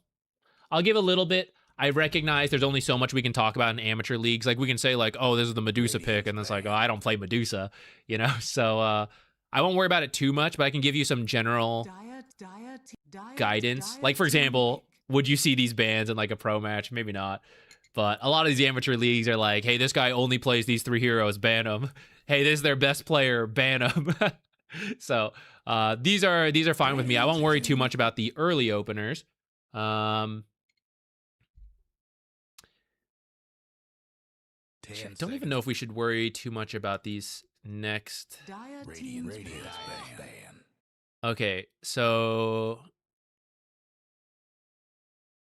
I like the idea of the Kez into the Tide.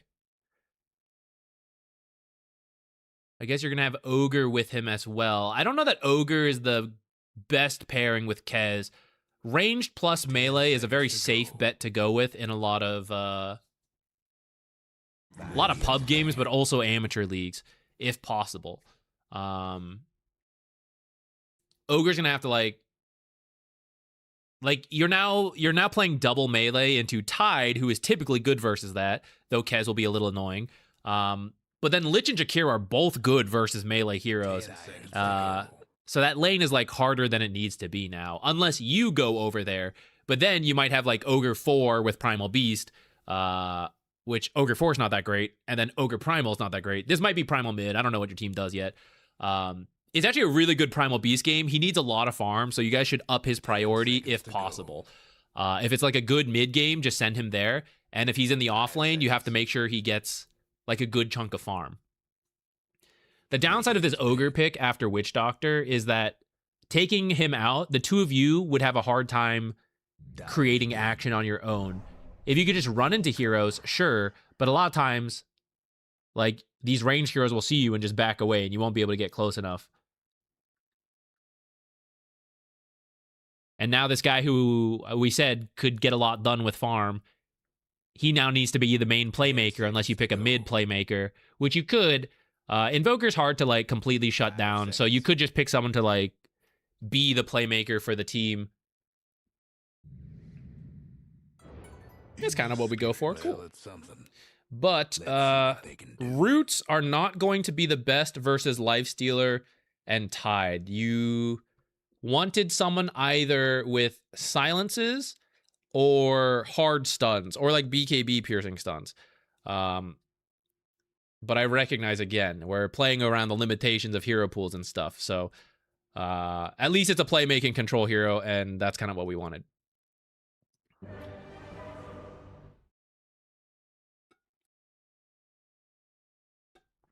Can he just wave pull with boots versus Lich LS? So he could, but that means your counter pick is playing to lose the lane, or to go even, right? Now that can be okay, right? Okay, we just have to get past like a certain part, and then we're gonna pop off. What is Ogre's pop off, right? Like, he is supposed to do well in the lane. So if we pick him late to creep drag in the 4 position, it's just very strange, you know? Compare that to like Earthshaker. We can see the pop off, right? It's going to be that Blink Echo. It's going to be big. We like that. We just have to get through this weird lane. Ogre doing that, you know, feels weird. But we won't worry too much again, like I said. Now, coordinated games, you do tend to have more moves like this. Let me see what you guys did. So we smoke. We run up. You want to fine tune it. Make sure you give it to the fastest heroes, because they're going to run up here first.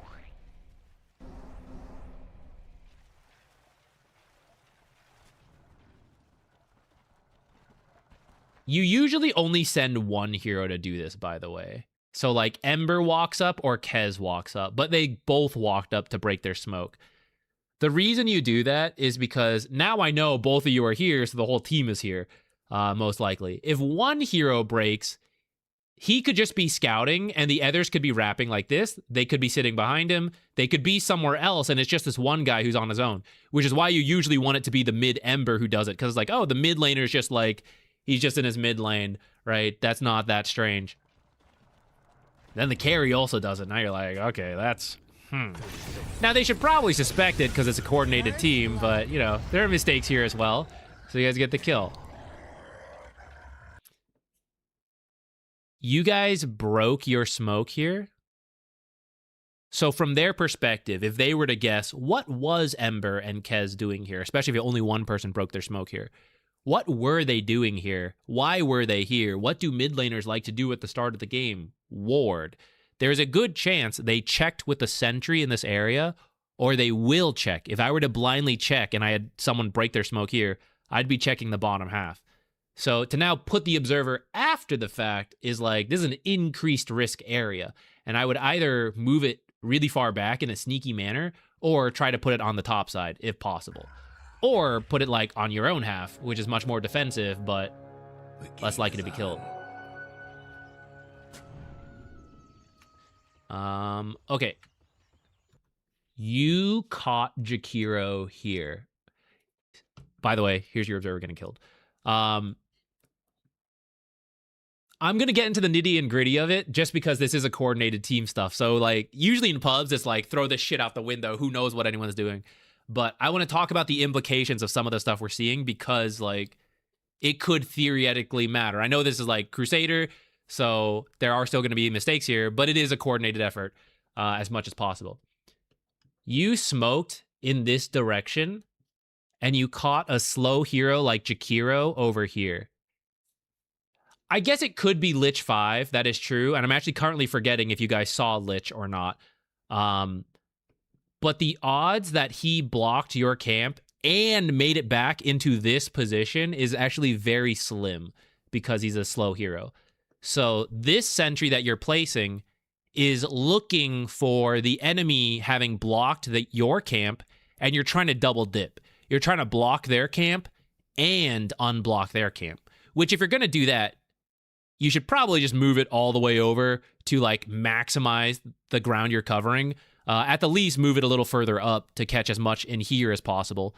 And then if you want to like go here instead of here because it's like a little bit behind the tree, I'd be opening that. But because I think it's unlikely he came over here, I would do this if, for example, you invaded and you caught Jakiro here and then he was going this way and ran away, because then it tells me he was over here. Or I never saw him and then he shows up here. That would be another reason I might do this.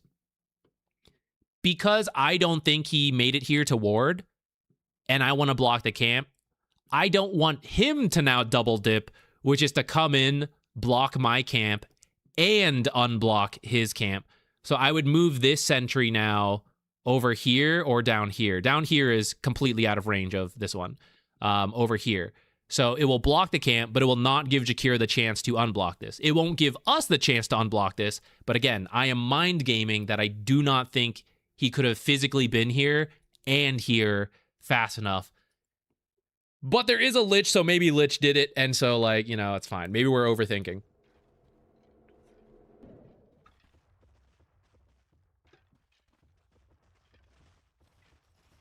If you stay out of sight, you will open up. Excuse me. So it is Lich 5 in the end. Excuse me, I can't drink water. Have you ever thrown a game? Thrown a lane, I should say. There you are trying to be a good support. You're like hanging out here and we ignore you, okay? You are Primal Beast and you see a Primal Beast and you're like, oh, Primal Beast is on his own. Let me get him. So let me attack him, right? And then, oh shit, Lion stun. Oh shit. And then you're like dying over here, right? The reason that happens is because they didn't know they were in a 2v1 situation. They were in they thought they were in a one-on-one situation that they could get away with, but it's actually 2v1 and now they're in a bad situation way up here. If you both show in the lane like this, I know it's a 2v1 situation, so I won't overextend in theory. May still do it. If you stay out of sight, which supports can, because we don't care about last hits right away, right? You invite the enemy to maybe overextend into that 2v1. So you give yourself a chance to win something. If they don't bite, that's okay. We can eventually show after. But this is a good time to like stay out of sight. You don't really need two heroes body blocking.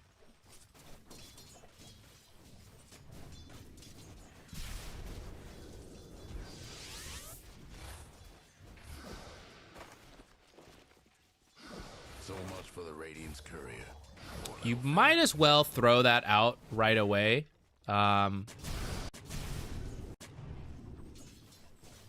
So Lich is a strong trading hero. So are you with Maledict. If we're gonna fight, we're gonna fight. So you have two choices right now, right? Which is like, how does this one-on-one go? To start, Primal Beast versus Lifestealer is not that bad. As it goes on, it'll be annoying for Primal Beast. And then it'll wrap back around as Primal Beast gets his BKB piercing pulverize. But you'll probably never really kill Lifestealer. This early window is a good time to punish him if you want, though. So being on the right side and harassing him now is kind of your window to do so. Now, if you want to trust your Primal Beast to like handle the one-on-one, that's fine. Our job is to take out the Lich. Then let's take out the Lich, right? I know this guy sentryed as well. The way he moved, he sentryed here. If I give him time, he'll walk over and deny this. So I need to scare him out of here. Plus, I am letting Lifestealer have free reign of the first wave. So I'm choosing to do this. So I'm like, then I'm choosing to do this, you know? So drop this Maledict and go. We kind of do a couple auto attacks before committing, which I know sounds like nitpicky, but like, he could have left sooner before you Maledicted. And then he could have done this, and then he could have his chain, his Ice Blast, what is a Frost Blast, again, a second time by the time you Maledicted, which would then put us in a bad situation because 2 Frost Blasts are going to beat 1 Maledict. But 1 Maledict, 1 Frost Blast, we probably win that. Especially if we like throw the Blood Grenade as well, if you want to do that. And then we get his Sentry, which means I officially win the double dip concept. I block and I unblock. So to like make sure I get that, I want to scare him out right away, not give him a chance to disengage and then beat me and then kill my Sentry. Maybe a little on the minor side. From here, I think you can already stop chasing, by the way, and come over and help the lane again. Save yourself like 2 seconds. Oh, I guess you got to do this first and then come over. I don't have Maledict yet, so who will win these trades? Even though this guy has less health, he has Frost Blast, and I don't have a spell to use. So these are trades you will actually lose. And keeping, in fact, the mind of like, I do want to mess with Lifestealer, right? We're approaching over 30 seconds in the lane and have yet to do anything to Lifestealer. Then I don't want to do anything. Here's Maledict, and it might still work out. I see a bunch of heroes coming over, right? This is really close. Maledict needs time to win the trade. So now we have put ourselves in a question of, am I going to die first before Maledict can do its thing and kill Lich? So that's why you got to be really careful around Maledict. It's a winning trade every 30 seconds, but when it's down, you have nothing. And he has a 7-second Q. So, oh, this is where I too forgot about the Sunstrikes. So this one has nothing to even do with the Sunstrike. It's because we traded in a way that got us low, and then the Sunstrike came in. But ignoring that Sunstrike, if you play in a different way, you won't even get low enough to be worried about the Sunstrike.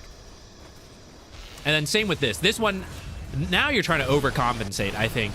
I think you feel bad for the death, and you're like, okay, I gotta get something. Oh, I see this clarity. I gotta cancel it, you know? We're trying to make up for the mistake. Actually, the play here is to do nothing. Absolutely nothing. And I can tell you why for a couple of reasons. One, if we count the creeps, always take a look at the creeps, right? We are actually in a good position. This creep wave will move this way. I have blocked the camp earlier. They cannot do a pull. In fact, what should Lich be doing now while he's clariting and he's like, he doesn't want to engage in the lane because he doesn't want his clarity canceled? He should come over here. So if you want to stop him, you just wait over here. You don't need to get him under the tower. You just wait in this area, continue to prevent this camp from being up, and the lane will move here. If we don't care about this, we can just sit in the lane, help how we can, but we don't really have to do that much because the lane is moving this way. So I'll just poke lifesteal a little bit, go for some denies. I could also try to stack the camp into a body block, let him unblock this, hit this, drag it here. Those are kind of our options right now. We also want to be careful because we just teleported. So if we die again, we now must slowly walk back to lane. And this death will be extra punishing. So those are all the reasons. We're just going to be cautious now. But I think you just felt like we need to get something done. And so we will get too close. Kind of forgot you could get Sinister Gaze under tower. And then again, the Sunstrike is like finishing the job. But even without the Sunstrike, this would have been a bad exchange, right? And same with earlier. Maybe you don't die, but that still would have been a bad exchange. We went from beating the Lich, you had more health than him, to taking a bad trade, and now you had the same amount of health, and then the Sunstrike happens to finish the job. But it's actually not like the main consideration here. I wanted to cancel the clarity, didn't think I could die, so I pushed my limits. And that's okay as part of the learning experience, right? But hopefully now we can kind of see the cost value of like what else was at stake.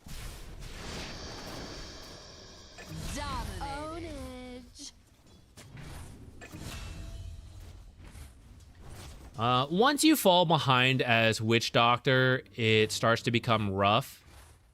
Especially health, right?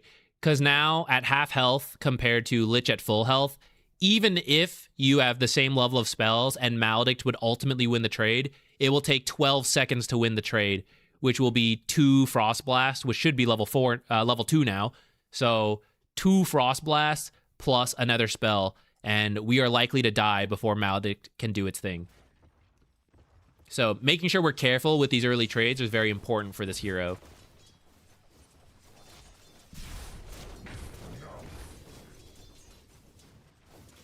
And the same with like any damage over time hero.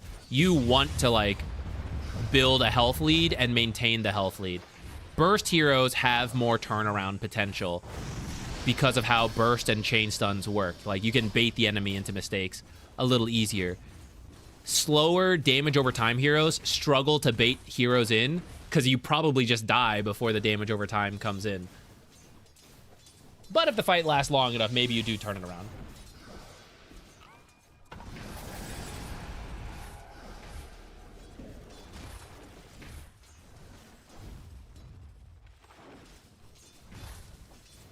Because we're playing a coordinated game and we have an Ember, we should think about the 6-minute rune.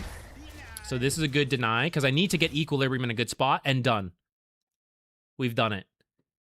Now, he has a couple creeps, but what this will lead to, even pretending the same amount of melee creeps are live, he will hold one lane here, Primal Beast will hold one lane here, and they can do that long enough for us to be able to go mid and come back later. Lifestealer screws up, brings it under tower. We are so golden right now. We just need to not kill these creeps.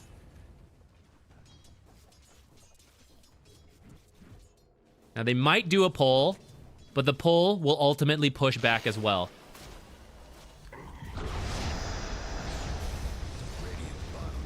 I'm gonna teach you a trick in a second.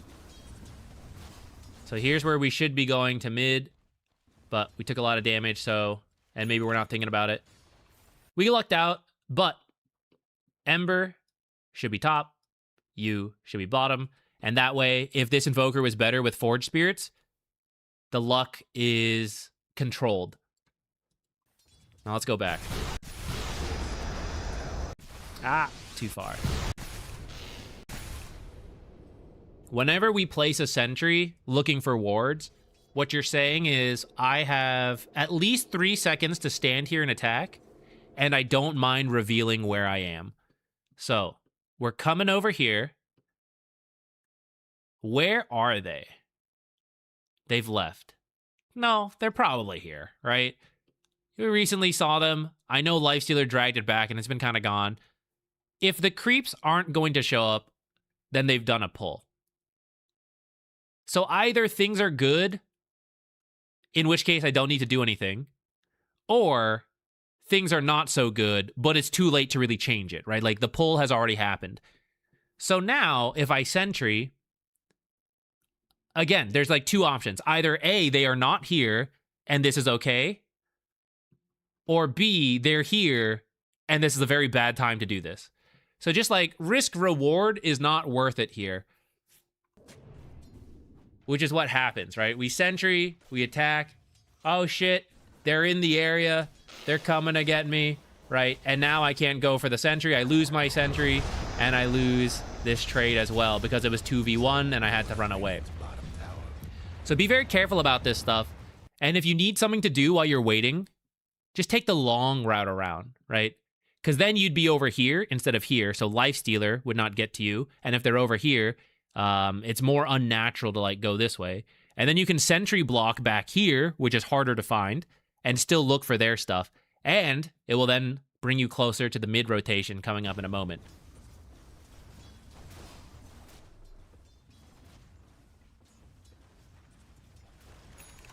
So I was going to go, and then I lost my health. So then I decided I would feed by just going. So, yeah, that can be fine. If you feel like you've lost too much health to go mid and you'll die, that's okay. The first mistake to fix then is like, okay, let me be more careful with my health because I know I want to go, right? That's 1. But 2, you can sometimes still go and just be like extra careful. So you can just stack, or you can like be over here looking from afar as long as they don't have the mobility to kill you. Which, in this case, you thought they did, so you're being careful. Okay, stuff is happening. We're TPing top. Team play. This is the wrong timing. The most important objective on the map right now is the Wisdom Shrine. And we are now pulling heroes away to do it. Like, Ogre rotated over, and now you're leaving. So, like, you two are on the wrong page, Ember's making a play, but Ogre's not here. They're on the wrong page. You're TPing over, so we're now giving up on this. And if there's a race to it, Ogre's actually slower. So now Primal Beast is going to have to teleport here and get there. We're all doing, like, different things. Even though this is not bad on its own, this is Ember getting involved. But, like, this is the most important thing to make sure is secured first. If we can choose what we're going to do anyways. And if Primal sees this happen, he should leave the lane and he should, like, come get this. He should make sure. Or someone should scan it and then go. You guys are going to get rewarded for this. But it shouldn't actually work. Jakiro shouldn't actually be here. You guys should go for Tide, and I guess that would be fine. Jakiro should be getting this.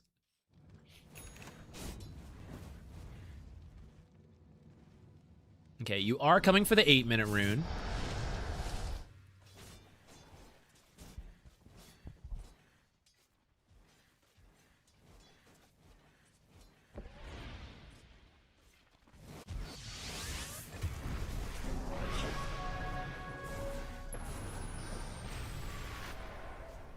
You gotta wiggle a little bit versus Invoker. But also, this whole move was, like, pretty ballsy. Alright, so I know Ember got the rune. And maybe you guys have miscommunicated. You're like, we're gonna get this Invoker. And this guy's looking top, right? So maybe some team communication's gotta go on. But you should just be getting out of here and just absorbing the mid lane XP. Because Ember's leaving, which is what we wanted. We wanted a mid playmaker. He's making plays, so now we lose mid lane. No, someone gets that XP, and it's usually a support. And if he's going top, this support better be here for that play, so then it's you from this lane. If he's coming bottom, then maybe it's Ogre in the mid lane and you two down here.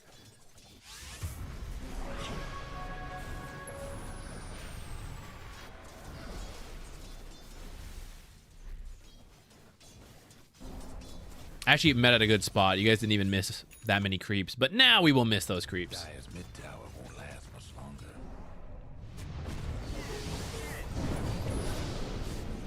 Blood grenade him. Okay, thank goodness we still got him. Maybe you knew, and you were like, it's fine, Zach, I don't need that. But that's the mid laner. Commit. This is what these are for.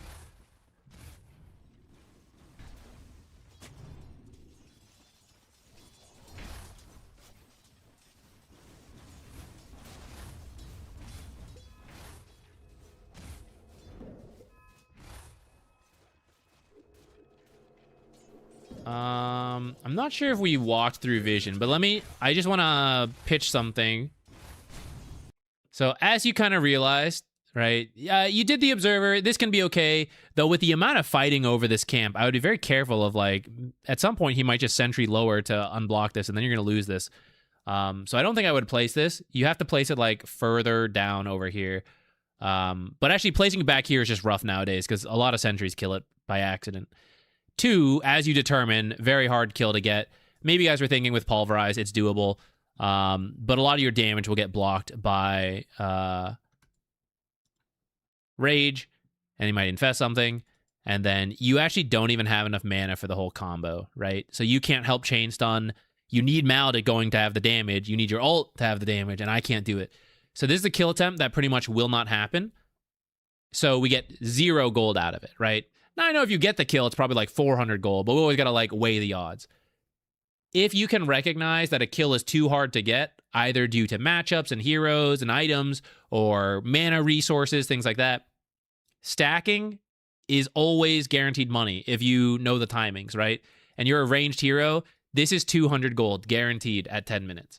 So these are the kind of choices you want to think through as you're moving around the map. How likely are we to actually succeed in this play?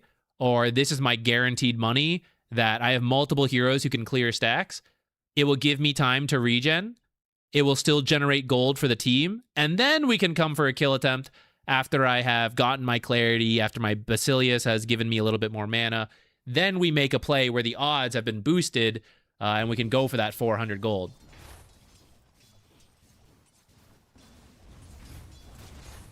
Otherwise, we end up just, like, absorbing XP from him and not doing much ourselves. But he could get solo XP while, boom, guaranteed money and guaranteed positioning for the rune, which amplify, pretty big one, right? So I stack, I come over here, I have a smoke ready for coordinated team games, especially when you have a playmaker mid. Try to have a smoke in your backpack around that like 5-minute mark. You can adjust based on what you need, but the goal is that if you get a good rune at 6 minutes, you can make a play. Not here, keep it. 8 minutes, great, take it. 10 minutes, okay, finally, you know, like whatever it is, you have the smoke ready. Amplify, the stack happens. Okay, do we need an item or something? Not really. Can we smoke somewhere? Can we TP somewhere? Analyze, decide, act on it. And we'll have all the tools necessary to do it. Oh, this is a great time to gank bottom. Oh, but no smoke. Oh, they happen to have an observer. Wasted, right?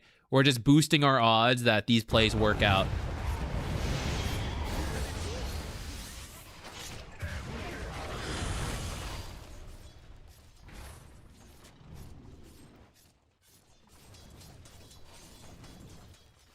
You did show, and then you showed leaving, so if they're paying attention, they'll find this observer. And that kind of stuff happens a lot more in coordinated games. People checking for items. All right, so I'd like to note how several of these plays... Okay, so here's the key lesson for this then. I can tell you guys feel the need to do something, which is good, right? Like, we want to do something. We can try to adapt it in the draft where we have a more consistent playmaker against like the Lifestealer and Tide, like we mentioned. Someone with like an actual stun might be easier, but Ember was in the right direction. We'll make it work. The next big tool is Blink on Primal Beast. And as you're seeing all these attempts, it's like misguided good intentions, right? Like we want to do stuff, but every time we try and we don't actually have the tools to do anything, it's actually just wasted time.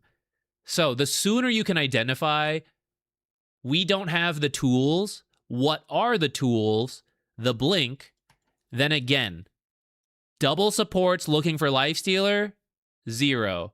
Him looking with you, 0. Just farming, recognizing we need the blink, Primal Beast farms the lane in a camp. You double stack. He single stacks. He can double stack too if he uses the spell, right? Extra gold. Instead of this blink coming in like 3 minutes because there are no stacks, there's now like a triple stack. Trample, pulverize, whatever. 1 more minute of farming, the blink is done. So the key is to like identify what is necessary to make these plays happen. Do we have it or not? And if we don't have it, how do I get it sooner? And stacking is almost always the answer. Is the easy answer anyways, without having to worry more about the very specific stuff.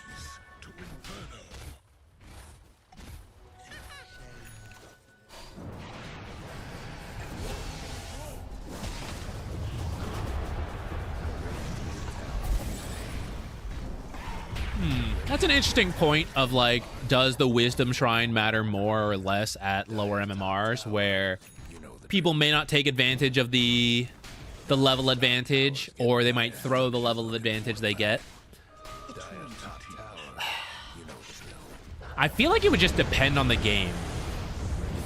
But the most important players on how it would go are the support players. It's us, right? Like, I am the one who will be higher leveled or under leveled.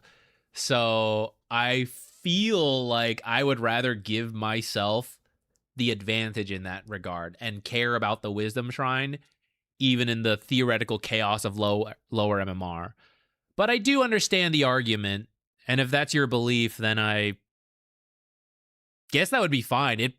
It might go even deeper into like which heroes you play. Are you a hero who can come back low level to high level, or are you a hero that is very level dependent? For example, Bounty or Lich right? Like, they want their ult as soon as possible.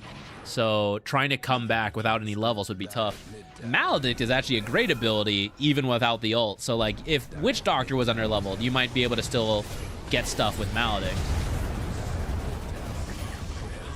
This one worked. Why? Because this guy could start the play. So that's another thing to take. If this guy needs the blink, but someone else doesn't, you drafted the playmaker. Work with him instead. Also, coming back to the Midas point, let me tell you where an Invoker Midas player will be. He will be in the mid lane, he will be here, or he will be here. Those are the 3 locations of Invoker that will make up 90% of his gameplay in the first 15 minutes. If he has a Meteor Hammer, surprise, it's the same thing. So, Tide is hard to kill. Lifestealer is hard to kill, but we've seen several cases where zoop, Chains, Maledict, easy kill. So, some of these attempts on Lifestealer and Tide that have been kind of tricky, actually the ones on Tide have kind of succeeded, so maybe we can keep doing those. But Lifestealer especially has not really panned out, right? Invoker, far easier to kill. Drop a ward, have those smokes ready, and now those same efforts might actually pay off. Radiant's mid tower's getting banged up. Radiant's mid tower could use a hand. Radiant's mid tower's getting banged up. Radiant's mid tower's in trouble. The Dire best do something about that bottom tower.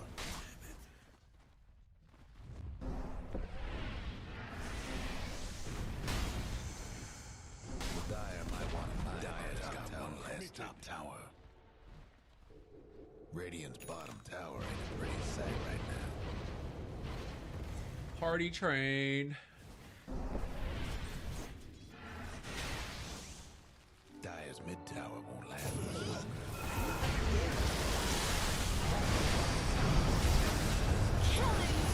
Double kill.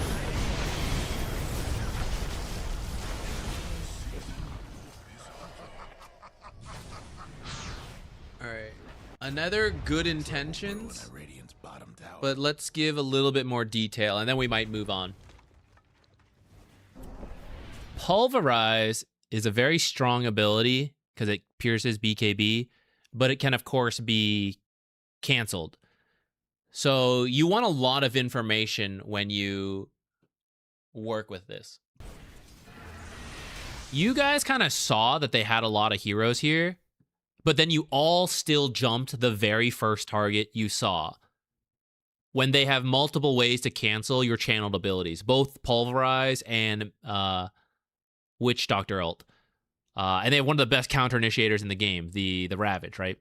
So actually, what you want to do here is either A, nothing, just all leave, and you leave first, because you saw them here, so you know to scatter before they do. They stick around a little longer, a little less efficiency, and then they eventually realize, like, oh, I guess nothing's happening, so then we also scatter, right? You could do that. You may end up losing your tower for that, though. If you want to defend, maybe you do nothing, but it involves falling back to fight around the tower rather than fight out here.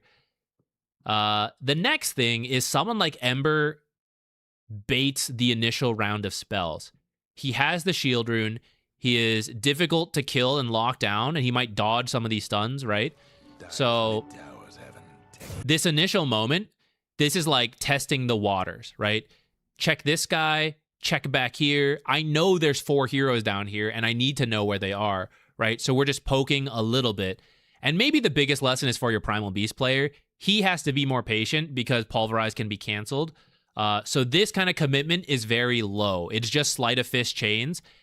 There's hopefully there could be a remnant out for safety. And then there's very little risk to Ember checking. It's one of Ember's greatest strengths, is poking the early fight, finding the targets, baiting out early spells. But once you blink, you commit. But I know there's 3 heroes here. So now the AoE abilities, which is like, oh, how do we get an Ember next to his like Primal Beast and like the Witch Doctor? You know, we're really worried about, you know, grouping up and they'll wombo us with everything. Oh, they're grouping up for us. So like now we'll just throw all our abilities, right? And that's why this fight gets all wacky. So, I guess it's just like a team fight discussion lesson on how the heroes function. And it's kind of tricky. Someone needs to know it and to call it, essentially, in a team environment, just to say, like, who does what. And it can even be you, right? Because you're here and now you know. You can be like, hey, Ember needs to poke. Don't commit until we know where, you know, Lich and Jakiro are or whatever, right? Or like, hey, we need to back out, whatever. The fight actually worked out kind of okay for you guys. But, yeah, they ended up with more gold for it in the end. Though, looks like we're not done.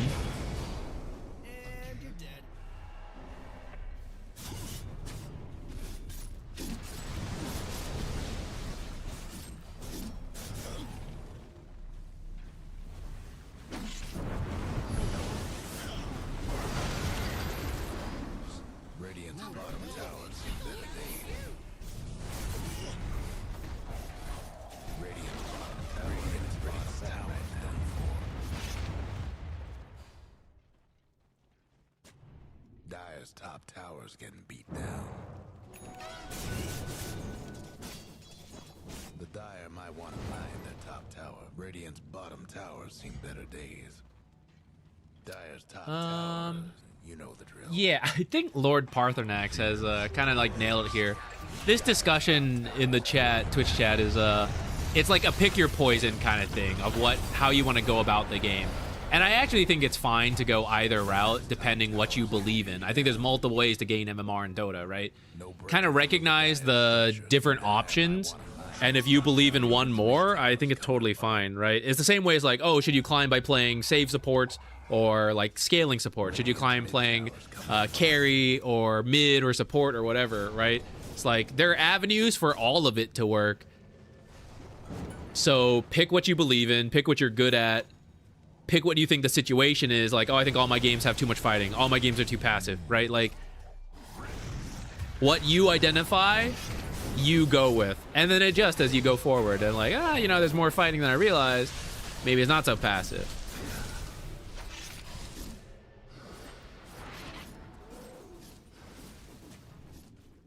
The Dire best do something about that bottom tower.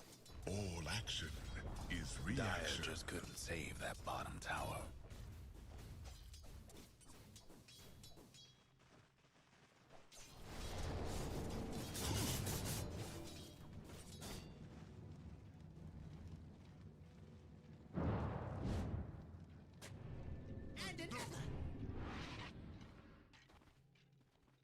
Yeah, that's a good way to summarize it. All right, we must now do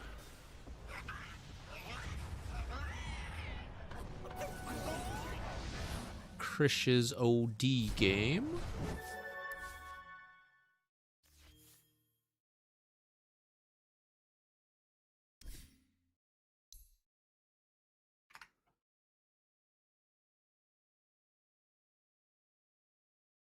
And then let's see how we're feeling after we finish this game.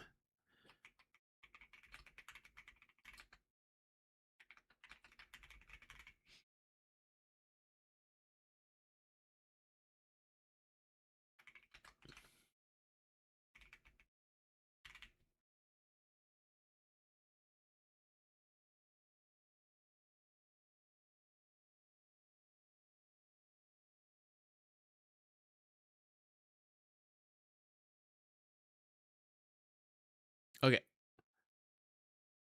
Let's see. So for this one, what'd you say? How to avoid feeding mid when the enemy supports are camping mid. It happens to me a lot.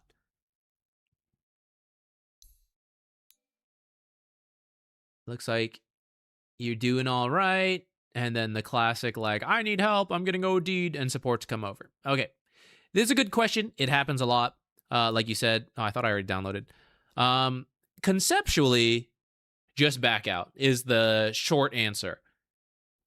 If both supports are coming to your mid lane, in theory, the side lanes are now winning, right? Because it should be 2v1 over there if your supports are not coming over.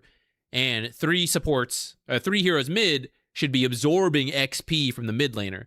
So even if you do nothing and you're just getting XP, let me put it another way.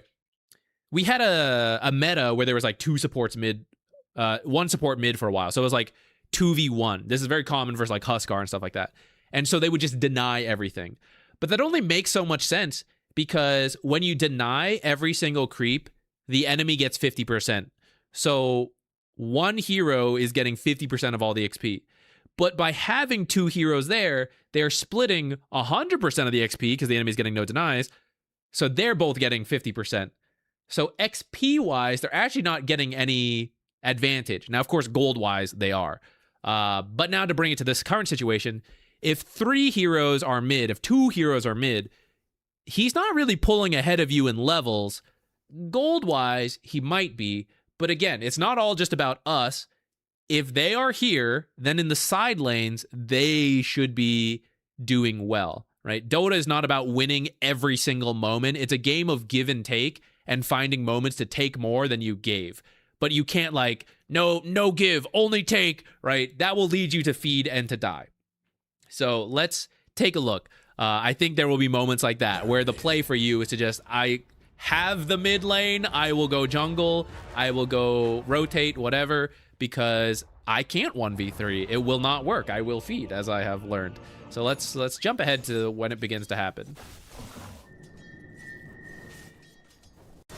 You can also call for your own rotations, like, hey, I think three are coming here. Can we be ready to TP? That can be the communication that can help, because there are times I would have helped lanes, right? But I get caught up in my own stuff, and then I get yelled after, like, why didn't you come help me? It's like, I was doing stuff, but if you had said before the fact, I would have watched a little bit more and I would have been ready, right? None of us are perfect. You fed 1v3 and I missed it happening. We have both made our own mistakes here, but like with some communication, we both could have found success here. So that could be something. So far, I don't think it's happened yet.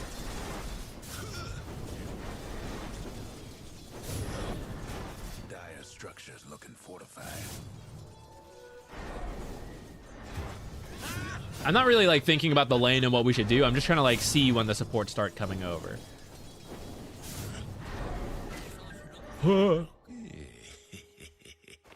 Also, I just realized there's a Spirit Breaker in this game. Okay, so this is now affecting some of my thoughts. So which lane is the Spirit Breaker in? It was a Pudge. I wasn't even looking at the other lanes really. I was just like, I don't know. I was kind of like reading chat and processing. So this was a Pudge 4 and then like a Spirit Breaker 5. Wacky. Okay. So couple different thoughts here then. Because being tri-laned is one thing, and then Spirit Breaker is another thing, and then Pudge is another thing. So first, Spirit Breaker. Depending on the hero you play, if you see Spirit Breaker here, it might be too late. It might be fine. If you're a sniper and you see him, you're screwed. If you're a puck, easy dodge, you're out. OD, if you see him enough and you have time to astral, it might be okay. But if the other guy stuns you, then you get charged, is too late. So versus Spirit Breaker, you need to see when he is leaving the lane. And this is a team thing, not just the mid laner, right? So you actually want to see when Spirit Breaker's like over here beginning the charge or like starting to move mid to look for a charge to know to back out. And if you just put wards like here, you will see Spirit Breaker too late and you will die. So this is not related to the tri-laning. This is just playing versus Spirit Breaker. We need wards further out. Usually it's position 4 Spirit Breaker, so it's like it's on this half. But I guess it's 5 Spirit Breaker this game. So we put it down here. No big deal. There are 5s that rotate like this as well. Heroes like Tusk and Earth Spirit that if they get too close, it's too late, right? The snowball is coming in, the gap closed, whatever. I need to see them leave their lane heading in mid. Pudge is another one. Now, Pudge is a hero where if you did have a mid ward and you saw Pudge here, that is enough time to react. We are a little worried about TPs though. So again, if you can see him in the lane, that might actually be better. See him in or leaving the lane, because then I know if I don't see him in any of those, he could be TPing, in which case I better be careful. Did you put this one? Crystal Maiden put this one. Boy, is that not a great one. I don't know. Was there an earlier gank or something that attempted this? This is a very strange one. This would be okay versus Spirit Breaker looking for this kind of charge angle, but I'd probably still prefer it like further here to also catch the plain old through the river. This is a little bit of a strange one and unfortunate. It happens sometimes, but you do have your own observer to place as well in the mid lane, right? So we can fix this. We can go place it like over here and now get like maximum coverage and then actually play on the top half, knowing we will see the Spirit Breaker come charging in if he is coming from this way. And down here where we see nothing, we are just further away from. Once they are here, we just chill. Like, it's actually pretty bold. Like, this one's on you, actually, because if we recap what just happened, there was a Pudge hook that missed. Was it here? Oh, no, hold on, a little further back. Okay. So there was a Pudge hook that missed. You Astraled Ember. You backed up. You got hit by Spirit Breaker. So currently, in my mind, they're all here. I am being tri-laned at this moment. So we go back to that idea that even if they deny everything, I'm coming out ahead in XP. I am losing in gold. But down here, what should be happening? 2v1 against Anti-Mage should be good. 2v1 versus Timber should be fine. Now in the games, just to cut people off from saying this, Zach, this happens and my side lane's lost, then you're gonna lose. Like, you know, sometimes teammates lose you games. It's how it goes. But the right thing for us to do is that my part in the current sequence is to lose so that the sides can win. It's like when the support goes mid for the rune, right? The offlaner is going to lose at this time because he's being left alone. But the theory is that the win is coming from somewhere else that will then pay back. So it's our turn to be the loser as the mid lane while we get tri-laned, but it's just my part in the current sequence of events. And I just have to trust that the teammates will mostly do their part. And if not, we were probably going to lose in another way anyways. So to come back into the lane without having seen Spirit Breaker or the Pudge or the Ember, actually, for that matter, none of them have shown, last I've seen, to come back into the lane is really risky. And right now you should just like jungle or just like wait in XP range under your tower and move in case Pudge is like looking for a hook. And here again, so like it's still scary. You did it. You kind of got away with it. You've now cleared the creeps, but you're still moving forward and we just don't need to. So the risk reward with the power of hindsight is one range creep, which is 40 to 50 gold, or death, so that I will miss the power rune, I will miss the chance to stack, I will miss other creep waves, I'll have to teleport out, right? It's just not worth it for one creep with the amount of risk that is still going on. Pudge only just showed top, but up to this moment, I still had not seen Ember. So this was just a high risk moment for us ourselves to just play it chill, step back, and wait for things to reveal themselves on the minimap.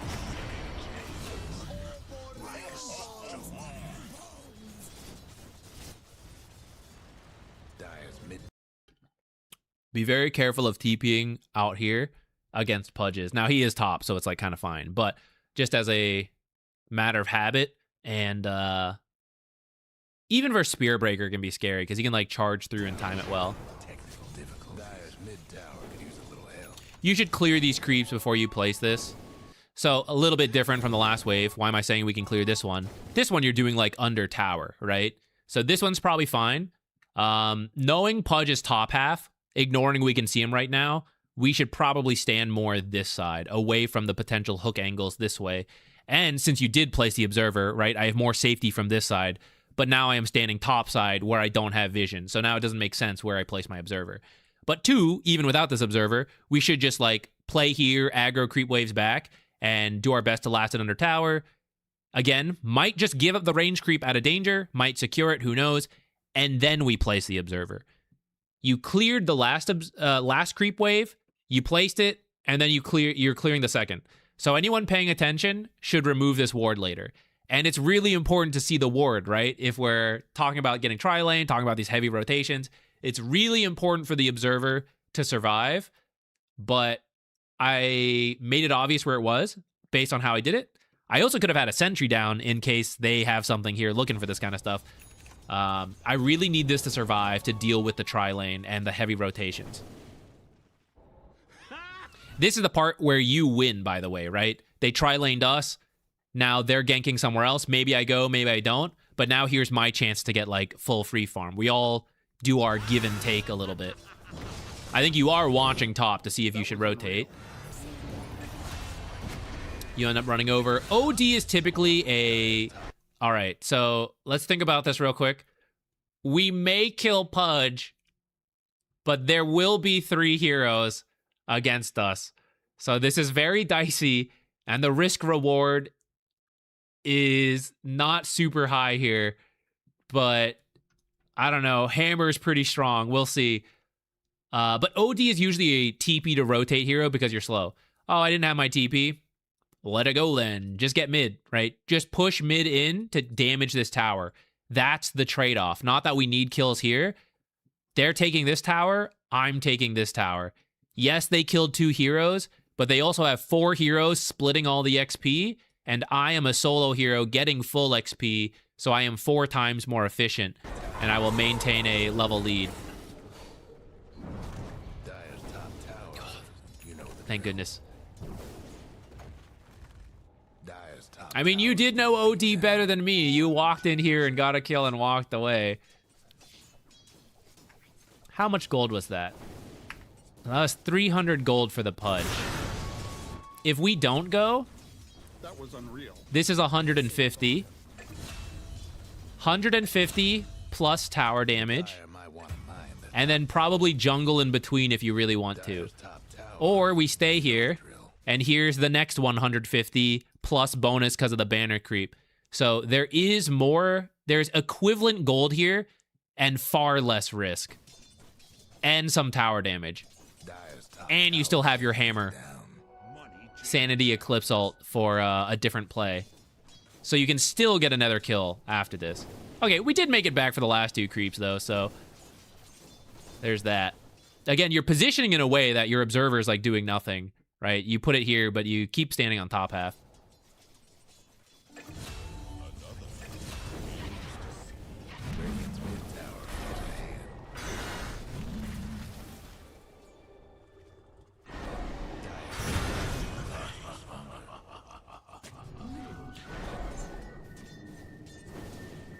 Another reason you can TP rotate, by the way, your job is to win the lane. Like, OD is a lane winner, not a playmaker. And part of your job is taking the mid tower. That is, like, the trade-off. And his job is to lose the lane and then try to make plays. I shouldn't say it's his job to lose the lane, but, like, it's just how it will go, right? All of us to understand our place. You were winning the lane, and then as Ember makes plays, you're trying to match every single play. But who is that going to favor? It's going to favor the actual playmaker, unless the plays you're making are so bad that you're constantly getting multiple kills, which we have kind of gotten some. But, like, this is actually what you want, right? Is to stay here 1v1, take the tower, or for a lot of heroes to come mid, including the supports on your team. So I didn't have to go anywhere. Everyone came to me, and I got to use my strength to do stuff. Is ideal. It's not that you can't ever go to the other stuff. I like the one you TP'd in, but several times we have, like, walked after him, and he will just be faster than us with more chance of success. So over time, it would favor them. In a single game, it might work, but over time, it should be that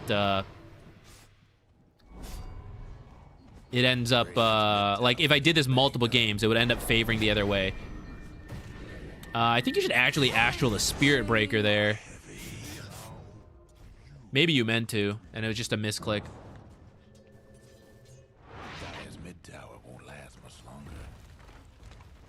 A lot of this, though, has been not really related to getting camped.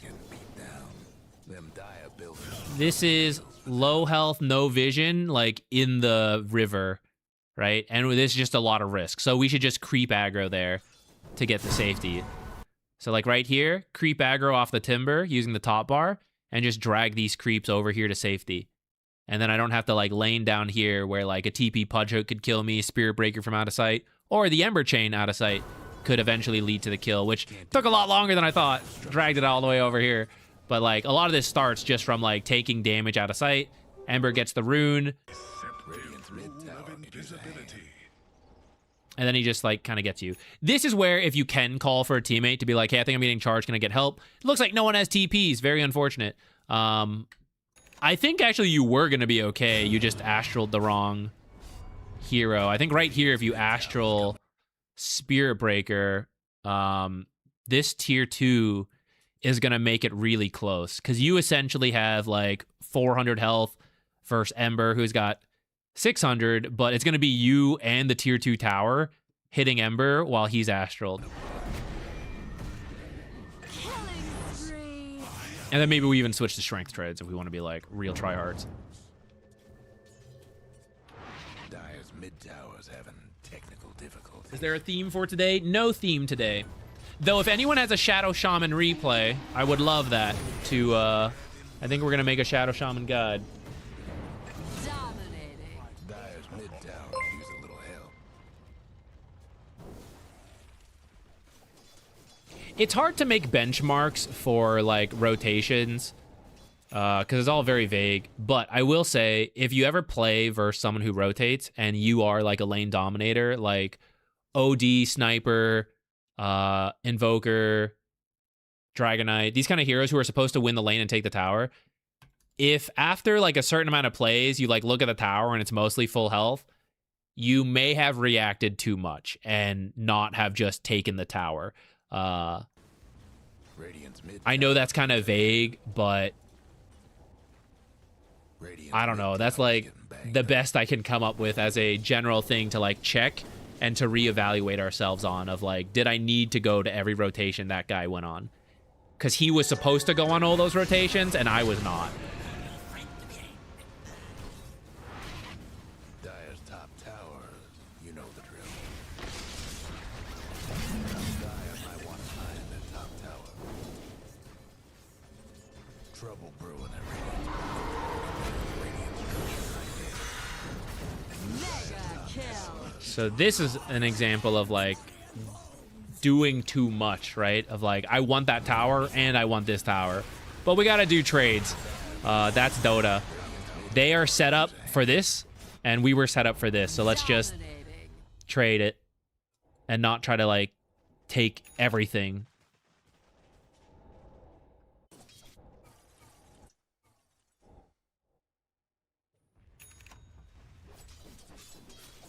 I was not camped as much as I remember. I guess I was just salty in the moment. I appreciate that, like, that reflection. It's fine. It happens.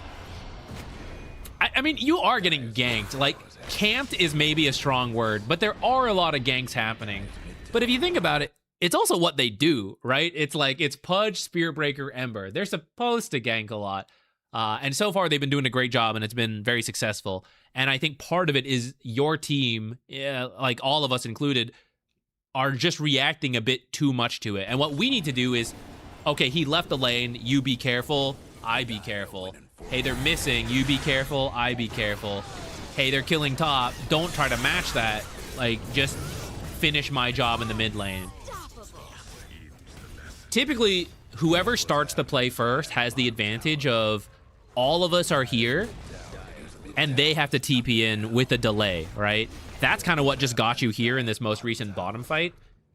And here's them making all these plays, taking towers. And then if we look at the towers, right? Mostly healthy, fully health, right? But multiple times on these ganks, they're bringing the numbers. So at any moment, there's 3 people killing you, but both side lanes should have had the space to push. They're killing top, but mid and bottom should have pushed. But we didn't. We're rotating. So, not that it's wrong to rotate sometimes, but you just have to be pretty confident in it. You got to look, and you have to be like, I can TP, and I'm going to have success. I can walk, and I know I'm going to find success. And if not, I am just going to take the guaranteed farm and push mid. Spree.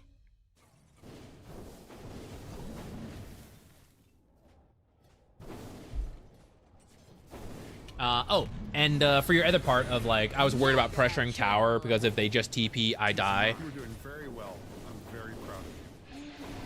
There is, again, just an element of risk that you do not have to absorb completely on your own. So one, you see them split up for a moment. Okay, take that moment to push and recognize as soon as they disappear, they could be TPing, so I have to back out right away, and I have to give up the creeps, right? There's been a couple times you push it too far because you don't want to give up creeps, but our part in this will be push the lane as fast as possible, as safely as possible, and as soon as it's not, I back out, and I give up whatever is there, and that is okay.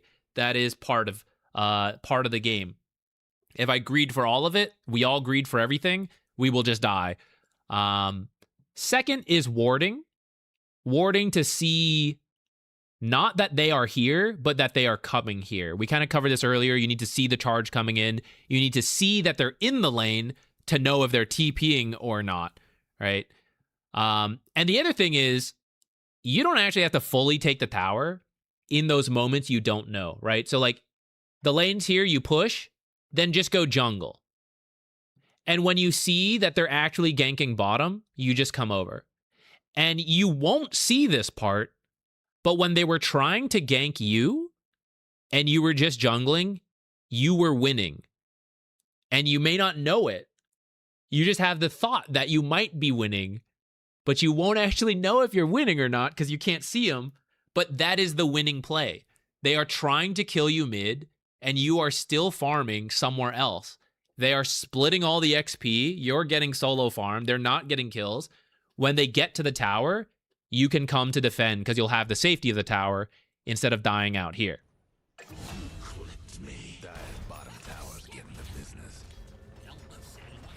And yeah, at this point, it's a little chaotic.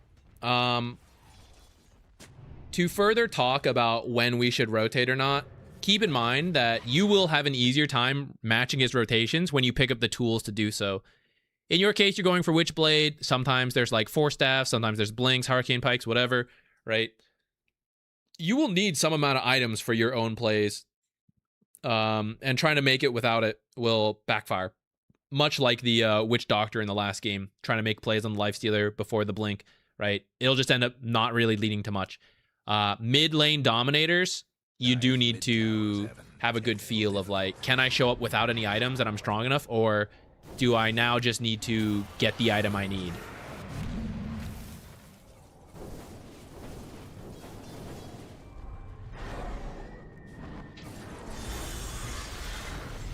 Glad I could help. I appreciate the donation, sure.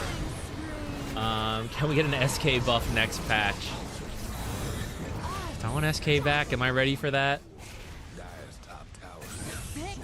I don't mind. I'm actually pretty good versus SK, so I'm down for it. He can be good on my team, or I can beat him on the enemy team. I want PL. PL needs a nerf. Snapfire needs a nerf. LD could use a little bit of a nerf. Drow could use a nerf, but I also think if you buff the heroes that are good versus Drow, that is also nerfing Drow effectively, right? So I'm open to either. I don't think she's as broken as some of the other stuff. Who else? Clockwork needs a little bit of a nerf.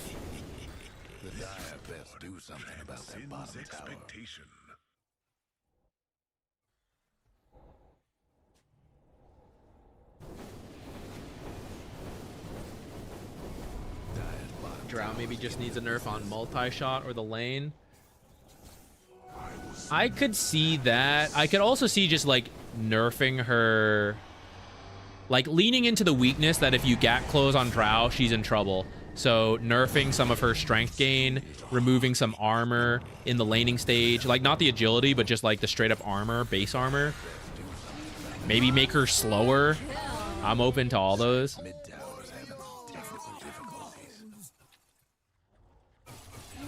Okay, drop in some replays, guys. I think we'll do one more. Well, we'll do one more and reevaluate again. I forgot I made this tea so long ago. It's only lukewarm now. It's a little warmer than lukewarm.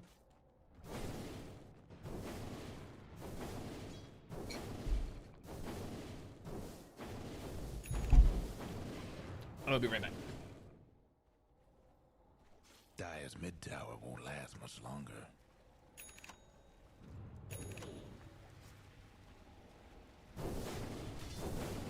Dire's top tower's getting beat down.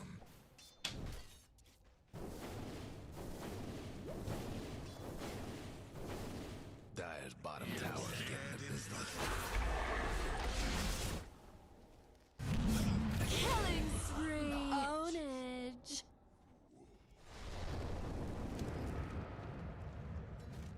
Them dire buildings are tough as nails for now.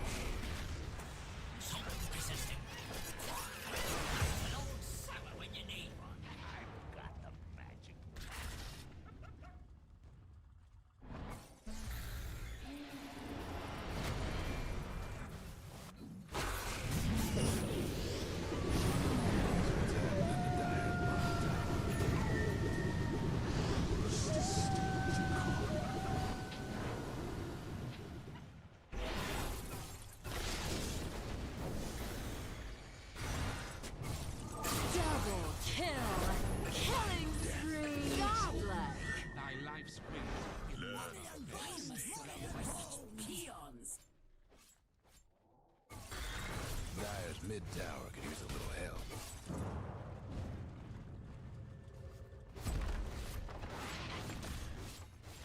Dire's mid tower won't last much longer.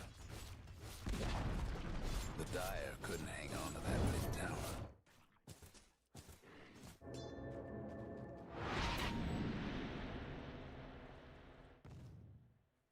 Dire's mid tower's having technical difficulties.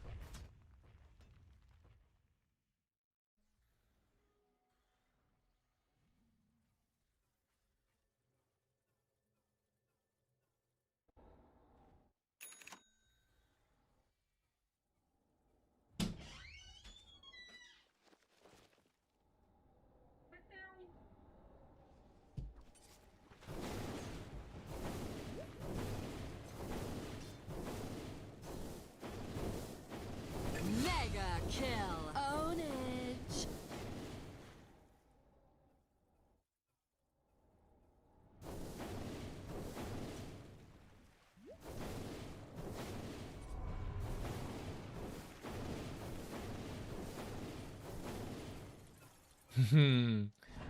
Okay, let's check it out. Let's check out this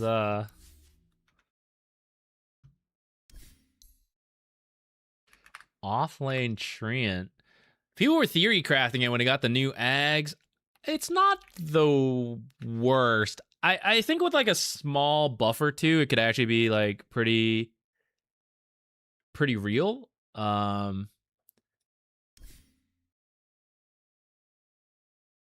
Ancient. Okay.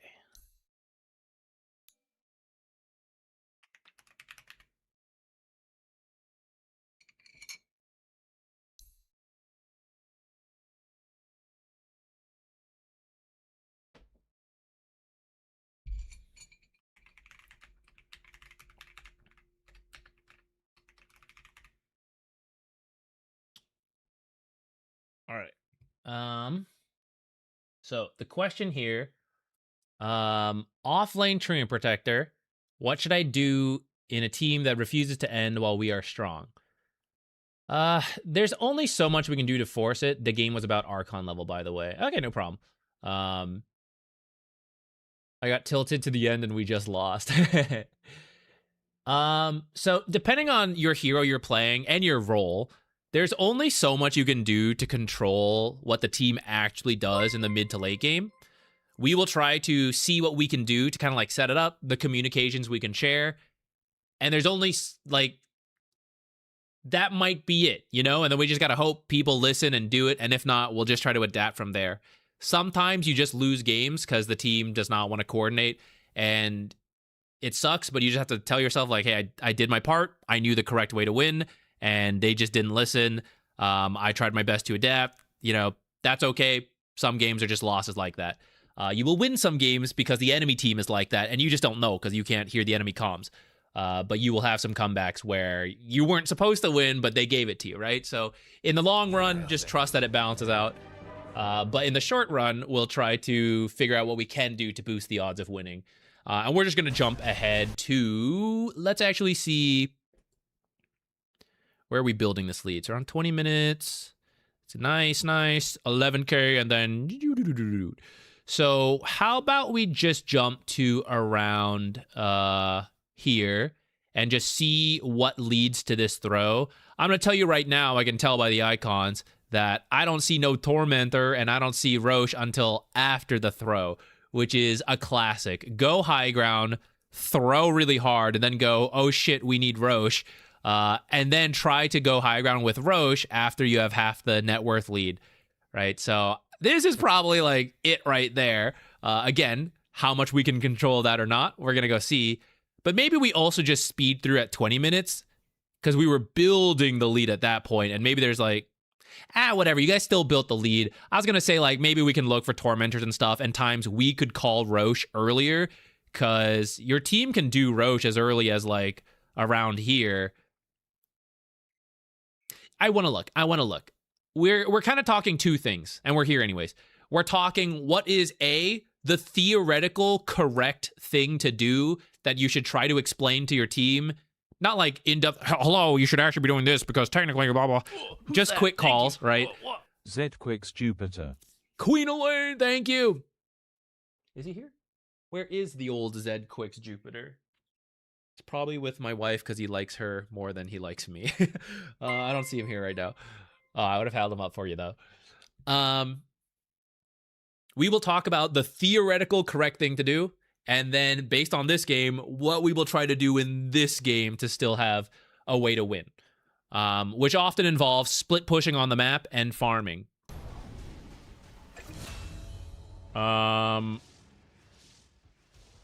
Okay, so where are we? I will also mention, this is where strange heroes like offlane Treant, for example, sometimes it's easier to end the game when you have more standard heroes. And I'm going to be kind of like evaluating that as we go.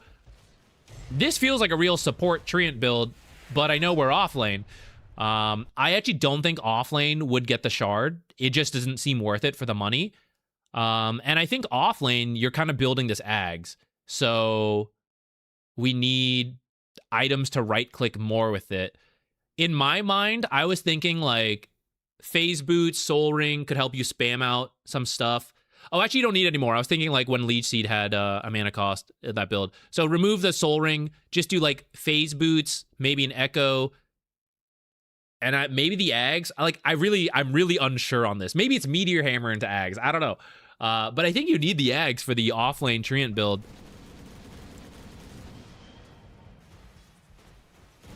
Right now, the actual theory game build, right, of what to do is for the team to get Tormentor and then to set up for Roche. And you see the towers they have down, tier 1, tier 1, tier 1, all down. So we're pretty much at the right part.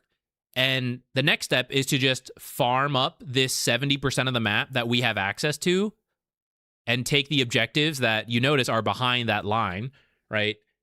And do that. The mistake, kind of mistake, and what will just happen in pubs is we will just force the tier 2s next. There will be no consideration for this stuff. There will be no consideration for just farming up to grow the lead. 4K is nice, but as you can see, it's not really like the end of the world. And earlier we were talking about static versus dynamic power levels. Yes, we are in the lead, but are we really the strongest heroes for taking this stuff? Oh, maybe we're not offlane Treant. Maybe Veno farmed. Maybe we're just like support Treant in the offlane. I built very support oriented. If you were trying to be offlane Treant, then I think you need to build more like core oriented. But maybe you saw this guy building core and you were like, I guess I am just support Treant, in which case it's fine.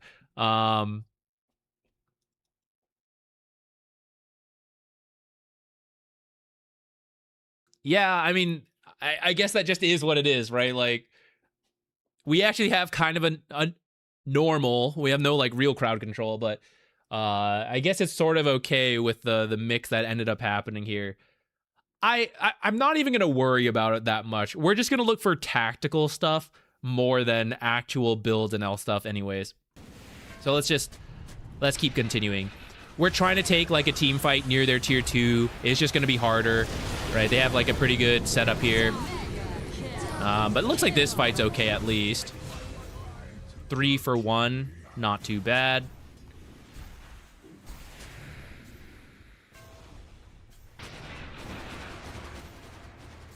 You kind of just revealed you warded here because this one wasn't gone yet, but maybe you didn't realize.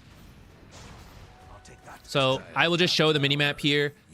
It seems like we are really trying to force this tier 2, and I will just show the amount of map that is not being farmed for about 1,000 gold. We'll just round the towers out to 1,000 gold because it's just easier to work with. And if we cheat and we do the free cam, right?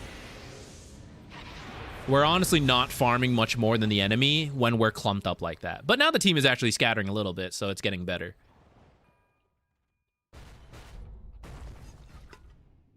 And the idea is with observers like this, and since he did go over the shard, we have stuff like this and this. When they're clumped up, I don't really need to force it into their tower. Let them clump up, we farm all of this, we're winning. They clump up here, we farm all of this, we're winning. When they scatter, that's when we stop out farming because they're also scattering. But because we are stronger and because we have the vision, we now go for the pickoffs. You're like, oh, you want to split up, Drow? No, kill Drow. Then they learn, oh, don't split up, stay together. Or they keep splitting up and you keep killing them. But in doing so, we grow the gold lead. And anytime they're clumped and not engaging, we would go for things like Tormentor and Roche. We, again, will not worry too much whether it actually happens or not in this pub game. I'm going to go back to Treant's perspective. All right, boom. Dazzle, doot, doot, doot. So there's a 5th hero still missing, but we could bring enough heroes to get Dazzle. We don't need to come over here because the 2 remaining missing heroes could TP any number of locations and we end up in a 5-on-4 fight. So when I'm interested in this Dazzle, where there's no teleports, it's all back here, they'll have to run forward. So we can get Dazzle and then we can run away.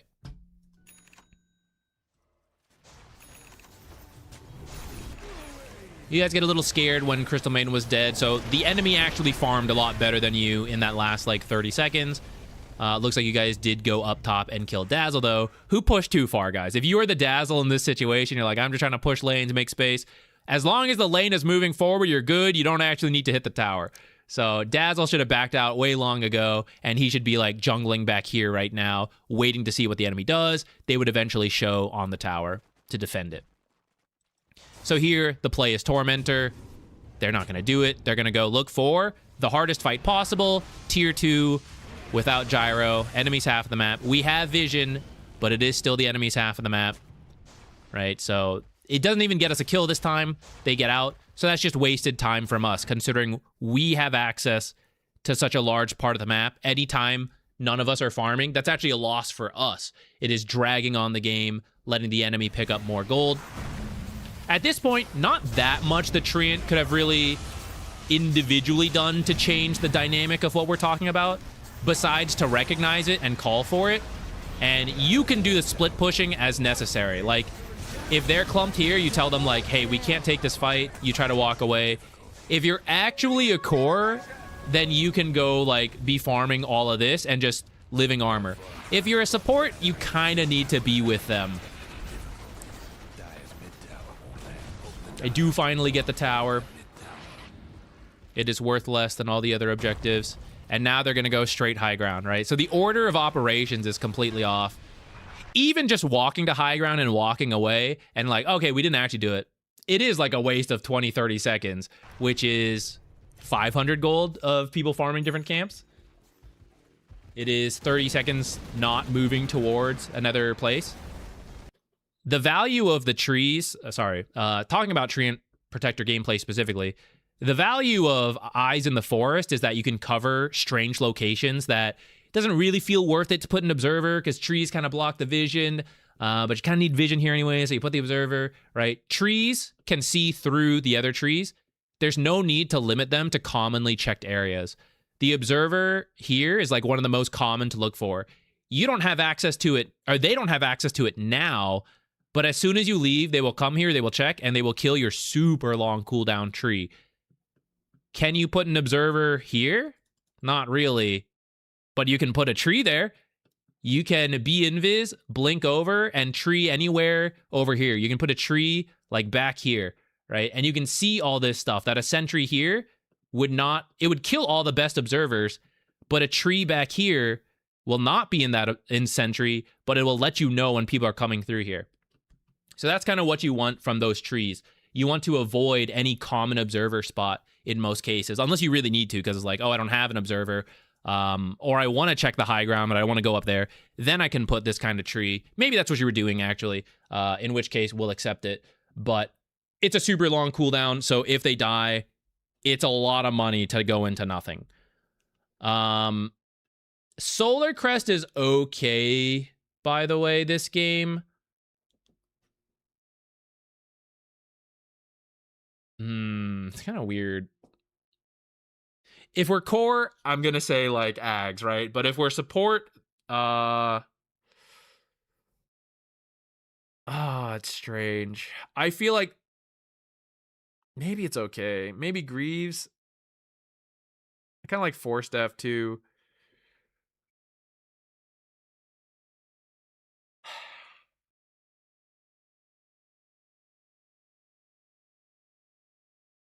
It's not really a great item here, actually.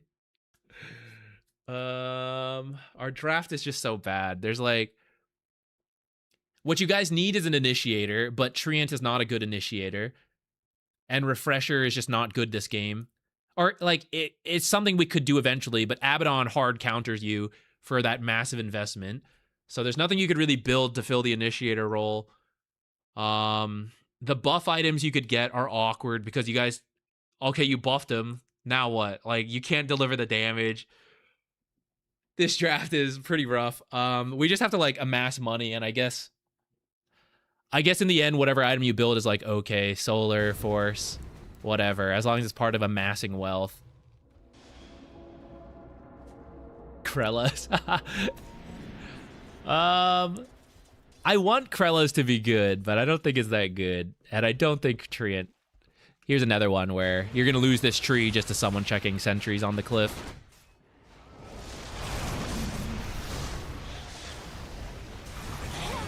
Treant typically wants to counter-initiate, which brings us to like why it's so weird this game. Yule's is okay, actually. If you wanted to do that, Yule's would be all right. This fight shouldn't really happen. We should really just be doing any of the objectives. But I'll tell you what could make this fight better is if you overgrowth after this echo. So like instead of overgrowthing a solo Jakiro, you have to play for the counter-initiate. When they come in with the big abilities, Drow in particular will be where a lot of the damage comes from, and you need to disarm her if possible. Hey, look, she didn't even build a dispel, so you will get the full dispel from your blink overgrowth. Right here, you would be jumping in. Well, you would wait. Okay, there's the Drow. You would blink in here and then like overgrowth 5 to try to get your team out or to turn it. This actually is the team trying to end the game, just in the wrong way. And this is us adapting to it. Like, okay, we will go for our own individual improvement then. Our overgrowth was preemptive on a solo Jakiro. Guess what's happening to Dire? But ideally, we wouldn't even be doing that as a team. So it's a fix we can do, though we would like to not have to even be in that situation. This is a bad smoke. Ignore her.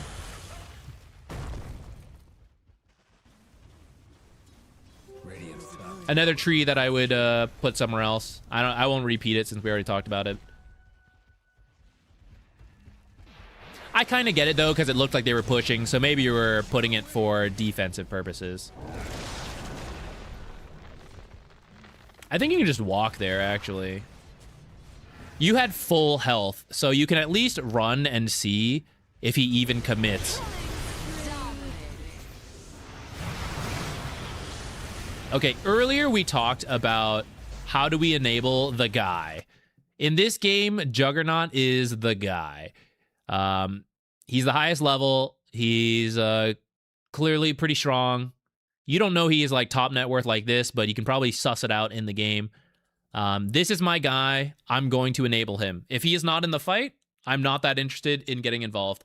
And I'm certainly not overgrowthing if he is not going to be doing anything in that time. Whether that's killing or running away, whatever. Like, I overgrowth for him. Dominating. Off of this losing fight, just go start pushing other lanes. See how Gyro is still like jungling? He should be beelining to a lane because they're about to take top. And honestly, they should get Roche after. So we need to punish them for it.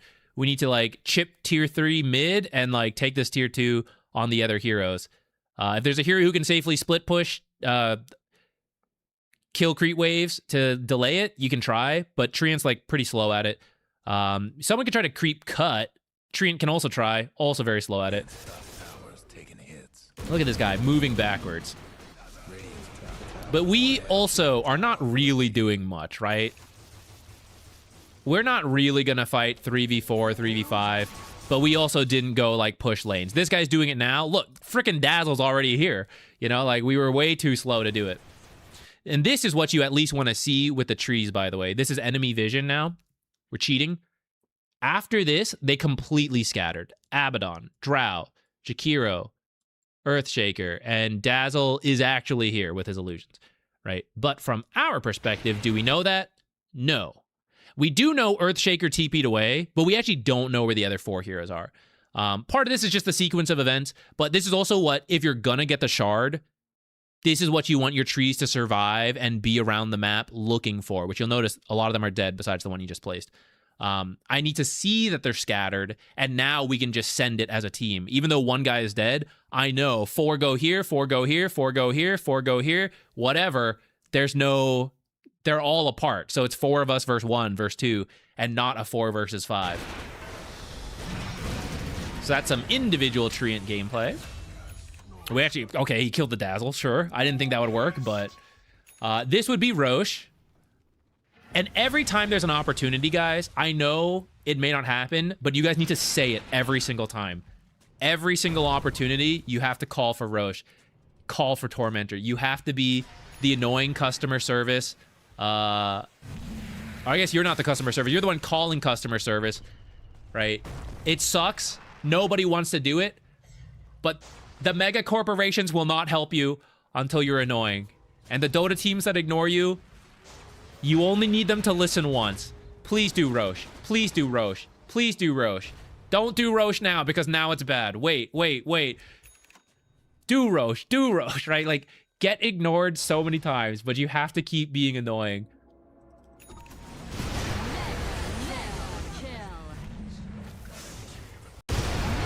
This goes back to our own vision, by the way. Own vision and own gameplay. You want a spread of vision to know when this kind of stuff is going on. And right now, I don't think they're top. We have this kind of stuff to at least see. They might be somewhere here, but they're not pushing it in right now. I don't think they're top. They're not mid. So they're all down here is my guess, or they're all in their base. If they're all in their base, it's fine. But if they're all here, we are at risk of losing a very big fight. So we, as a team, need to not be doing what we're doing. And me, as an individual player, okay, my team is doing it. They are not listening. Who is my guy? He is here. And where am I? I am here. I have to come over here. I have to at least make the chance that this bad play will work out. And I need to be here, ready to overgrowth. Mega kill. Oh, sorry. I should have swapped back for the fight. So you see this overgrowth? It hit a lot of heroes, but Jug actually was not here yet. So your overgrowth is done by the time Juggernaut got here. So then... did I really overgrowth for my guy? No. So, this is why if you identify that person, it'll streamline your gameplay a little bit more. Of like, this looks good, but it is actually good? Like, is the damage actually happening? He did get here, I guess we could argue, like, right, he did make it, but he made it into a pretty bad position where Drow stood on high ground and attacked. We need to know... your team fights are tough because your draft is bad. So we need a lot of information. We need to know where Earthshaker is. This could be one of your jobs, to cancel his stuff and remove Echo. You could possibly get a Essence Distiller for this. You get a Ewald as well. If you find him invis, you could lift him up. You need to know where the 2 saves are, because if you jump people and the saves are available, they will just save the drow. And then, after those things are all addressed, we need to get the drow. That is very difficult. And the gold lead has kind of carried us, but as we have thrown and it's now even, the team fights are very difficult. This comes back to the draft. So our job is to address whatever we can in that. For you, canceling the echo and keeping the saves away from the fight are probably some of the bigger stuff you can do. Here's an overgrowth, but Jug was not yet here.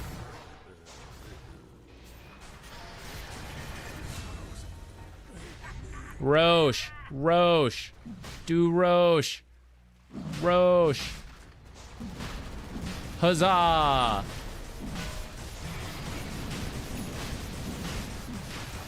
This is about 15 minutes late. Just for comparison, for like what could be. The second Roche could already be dead. So these are like the rooms of improvement. When you do get a team to listen, you're 15 minutes ahead of the games where they don't listen. Should I place them in the creep camps? It can be good. You mostly want to see pathways with the trees. So this one's not bad because like you see them come through here.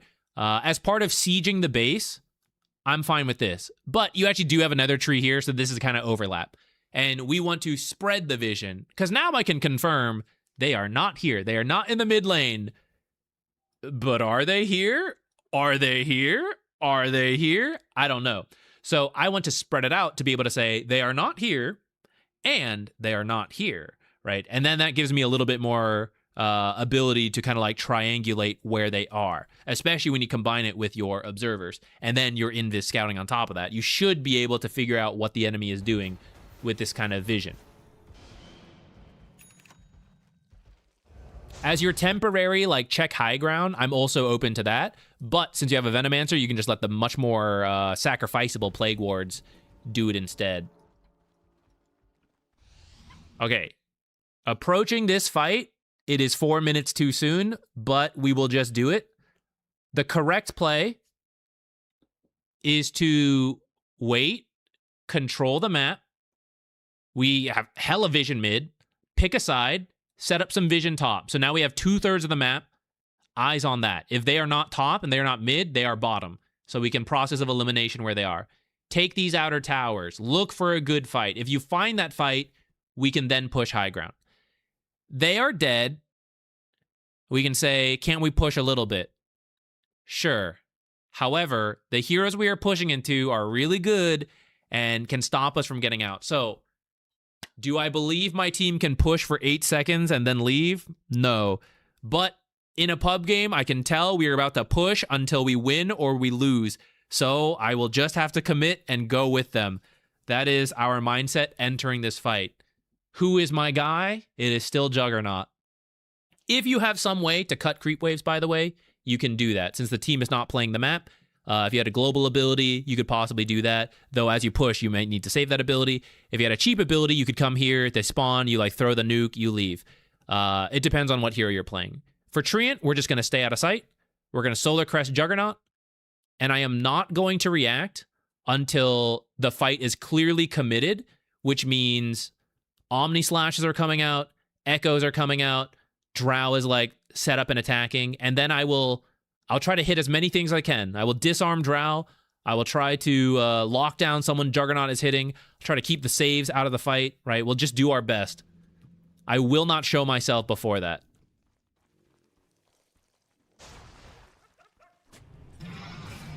So, good solar. Panic. What are we doing? Blink. Echo on 4. Fissure block all of us. These guys will respawn before you can disengage. Panic. Panic. Nature's Grasp. Just not really worth it. You can just do it from back here anyways. We break our invis. See, we're walking up. Blink, Echo, respawns, TP. We are trapped. We're in a bad position. We cannot blink Overgrowth, which we don't even have it yet, so shouldn't really even be pushing.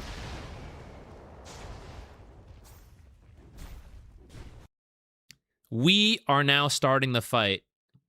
We have very poor initiation as a team, so we actually have no way to stop this guy from just echoing when we all walk up to him. So it's really dangerous to do this, and it's also very unnecessary. So this one is your own mistake. This one is forcing a fight your team should not do, and I will show you this health of this tower. In one creep wave, your team took half of this tower. So all you need is another 30 seconds, and the tier 3 tower will be down. But goddammit, I gotta fight right now, so we go. And this is what happens to most pub games. All it would take is only a few creep waves to like very smoothly take high ground in a way that we still shouldn't do, but like, okay, we can do it. But everyone wants to fight like now, and in doing so, we will now dive a tier 3 that has fortified split shot, and this will be the hardest fight we can possibly take. The hardest way to end the game is what we're gonna go for. Here we go, let's find out how it works. So he absolutely whiffs Echo, but Ice Path and Macro Pyre hit 3, multi-shot on 3. The Omni Slash drags him super deep. Dazzle just won't grave himself. Okay. So we have the advantage. We have all the time in the world. We have a 10k lead. It is currently 2 for 2.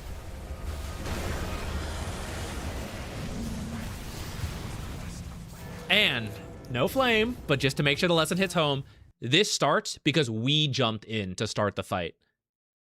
And all we need to do is not do that. Now maybe someone else will jump in and start the fight and we will lose that way.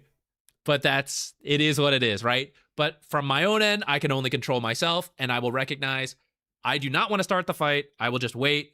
I will Solar Crest Jug. I was doing a great job of it, and I just got to keep doing that until this tower's down, until this is down, until one of these guys forces the fight, or one of them force the fight, and then I will act. But I will not be the one to start the action. It could be different depending what hero you're playing, but actually, even if you were a proper initiator like Shadow Shaman and Line and all that, I would still say to play this way, right? There's no need for us to start and dive into this lineup. Just slowly hit this tower if we're going to force it like this.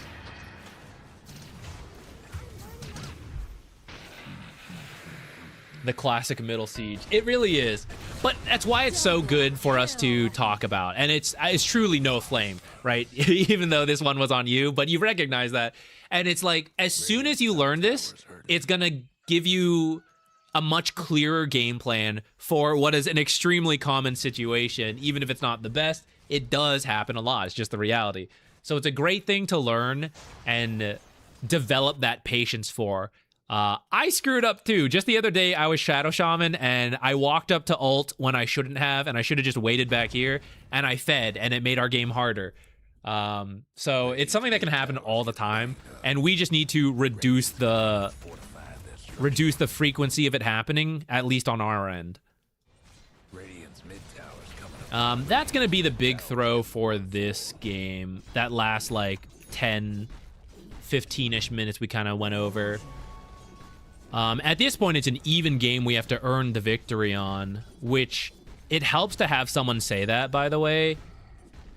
Sometimes the vibe can tilt out, or everyone's like, it's fine, it's fine, it's fine, we're still good, and they still play like they have a 20k lead, but we threw the lead, so it's now an even game, and we have to earn it again. Someone calling out the reality of it is fine. The other end of this is when someone is griefing on the enemy team, it's really easy to everyone just like, well, let me just flush my brain down the toilet. Let's just go ape mode because this guy jungled a little. Let's just throw everything we know about Dota out the window and go mid. And turns out that's a really shit-ass strategy unless the enemy team is done playing. But a lot of times, only one guy is griefing and the other 4 play. And it's like, holy shit, did we just throw away the game because we started goofing off? Yes. So even though someone's griefing, it helps to have someone say, it's okay, guys, just play normally and we will win. Do not all 5-man mid into Echo, into like whatever.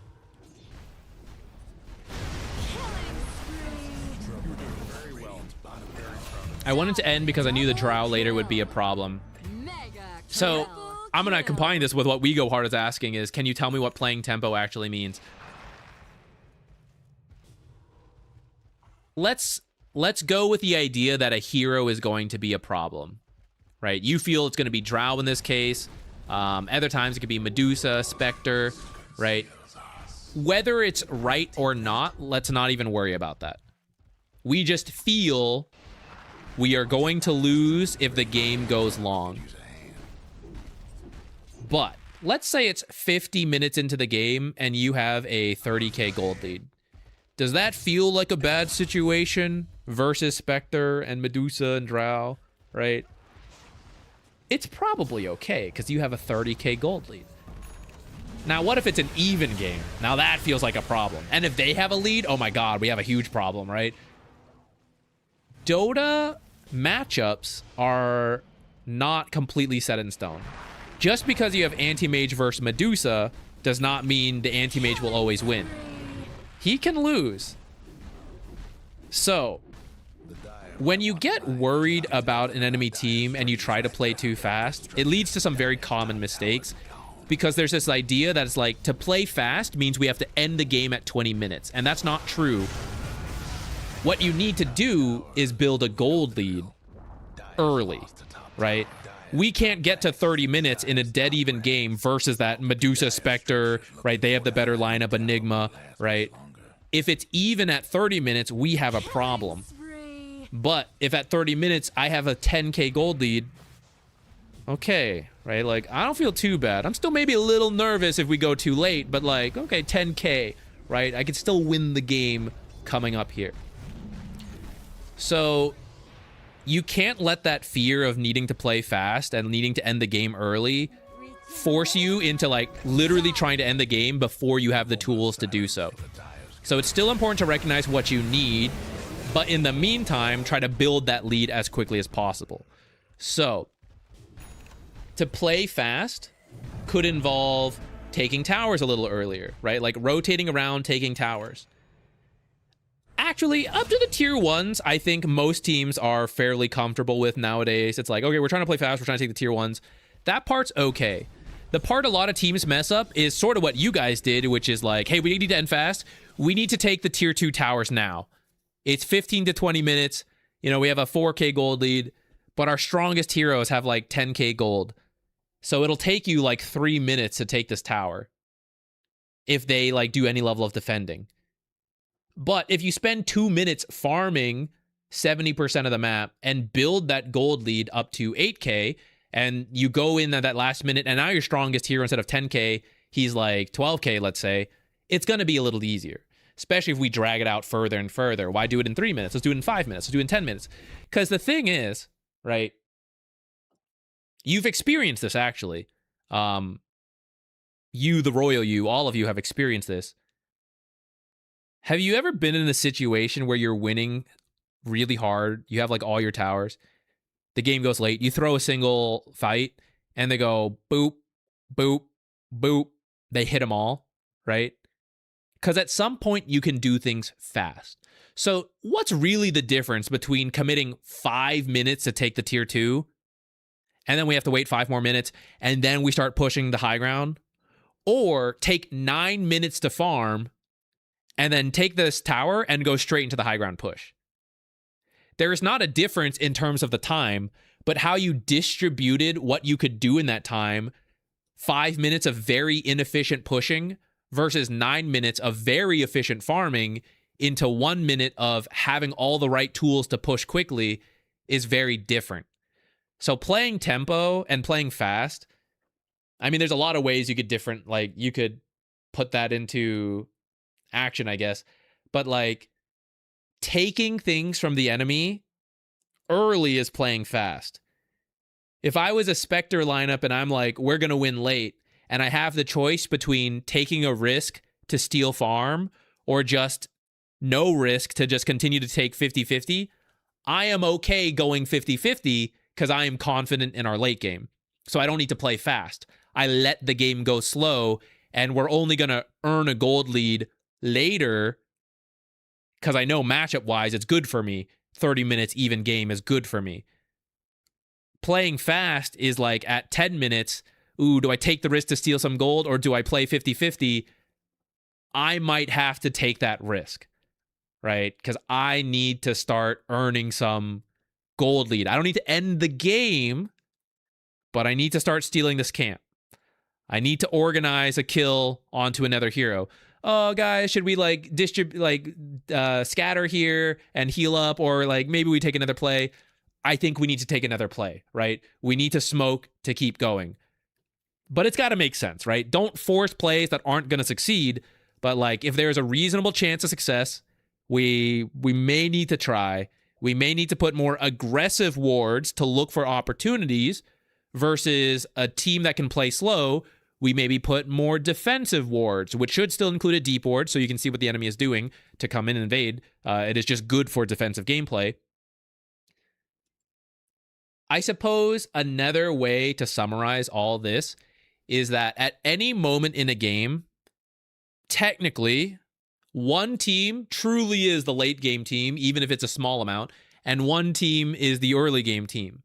So at any given moment, someone should be doing something, and someone is okay with nothing happening.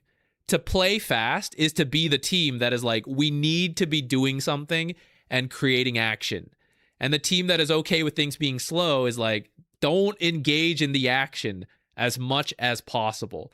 And whatever that ends up being, plays, stealing camps, pushing towers, Tormentor, Roach, whatever, the team that is forcing things is the one that is like trying to play faster.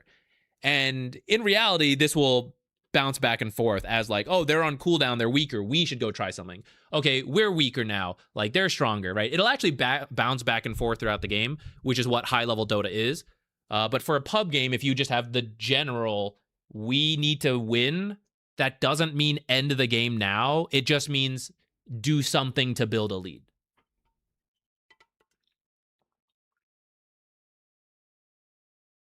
Exactly. The panic to win in 25 it's just too hard nowadays. In the past, it was a lot more doable. I could have just been playing. I don't know why I was paused there.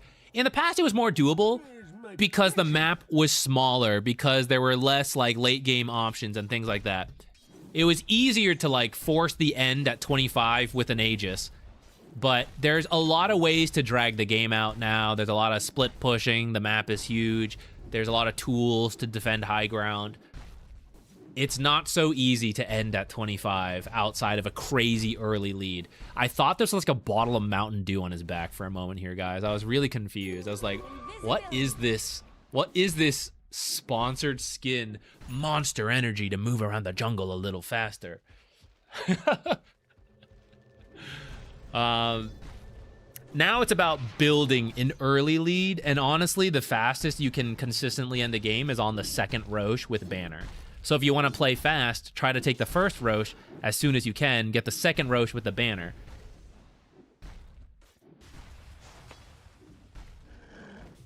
Helixia, I think you said that earlier and I missed that, but hope you're doing well, and thanks for hanging around. Have a good rest of the day.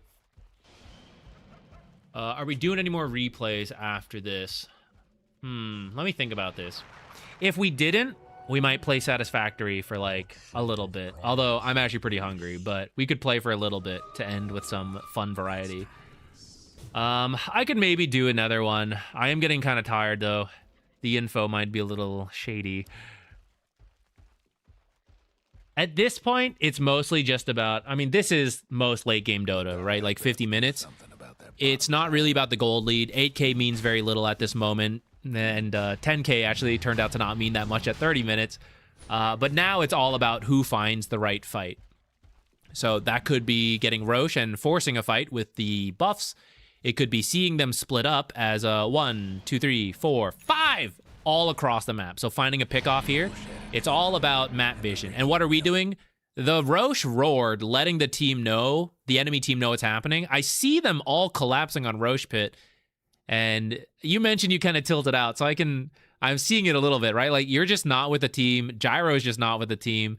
Even though you guys have all the vision, we're not actually playing with it. I can't control this guy, but for ourselves, and why it's important to, like, fend off the tilt as much as possible, stay focused, no matter how many throws are happening, because, like, we will be able to win, right? This team probably wanted to tilt out way long ago, but oh my god, we can still win, right? Like, you just need to maintain that belief that throws can happen and you can pull it back, you can make the plays, keep focused and be here, break the smokes, break the blinks, be with the team so as they jump, we're going in and ulting. We could pick, do we want to keep the Echo and the Jakiro out, or maybe we disarm the Drow who's on the top side, right? We could choose which side to stand on in this moment. It's taking a little bit to pick up everything. Scary. All right, I suspect we're about to just walk straight down mid, but again, we have 5 minutes of Aegis, so we have a lot of time to figure out what to do.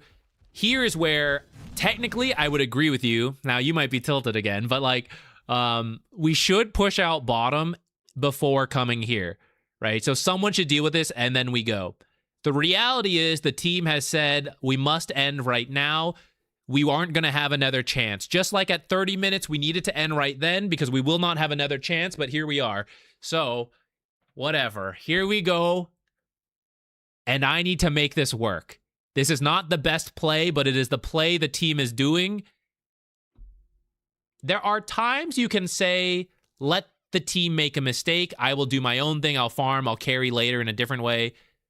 50 minutes in, not usually the case. That's like this is not a good 10-minute play, 20, 30-minute play, right? Where the game's probably not over on that one play. Let me finish my BKB. Let me finish whatever.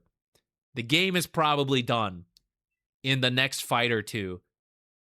So kind of need to go. Now, sometimes it may not be, and if you feel that way, sure.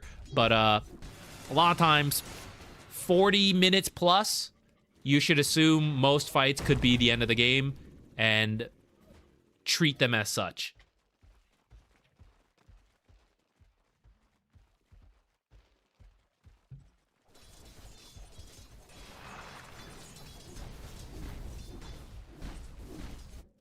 Is it time for some satisfaction? It could be. Rhizome, I'll tell you what. If you have a laning question, we can look at it real quick, and then I'll reward myself with like a little bit of satisfactory stuff. I think today we would keep it simple. We need to set up cement. We need to set up cement production in the base. And actually that's all I have in mind right now. We need to at least do that and then figure out from there like what the next steps are. Oh, we probably need to set up some automated power. I kind of manually did it a little bit. Okay, position 3 Wraith King. I get bullied in every position 3 game. Okay, I can already imagine what we need to look at, so I think this will be a quick one we can zoom in on. Ancient to legend, and you are legend. At the cusp.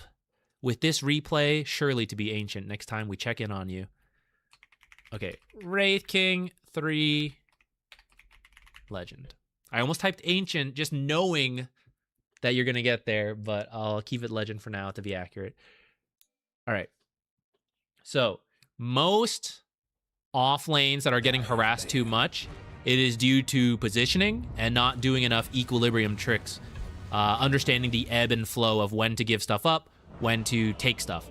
Now, I just processed that I think you're versus Ursa Undying, which is like probably one of the worst lanes you could deal with as a as a Wraith King 3. This is a pretty brutal lane.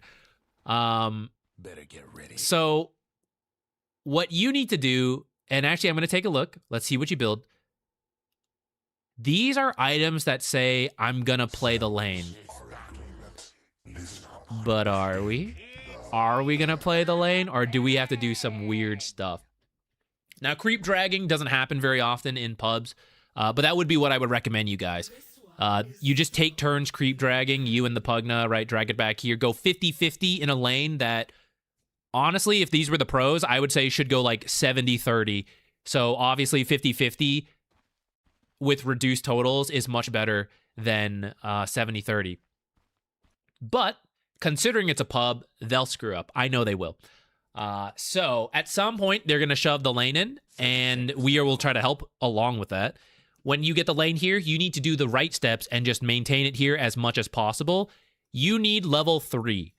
Level 2 Bone Guard and 4 Skeletons is enough to decently jungle. Is it amazing? No. But that is the bare minimum you need, and that is our goal in the next, 3 minutes, is I need to not get absolutely stomped and hit level 3, and that will be a win in a lane that is meant to be a disaster for me.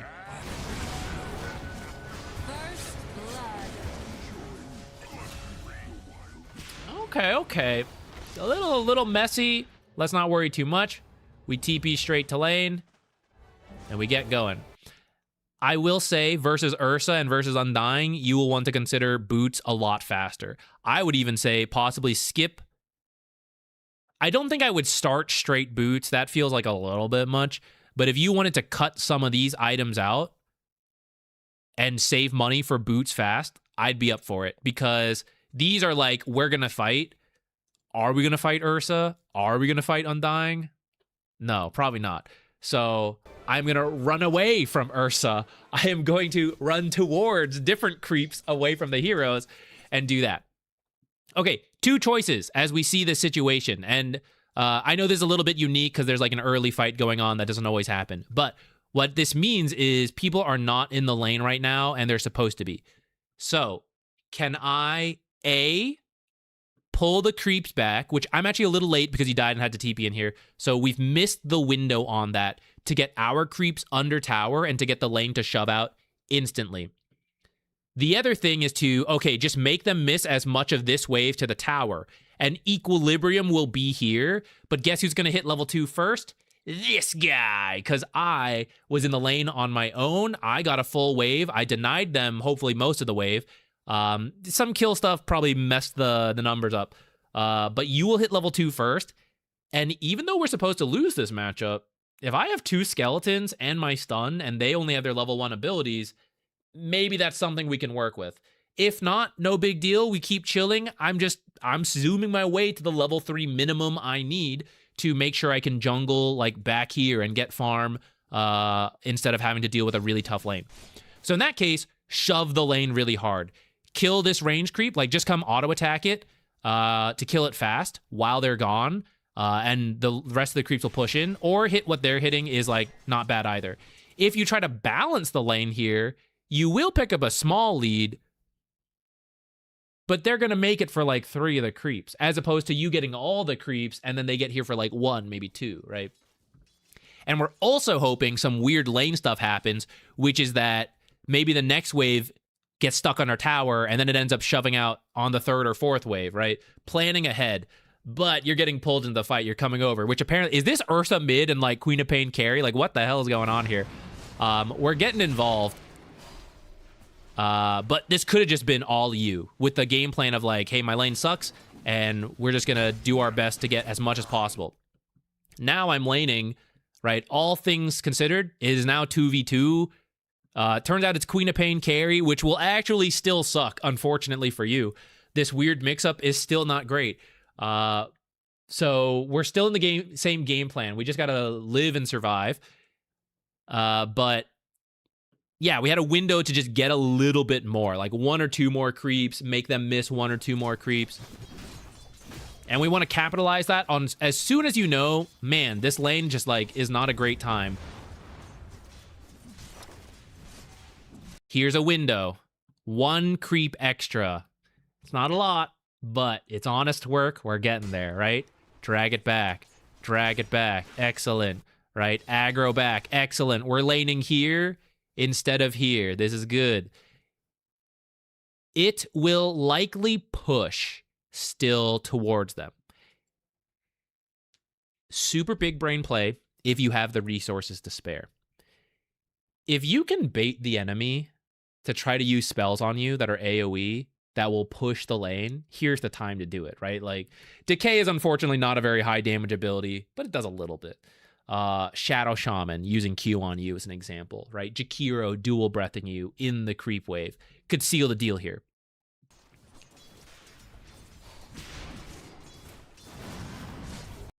Drawing aggro away is going to cause us some problems. Because this is really close on the line of whether it's going to push this way or this way. And it's in these moments that even a little bit of creep aggro will affect where it's going to go. I don't really plan to kill this guy. And maybe you're trying to make use of the level 2 timing, but we're not really in position to do it. So I would rather not draw the aggro. And I kind of wanted to save those skeletons to get the farm later, right? That little aggro, like, look how close that was. That aggro maneuver plus how things just work out. Sometimes creeps are funny. Now we push 3 creeps in what was like a pretty close, even lane. So that's how finicky Equilibrium can be sometimes. Now we commit, okay? I have this big wave, just do it. Just shove in the wave. They can't play aggressive to us if they're tanking 6 creeps.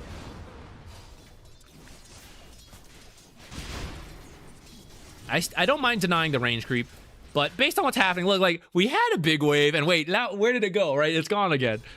There's been some blasting stuff in the wave, which, okay, you know what? We killed him, and we are kind of pushing things in. Are things good or not? Are things good? Unlucky. It was very close. This is very similar to what the old waves used to be. So what do I need to do right now? I gotta get in here. I gotta aggro and drag it back. I think I might die. That is a little scary. Check her mana. How many abilities does she have? How close is this guy to respawning? Right? Can we do this or not? Here is another chance to do that trick, right? Just to like aggro this stuff back. Maybe there's a world you could have drawn creep aggro. Done a pull, but it looks like maybe it's blocked. You did not do the aggro. This guy's back. This lane will actually continue to freeze here, and we're going to have a rough time. Now, you're using the skeletons. This could maybe push to try to, like, get it to go into the tower and then come back. But I would also rather just save the skeletons, save this crit, get the skeletons to help you jungle. But this is, like, twice we've used the skeletons. Okay, maybe I'm going to eat my words. We end up with a decent trade on it. I guess adjusting, it is going better than I would expect. Maybe in that sense, we don't have to be so fatalistic about, like, I gotta prepare to jungle. With that said, I also thought you were gonna take more harass. This is actually okay up to this point. It's honestly not bad. No. Back. Like, if you think about it, we were supposed to lose this lane pretty hard, and we aren't really, except for the fact that I guess you missed more last hits than I realized. I actually thought you were doing a lot better than this now that I'm looking at the net worth. I guess too much regen and more missed last hits than I thought. I actually think Equilibrium-wise was really good for everything considered. For what I thought should be like a dumpster lane. Forget this. What do we want out of this lane? This. I have this. None of this is necessary.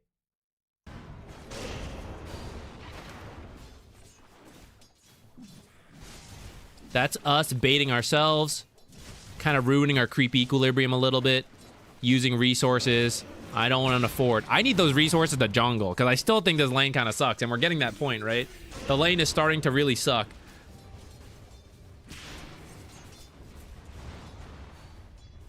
And what could have been balanced here ended up under the tower and then pushed back out, right? So we're kind of seeing too much aggression at times. We need to chill.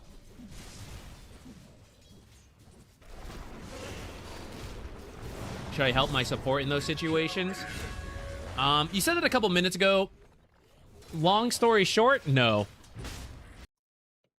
If you're in a losing lane and the support is drawing attention, it's a trade-off. They are dying, and you are using the space they are giving you to set up future good equilibrium, which is very necessary in tough lanes. But there will be times you can help out. It's like very context dependent. But too many times people feel like they always have to help the support. And actually, you know, it's a meme, but it's true. Sometimes support deaths are fine. And if they're drawing a lot of attention, just make use of that. Get the farm you can, try to set up the equilibrium with various tricks you can do, and get it to come back here. And that's the support life worth it. Undying is supposed to crush you out of the lane. So if Undying is crushing Pugna out of the lane in the jungle, Undying is griefing himself. And Pugna is actually doing a good job, intentionally or not, because you versus Queen of Pain is a much better matchup than Undying and Queen of Pain versus you and Pugna. So yeah, you just let them go. The supports may ping a lot, and you just have to decide.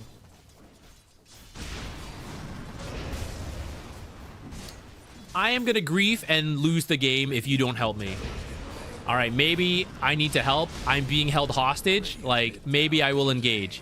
Maybe I don't believe in negotiating with terrorists. And so, fine, we'll lose the game, and I'm gonna practice good habits. Right? Up to you in those moments. But let me ask you if you'd rather lose the lane because you keep listening to a support ping and you keep doing the wrong thing, or if you'd like to do the right thing and the support will just grief himself and the lane. You know, like, one is all of us doing bad stuff, and one is at least I am doing good things and building the right habit. So, wow. Yeah, you know, it's like, it's up to you. Pick your poison. Personally, I would tell you, just work on your own. Work on the right thing on your own and let the support mess up. Tell him, and just to minimize this as much as you can, ahead of time, tell them when things are good, right? Like, hey, like, let's pretend this was like 2 minutes in. I'm good here. I don't want to fight. Things like that. Just make it very clear. I am okay with how things are. I want to play safe. That's really the most you can do. And you just hope they get that message, that very clear, obvious message that you have communicated to them. You just hope they understand it. Never help the support, noted. That's right, Char. Never help them. They gotta pull themselves up by the bootstraps.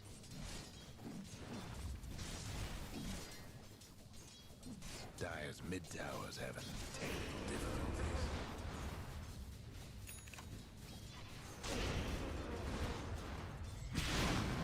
Also, I don't mean this to flame, but if you were in an empty lobby and you, like, tried jungling, I think you can get more net worth than this with the skeletons. So, that is a clear sign we are fighting too much. Because no matter how much the lane sucks, the goal of, like, becoming good at offlane is get enough in the lane and either continue to play the lane or jungle afterwards with what you got and then come to the lane afterwards.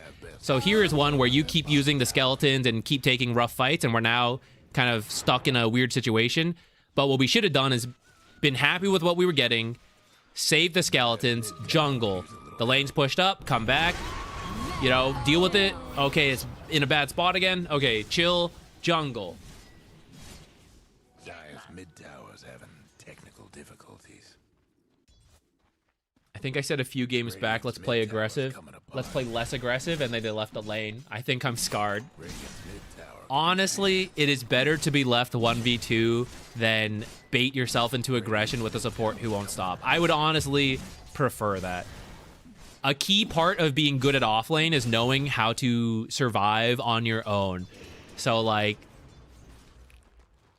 practice it, get decent at it, understand, like, how much jungle speed you have, understand what equilibrium tricks you can have, and rather than get griefed, like, trust that you learn how to 1v2 better than the enemies learn how to, like, 2v1. And you'll actually go pretty far with that. And it's actually good. It's not like, oh, I only need that for when I get griefed, right? No, like, if you watch the streams, I leave my offlaner all the time, right? I go to power runes, I rotate around, I go to shrines. It is your job to know how to leave, how to handle the 1v2 for moments at a time is the correct way to do it. The support griefing you and just, like, lane on your own for the rest of the game, right? That's a little too far, but you'll just need to know how to handle that.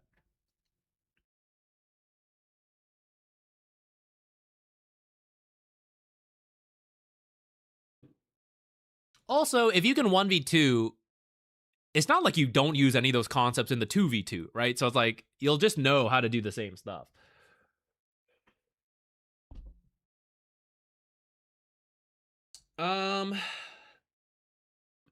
Position 1 Kez, free win that I managed to lose, and I wish I could know what I did better. We were about to stop. And I don't think I'm going to do a full review here, but I will look at your scoreboard, and if I see something then I think I'll just know what the cause is. Actually, this doesn't really look like a free win to me. It's not like you guys had like a massive lead at any given point. And it looks like it ended up really snowballing out of control. It looked like there was just one big fight that they ended up pulling ahead. Maybe here as well. What I was looking for was actually for you guys to have a bigger lead, but to just not see Roche or Tormentor done, which is pretty much what happened, but just in a different situation. Is like the first Roche is nearly 40 minutes. So if you are pulling a early lead and you have that like free win, Roche should be happening sooner. And I know you can't always get teams to do it, but you're also the carry, so you have the most control over Tormentor and Roche. And actually, at 20 minutes with a 6K lead, it is still that case of like, find a decent fight or find that they're not there, and then ask your team to Roche, ask your team to Tormentor. And if they don't, we move on from there, but yeah. Sorry, I'm just like really tired of talking, and the brain is going. I felt like we were pushing them under tower, but couldn't break the high ground. Okay, so yeah, I don't even need to look to give you the advice on this. This is a very common issue, which is covered in many places. I actually think there's probably 2 relevant videos on the channel. One of like, never go high ground, don't go high ground, whatever, some clickbaity shit like that. And then the gold movie. In depth, but like, we'll explain this entire situation.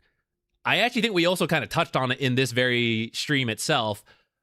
Long story short, some lineups are very hard to go high ground. And when I look at this is one such lineup. Sniper Pudge is a classic. Clinks is pretty tough. The answer is do not go high ground 5v5 without Roche, which I see your team never got Roche. So one reason going high ground is tough is when the enemies keep killing your creeps. The banner is the counter to that, right? So you need to get the first Roche, you need to get the second Roche. Now, if your team won't listen to you, that sucks. But at some point, carries will just be strong enough to do it on their own with some time. So you may just have to wait till then. But the banner helps a lot if you truly have to force a 5-on-5. But for most pubs, you don't. Play patiently, have wards and sentries on the map. At some point, you will get a fight outside the base. You will find a pickoff. And with that pickoff, you will then go to the high ground, drop the banner, all that. So the formula is if they can hold high ground, let them hold high ground. Just farm as much of the map as possible. Get Roche. Farm more. Look for pickoffs. If you get pickoffs, go high ground. If you do not get any pickoffs, at the end of Aegis, with the last minute or two, then you force high ground. And at that point, you will have gone from a 7K lead, 10K lead, to like 15, 20, 30, because you have way more farm than they do if they're just sitting in their high ground. And then you force it with that last minute of Aegis or banner or whatever other goodies you have. Actually, in the stream VODs, there's also a dedicated stream day towards high ground throws, which highlights a lot of this mistake as well. So if you want, next week, I'll download this game. Next week, if you are back, we can maybe look at it then. But if you want to look at any of the things I just referenced, you will see very common mistakes to probably the same thing that happened in your games.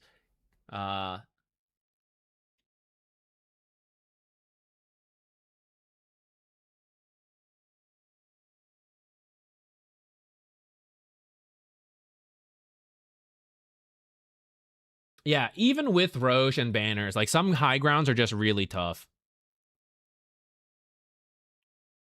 No, thank you. Sorry to not go into more detail, but the brain is burning out. I think we're about to chill with a little bit of Satisfactory to end the stream. But next week we'll do replays as well. So you or anybody else, if you want your games looked at, we'll have more chit chat at that time.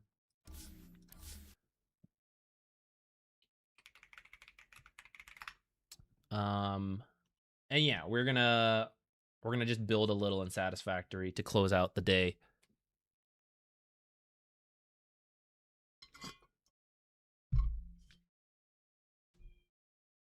No problem. Happy to help out. Yeah, don't be afraid to take some sentries and observers yourself if you're like the supports are doing poorly at it. Well, make sure you are actually also putting good ones.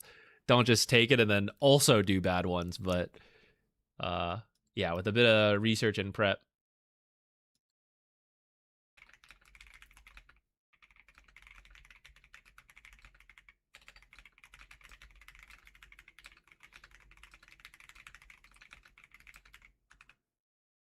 Oops.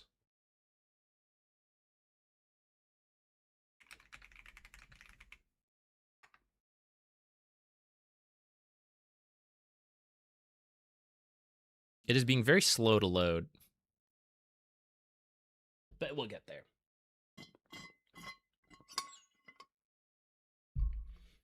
Bring back shrapnel damage on buildings. We have lost a lot of the like free tower damage abilities, which is fair. Maybe it was too easy in the past.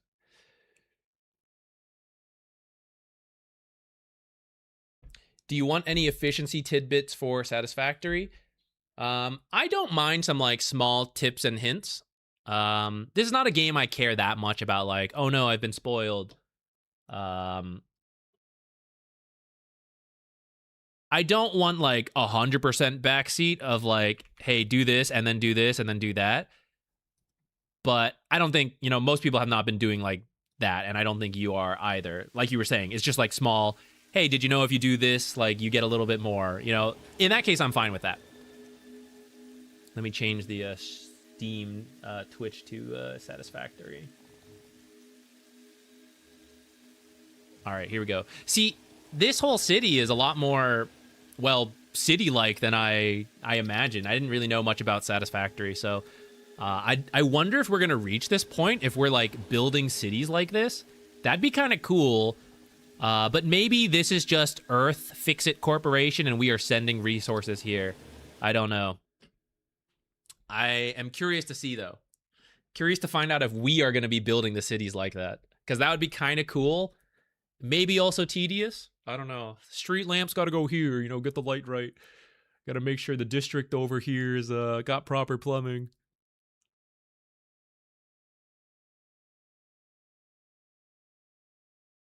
I feel like I should have steamrolled them harder with the 23-minute mage deso ags. That is a really good timing on items.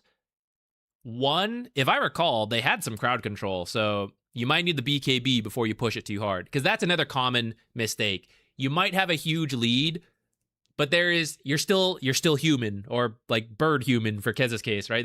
There's only so much you can do. So even with the big lead, you can't go crazy, and you have to like still have some discipline, like patience, go through the right steps, which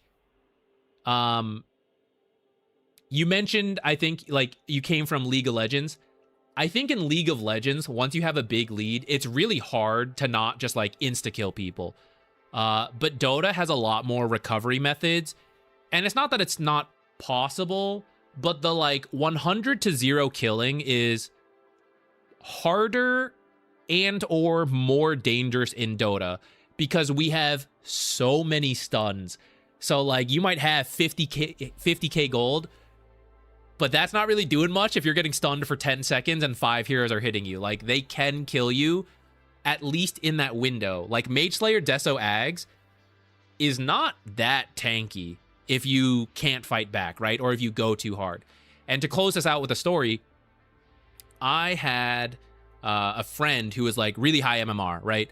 And we would sometimes play party games. The ranks would be all over the place. And he was by far the best player, like, in the lobby, right? By thousands of MMR. But he would disrespect the opponent. Like, oh, they're not going to, like, stop me. They're not going to be here. They're not going to do this, right? And they would. Like, there would be times they were there and stop him, but it would snowball tilt him, right? And he would go too far.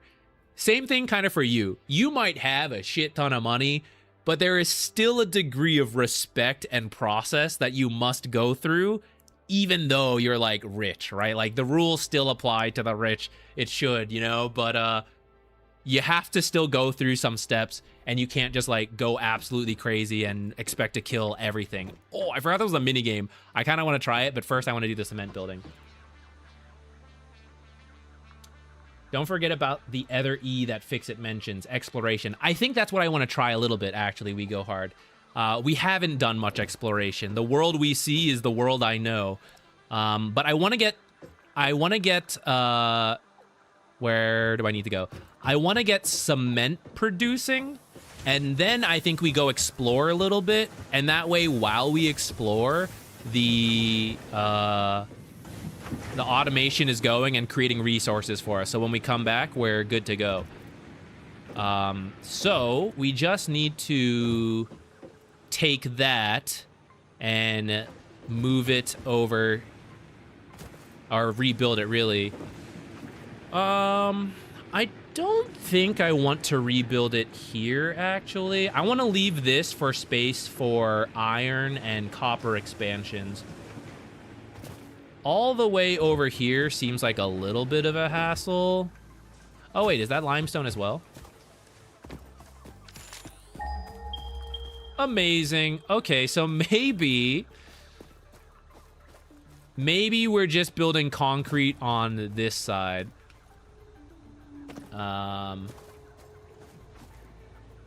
What do I need to combo? So far, I've mostly just done concrete to create. We Go Hard on Earth gifted a tier 1 sub to Swift. We Go Hard. We Go Hard on Earth gifted a tier 1 sub to Midnight Rain. But this is insane support. We Go Hard on Earth gifted a tier 1 sub to Spaghetti Developer. Thank you. We Go Hard on my Earth gifted a goodness. tier 1 sub to Robert McLeod. I mean, we go through this every time. Oh, I guess I'm in the way. We Go Hard on I'm Earth my dog. gifted a tier 1 sub to Iggybo OM. We Go Hard on Earth gifted a thank you tier so 1 much. sub to Bayo Mulf. For the fans that stuck around, We for Go some Hard on Earth gifted a Satisfactory, tier 1 thank sub you. to Spooky Wombat 1. All of this is possible thanks We to Go Hard you on Earth and gifted a everyone tier 1 else's sub support. to But Balerian _ you literally donate to Satisfactory as well. We Thank Go Hard you. on Earth gifted a tier 1 sub to Xeman.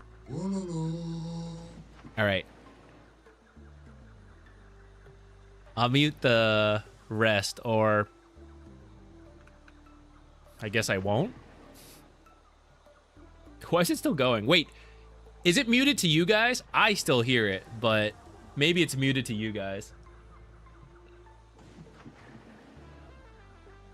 Wait, if I do this, Gifted a tier 1 sub to Is it unmuted now? SP1Gs. now I don't hear it.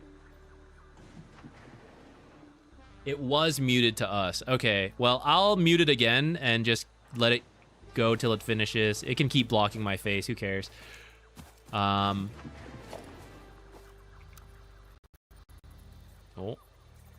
Looks like we had this when we first started playing yesterday as well. It seems like the first... Like, it's still loading in the world, and it's a little laggy to start.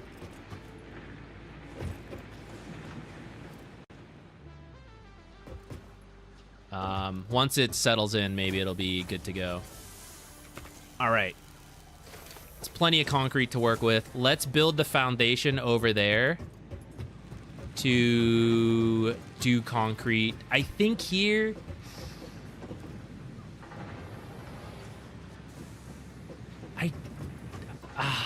do we think it's going to combine? I feel like it'll combine with iron stuff more likely than copper, but I actually don't really have space over there, at least to maintain it at this floor level. So let's do it here, and actually let's do it in our tower to make use of this,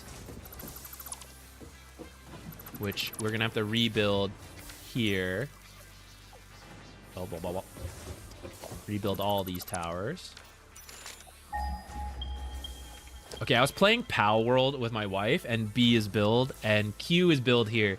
Q is throw the ball in Pal World. So yesterday when we played Pal World, after we played Satisfactory, I kept chucking the balls at nothing because I was trying to open the build menu. I am creeping myself here. Actually, who cares? I feel like I should just rebind it here. If I'm going to press it anyways, I might as well.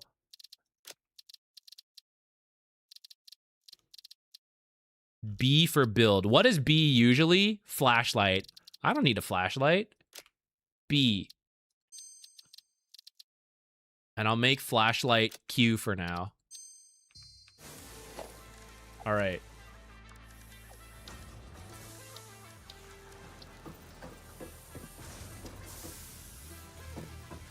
Oh, it's more locked in than last time. Did I accidentally press a button that's making it easier?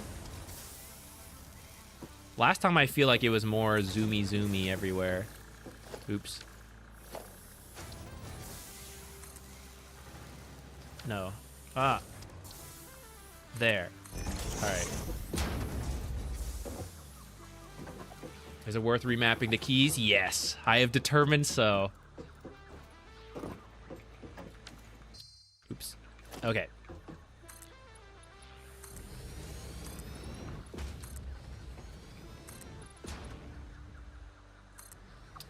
Actually, that's a little annoying. That part's a little bit in the way, but we'll just, there we go. I think we did it. Ah, I'm out of iron plates. Ah! I forgot there's fall damage here. I think it is this one. Oh, I can see it entering. Yes. Get out of here. Don't make me kill you. Oh, this is kind of funny. He's kind of stuck on the treadmill. I'll leave him be.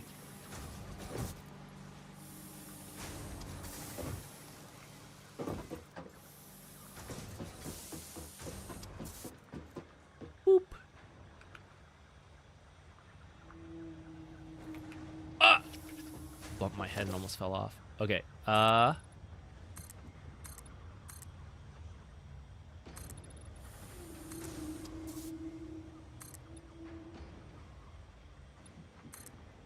Okay. Let us build. Oh god, I gotta get in line over there. Wait, I don't need smelters for concrete. Concrete was just straight into a thingamajig. But concrete might be... Well, whatever. Concrete will probably go into other things at some point.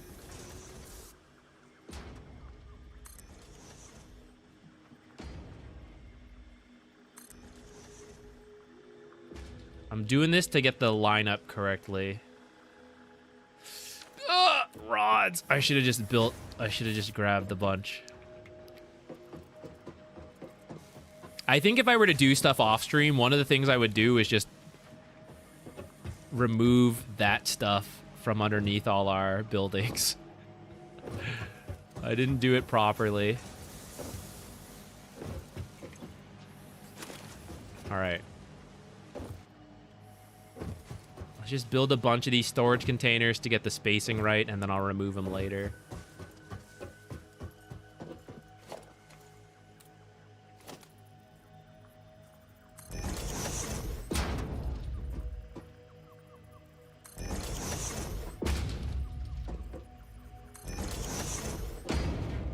You know what kind of concrete automation we need here? We need the ice cream custard concrete. I don't really understand what a concrete is in ice cream as opposed to like just a milkshake mixing it. I know they're supposed to like turn it upside down and like, oh, look, it'll fall out the cup. What is the point of that? Like what makes a concrete ice cream or custard or whatever different?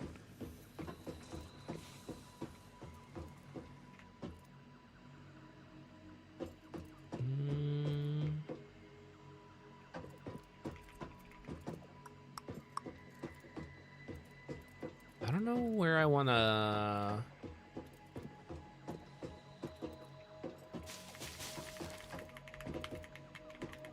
It's very thick. It is tasty. Extra thick. Extra thick ice cream. I mean, I kind of like dense foods. I find the texture interesting, so you know what? I'm on board. Okay. Let us... I wasn't sure if I was going to do it this way, but as I was picking leaves... Oh god, is this in line? I can't tell if I have it in line, actually. Okay, it is currently in line. I'll just build another one to mark our progress. Okay, there we go. Okay, so we're gonna build this one into this one.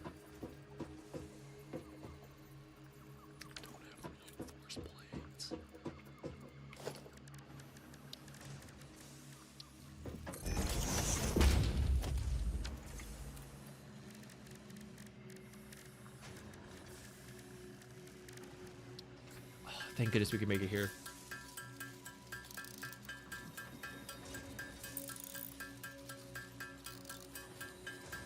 For whimsy, magic is real.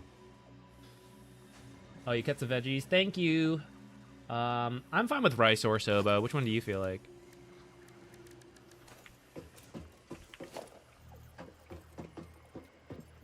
Okay, and we will put this...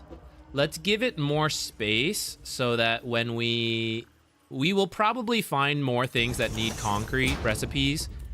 And then this will be enough room to like have some splitters and like go vertical or left and right and all that.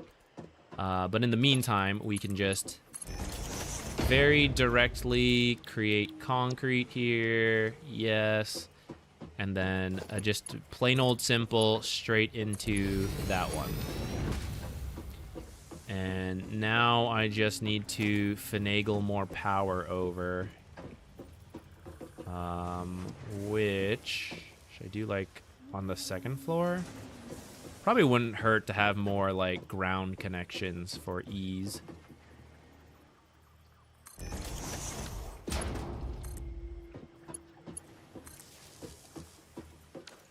Oh, and I'm also gonna need one for the mine, which we will do right here.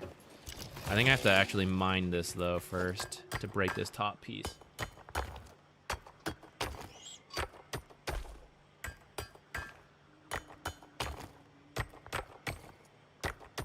Oh, you got a lot of work. We go hard. Well, I hope to provide the entertainment then while you're chugging along. I don't think I have a hotkey for mines.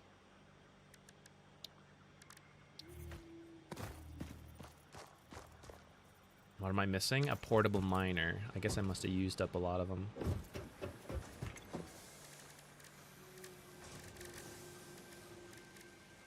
Oh, I can't make it here. It's in the hub, isn't it? No.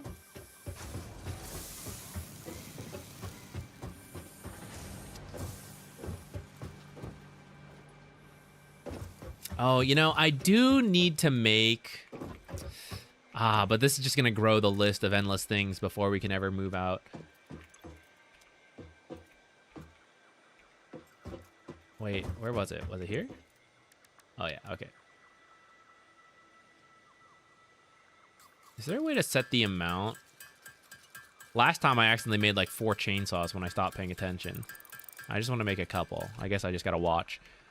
Dang, what was I just thinking? Oh, I kind of want to set up the automation to make rotors, but it's just moving the goalpost to eventually be able to explore. But it is nighttime now, so exploring won't be as fun, so maybe we can set it up and then we go. Also, maybe we can get the exploring kit. See, the goalpost is moving. Is this... Okay.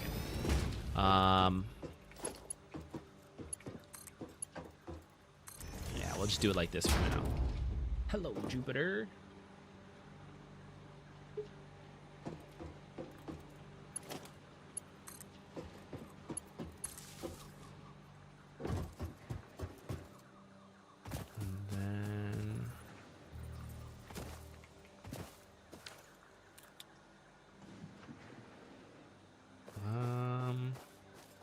We're gonna get the jump pad soon. I was debating if I should just build a ramp or something here, but I'll just do the outpost again. And we can remove it later. When we have a jump pad to use this and get over.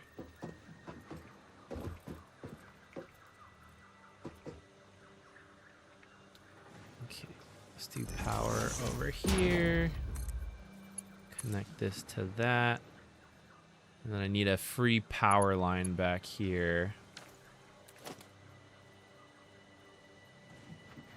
What am I missing? Copper wire! It never ends. I don't have a crafting bench back here. But I do now.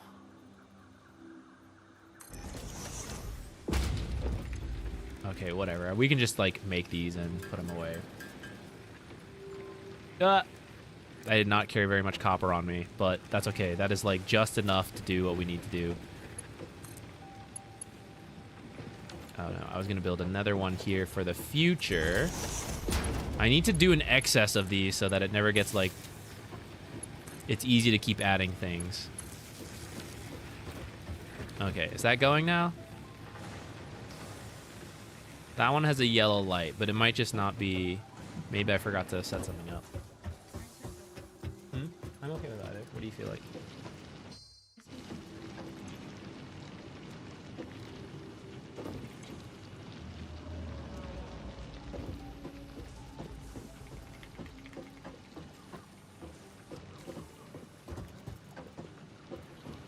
Okay. Okay, real quick. Just real quick. If we can do it, we can do it. If we can't do it, we can't do it. You know, no big deal. But, you know what? I don't want to take it. I don't want to take them. Where's my nearest crafting bench? You know, we'll just go to the hub for this. Because there's something else I want to check, too.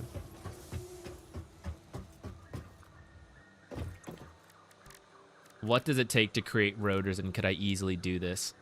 Oh, I can kind of easily do this, guys.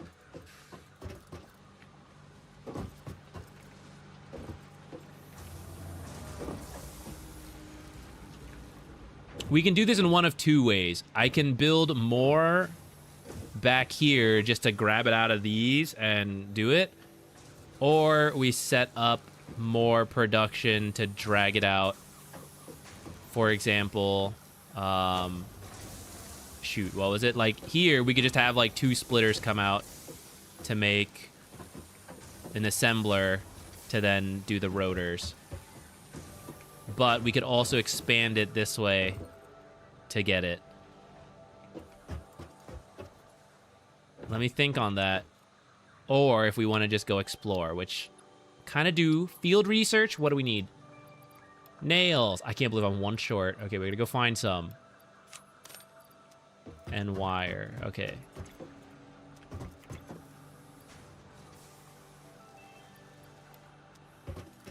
One nail, and then our copper wires over here somewhere. I actually can't see the other side, so I'm not sure where.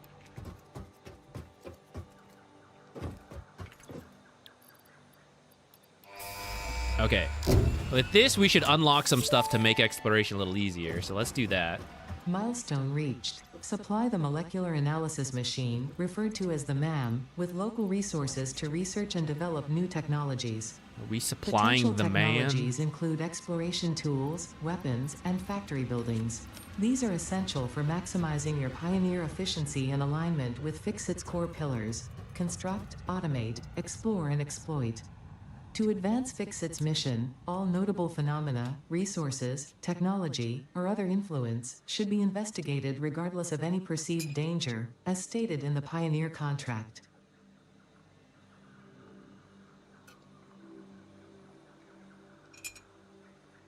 The good old M button for map. Okay. Oh, I have a crate over here, I guess. So we have been living in our tiny world here, but the map seems to be quite large. I don't really know what these are that are already showing.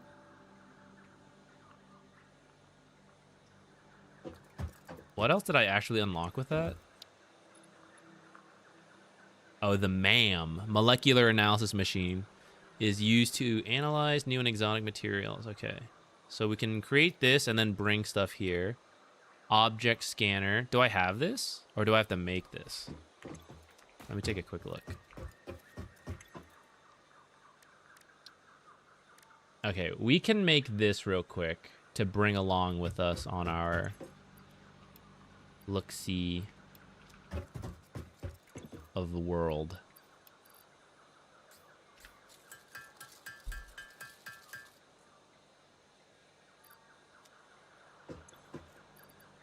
And how do I have no Wi-Fi? Do I need to create the MAM? Okay, the MAM is easy. We just need reinforced plates, which I think should be like... Yes, should have been made in here. Okay. MAM. Let's put it over here.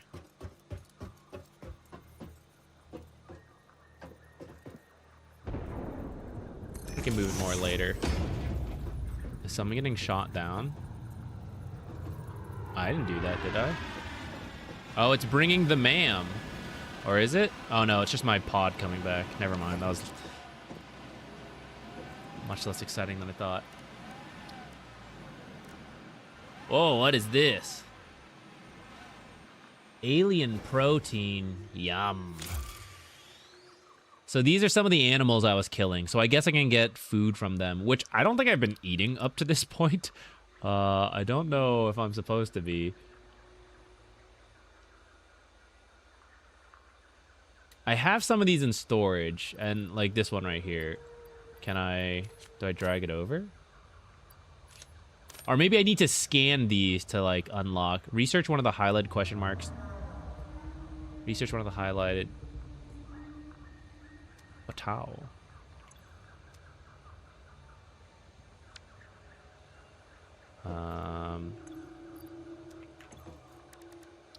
Hang on. I can do this.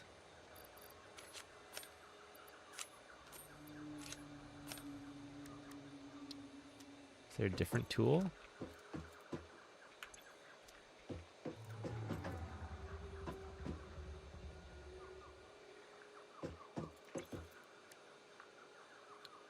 Supposed to scan the object. Is there something else I unlocked? I can do this. Personal storage box, hard drive. Analyze it in the MAM to salvage its contents. I don't even know where that is from, though. Anything in here?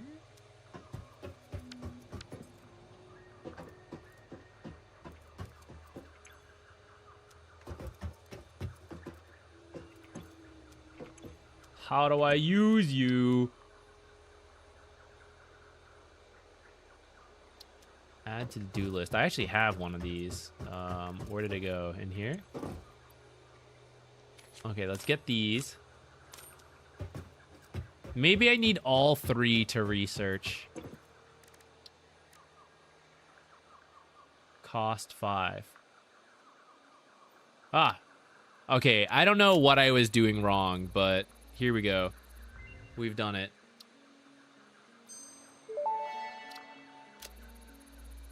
This mushroom, dubbed bacon agaric due to its uncanny resemblance to raw bacon, is compatible with the human digestive system and has been added to the object scanner. Further research is available.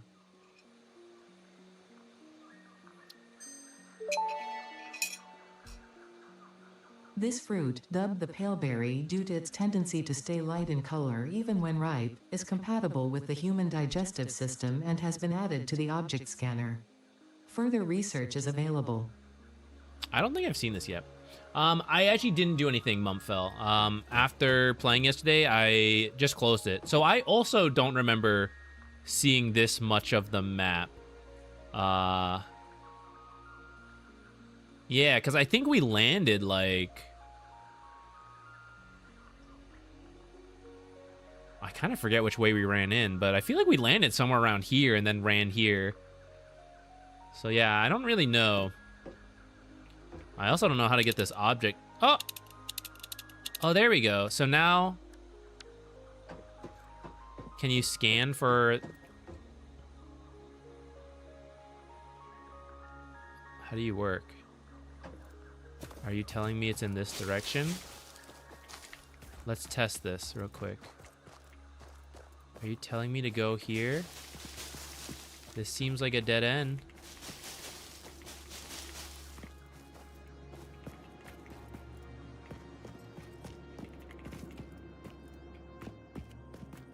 Now, I don't think this is supposed to be a spooky game, but I'm feeling a little intimidated.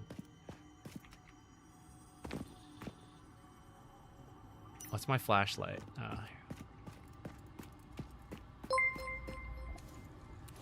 Where's my... Okay, I got a zapper. Mycelia? The fruit of this fungus-like flora does not seem to show much potential for use. However, its mycelial network is worth further investigation. Research it in the MAM to establish classification and potential application. Few things? Guess not. A chainsaw. Hello? Mercer sphere.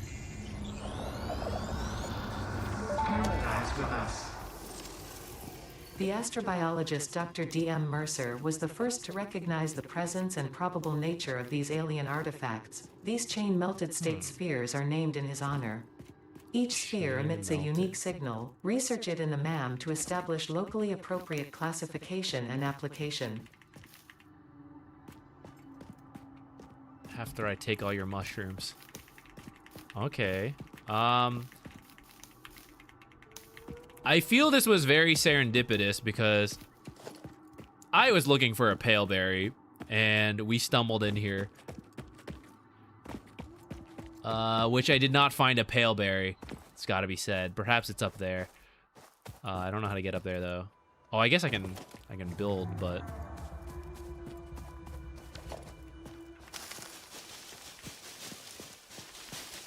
Oh, before we go, actually, to make sure we don't run out of power, I should dump more biomass. I've been grabbing all these leaves. We should dump them in the storage, because we didn't really set this up to be actually autonomous. It's just taking from a big supply, which it might have run out. Yeah, so good thing we came by to do this. That should keep it going. Let's see, do we have like a backup in anything? Actually it was running out, so it's good we did that. All right, hopefully that's fine for now. And let us keep exploring. So I need to find stuff on my own, I guess, to research in the object scanner. And then once it's in here, I suppose it helps me find them? Okay, it's telling me this direction. I'm trying to understand how this works. You're a paleberry.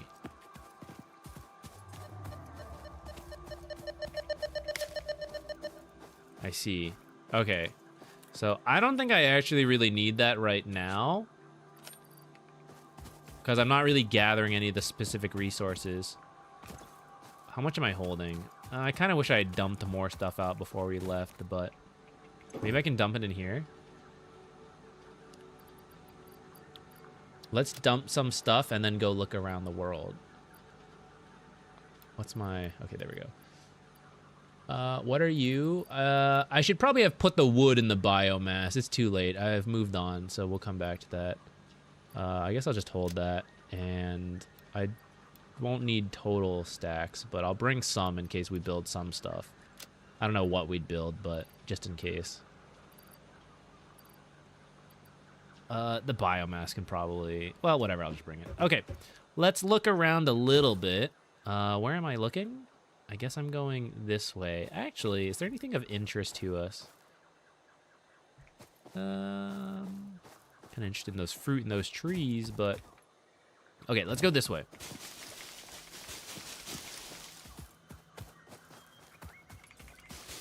Once again, I'm just kind of running forward, not really expecting major enemies. There have been some small ones, but I actually don't know if that's true or not, so we might just, like, run into our death.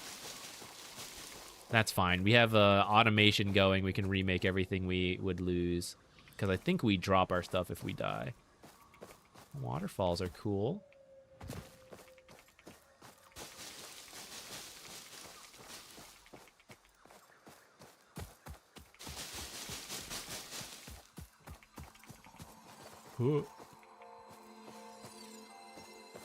What are you? Oh, we saw this from somewhere. We saw it somewhere else, and I didn't know what it was. Let's take a look. I see a dino that needs some freedom.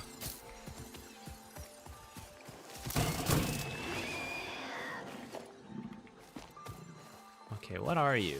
Are you a bug? Blue power slug. How would I even pick this up? It's bigger than me. This semi-slug species seems to persist Semi-slug. entirely through absorbing and storing energy from its surroundings. Studying this could provide new methods for improving Fixit production line efficiency. Research it in the MAM to Interesting. establish classification and potential application. Part slug, part what? What else is it? I don't know how to get down these steep slopes. We could maybe Fortnite our way down. I imagine later there's like some kind of jetpack or something. Ooh, what are you? You're just iron ore. Okay. I don't know if I'll remember to find that mine again later. Oh, I got the scanner. It's fine. Okay, so that was over there. Let's look over here.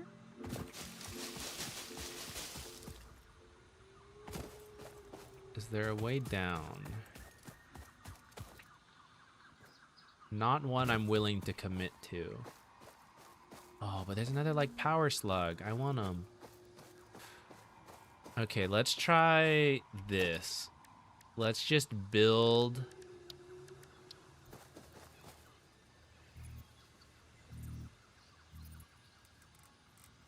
Surely I will jump and I will grab that ladder and all will be well. Huh!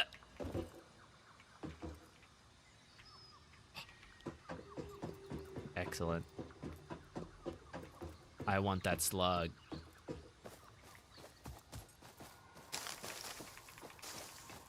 I'm gonna get knocked off one of these. Some random animal is gonna come jump.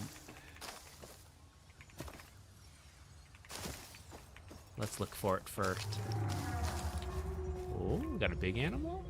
Is it that big flying one? I thought there might be a little one waiting to push me over. Are you still yellow power slug? Just a different color?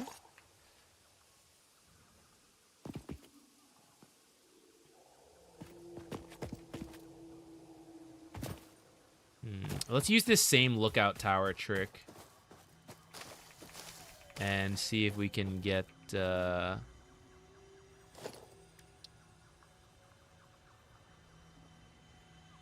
I get to that? I think so.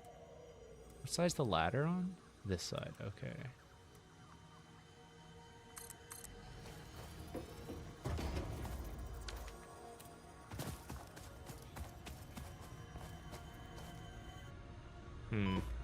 Oh! What's happening to me? Either that is poisonous gas, or maybe I was clipping into the wall and it was giving me damage or something. Okay, let's try to get down a different way then. Let's go like this side. Or go over there, get immediately sidetracked. Ah! I don't feel like I should have fallen through there. That was a little strange, but I guess it's fine. We were planning to get down anyways. Do I have enough? I actually didn't really think about this. How much does it cost to make this? Okay, we can make quite a few of these, so it should be okay.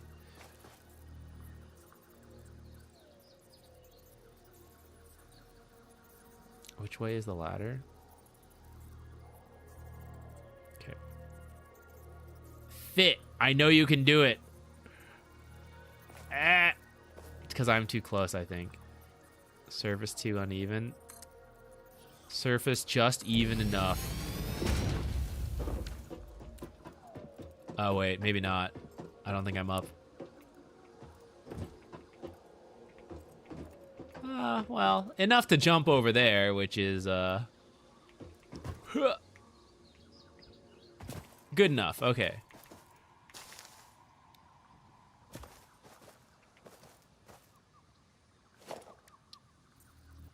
I should put the lookout tower on our hotkeys since we're going to use it this much. If we're going to cheese our game.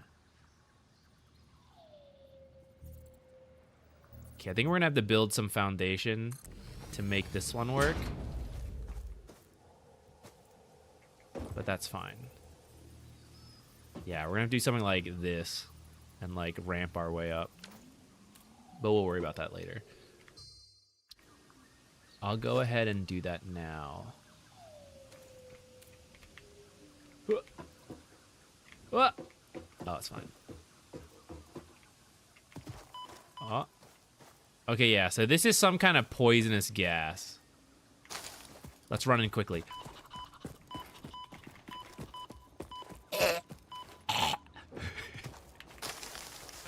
I thought maybe we could grab something, and maybe it's not the best idea because we might just be poisoned as we go, but time to figure out how to eat this.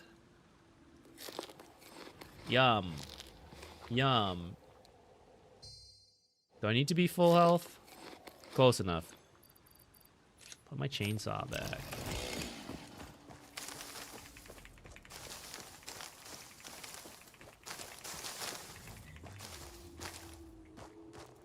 Oh, another one. Should I try to kill him?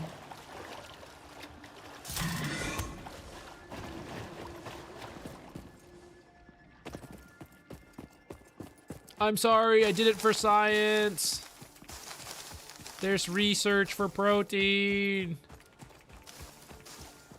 There's also some gross bug one. Oh, I think it did give me a, I saw a setting for like arachnophobia. So that might be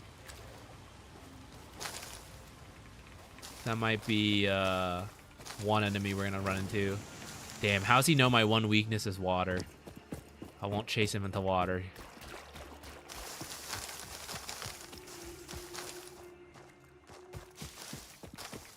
That looks like bug signs. Oh!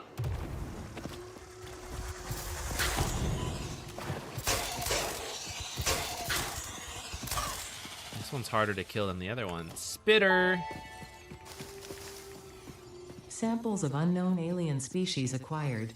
Their weaponized plasma is most likely stored as a stable chemical substance in an organ close to their mouth, and only turns volatile when exposed to one of the chemical elements in the air.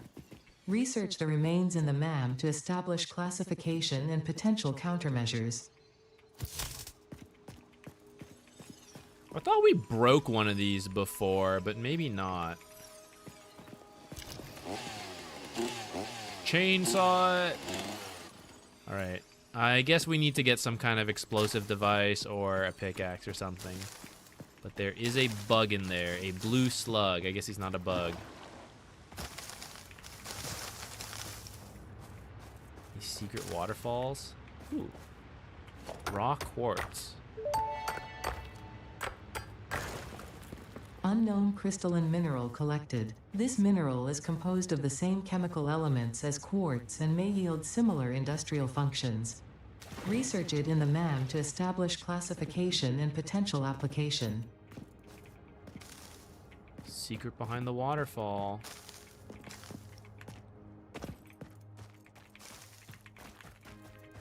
Perfect cave for bugs. Oh, there is one. Gross. Oh, there's a lot. Very gross.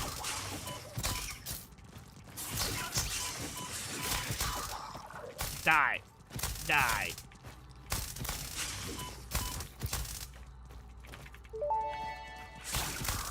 Gross. Samples of unknown alien species acquired. Initial data suggests these are predators, but notably they do not have a traditional mouth or eyes.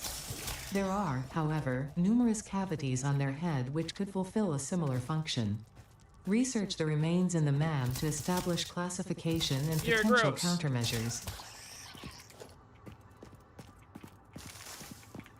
That was very brave of me, if I do say so.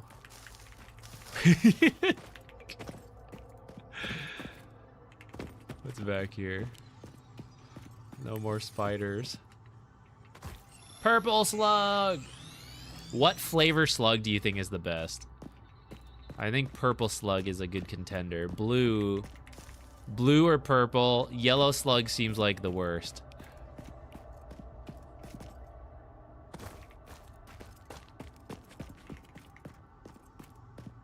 Is that it?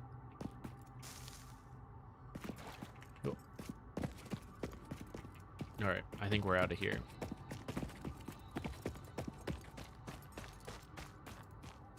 Hold E when you pick it up. Then while still holding your E, open your inventory. It is then safe to let go of E and auto-collect all the biomass. Is this an intended thing, or is this like... This sounds like a bugged thing that they just leave in. So what is it? And then close it. Oh, there's nothing here for me to... Hold on. So I do it. Open this up. Close this. Can I run while doing this? Oh my god, I can. That's pretty funny.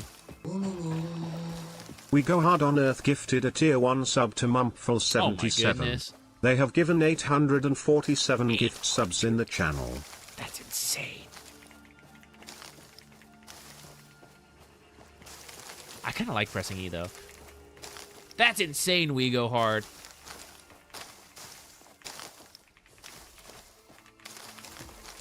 I'm actually speechless. Thank you so much.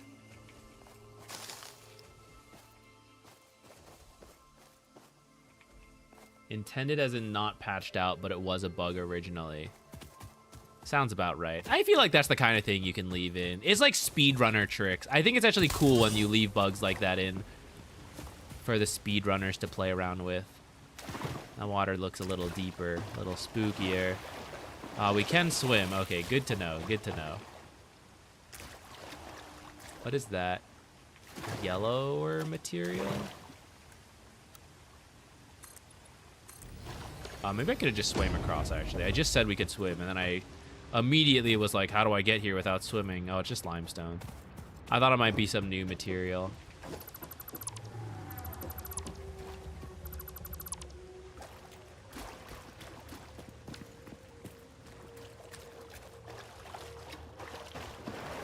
Please, no water enemies.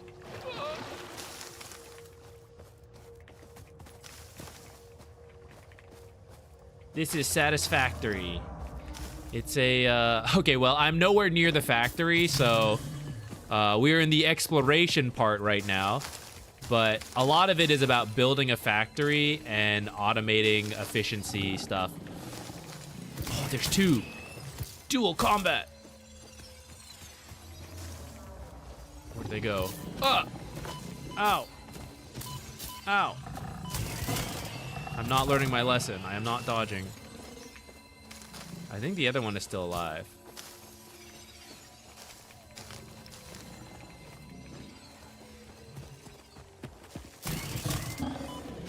What? Okay. Blue slug.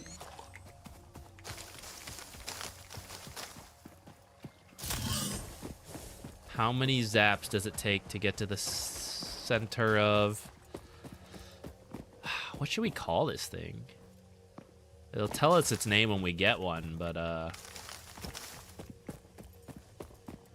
and he is leading me. It's leading me into a trap. Or maybe not.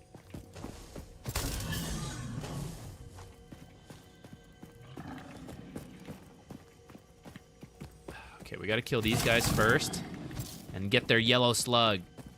It's my yellow slug.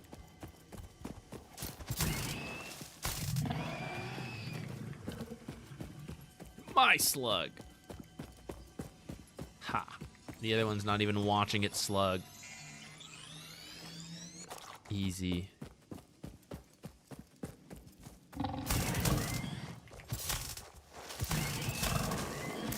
There's nothing to live for now that he's lost his slug.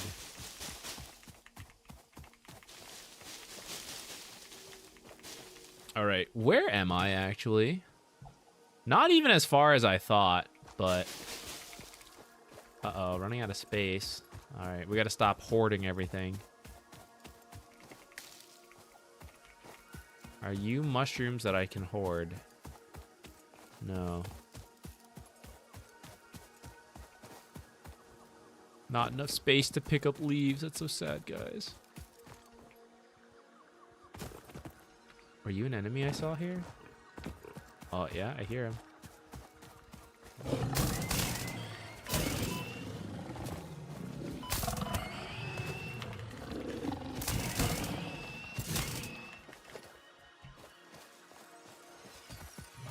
Ah! Oh, I got him. Nice.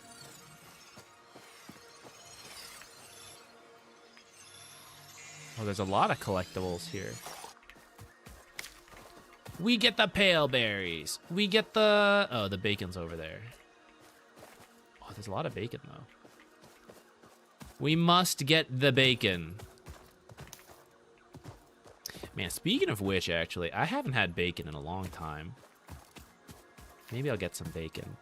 Oh, you know what looked like good bacon? You know, like sometimes you get bacon that's like way more fat than meat, which, I mean, fat is flavor, but, you know, should be balanced. We went to like an Amish farmer's market, and the bacon they had on like display, I didn't buy any, but that looked like a very good distribution. We might die. I haven't really been healing in between stuff. Didn't I get... Wasn't there another one? Is this both? Where's the other one? Did he fall down? I think he did. Alright, I'm gonna leave because I'm kind of low on health. And although I did pick up new stuff, I don't want to use it right away in case we need it to like research and build stuff. I think we heal over time anyway, so I'm gonna see if that happens. What's that over there? All right, sorry, buddy, but now I'm... Aw, his name is Lizard Doggo. Press E to pet the Lizard Doggo. I'm not sure that's what we're doing. I don't think that's what we're doing. I had to do it for science. Are you an enemy?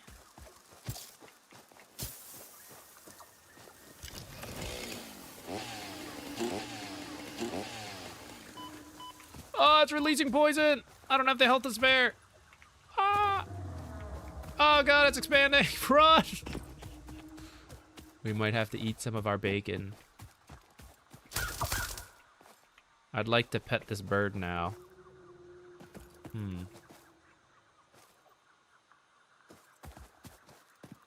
I think we are slowly healing, so I'm just gonna leave it as is. Let us keep going this way and return to the base.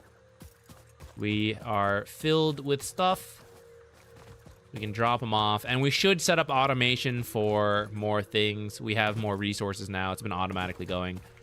Let's try to set up automation for the rotors and then these things we need for phase 1, and then I think I'll stop. This was supposed to just be like a quick end of the day relaxation, but truly I've been sucked into the factory.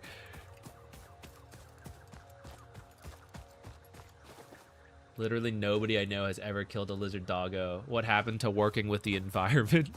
Well, listen, to work with the environment, you have to understand the environment. And my MAM system was telling me I gotta research bits, you know?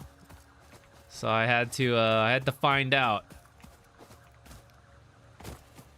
And now I know he has nothing of which to extract and exploit, and now we can be friends. Don't die. Whew. Water mechanics. Now that I know. Now him? I don't know yet. Him. I couldn't get the other one though.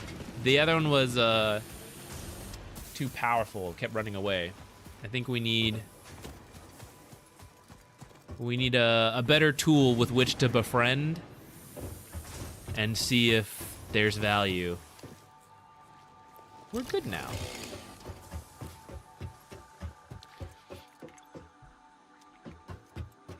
Where's my MAM system? Okay.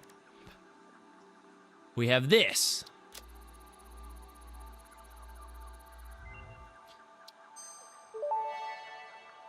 I feel like I want to listen, but it's slowing down our research. Belong to an organism that tends to nest near objects emitting specific types of resonance.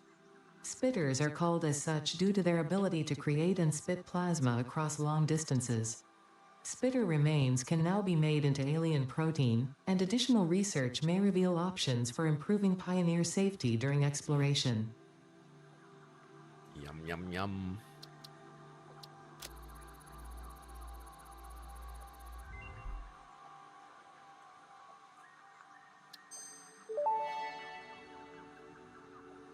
The remains researched belong to an organism with 8 jointed legs, And it was similar gross. to the legs of arachnids but with non-standard distribution and function.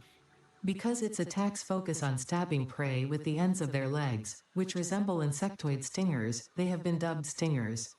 Stinger remains can now be made into alien protein, and additional research may reveal options for improving Pioneer safety during exploration.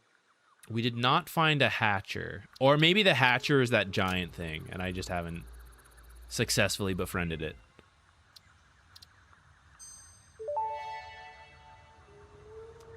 The remains researched belong to an organism now dubbed the fluffy-tailed hog. It has many characteristics that would likely classify it among the Suidae family were it native to Earth. Hog remains can now be made into alien protein, and additional research may reveal options for improving Pioneer safety during exploration. Well, how come things aren't going? Are we out of iron or what? No, it's coming through. Maybe I'm running out of power on some of these. They seem to be going. It didn't give me a notice that we ran out of power. Oh, see, this is still going too. Doot doot doot doot doot doot doot doot doot doot. This can only make biomass out of leaves. Yeah, I have to change it to biomass out of wood if we want it to do that. Okay, so maybe I need another one to do like wood biomass. But how come that iron side didn't seem to be producing? We gotta go check.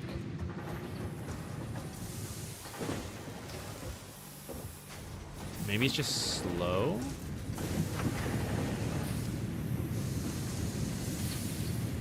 $30 per minute. 15 per minute, and then we bring 15 up there.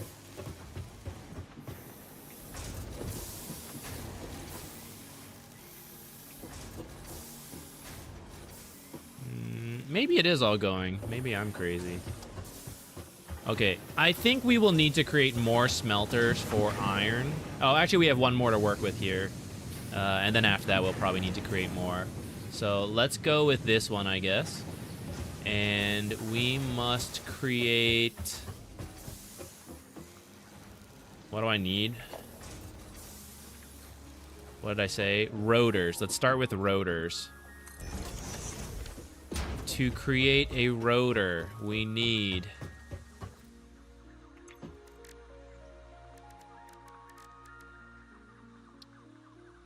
Okay, so this one's going to be reinforced plates and iron rods. We have a copper sheet producing at the end. This is going to be iron rods and screws. I have a feeling we're not going to be producing enough iron rods with just one. Like, how many do we have? Technically, if I just wait around, like, we'll build enough of a surplus, but I suspect we will need much, much more. So...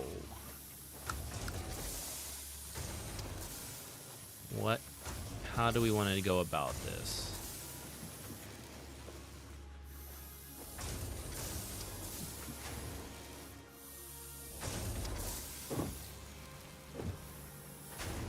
These are my iron rods now. I could set up more iron rod production easily here and funnel in over there. And then... I wish there was an easy way to see...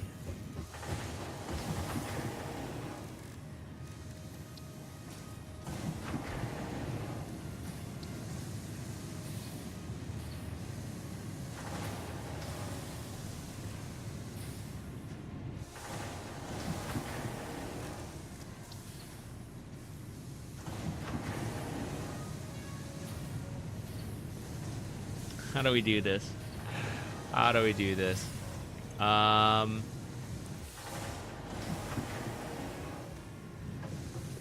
Let's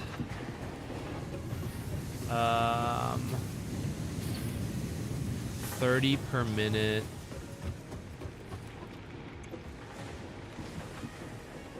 Mines are 120 per minute. And I currently have it split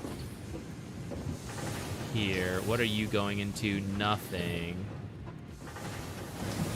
But actually, if we're gonna work with iron rods, it makes more sense to have it be on this side, which unfortunately is like running into the hill a little bit.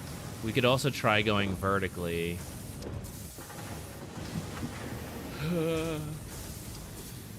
Is this the beginning of a just need to finish this one last thing loop?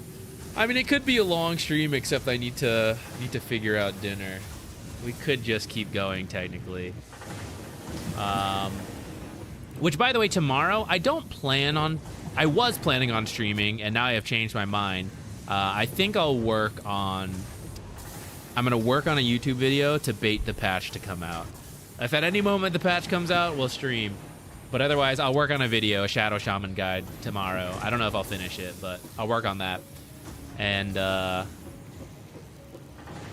depending how things go, you know, maybe we'll do, like, little variety streams here and there. But otherwise, I think we'll do stuff like this, where we play Dota, and when we get tired, we play Satisfactory for longer than we expect to. But, that may just be how it goes. Oh, I'm trying to press a million buttons. Okay, we're just gonna stick stuff down on the ground. We're just gonna do it. Smelter.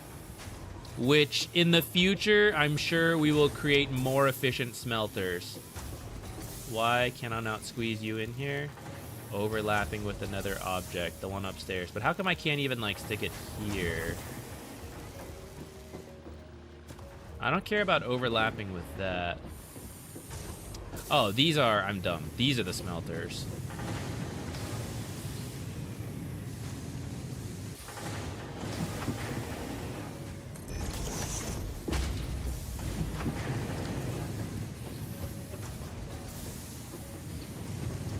Do we think there's space for a,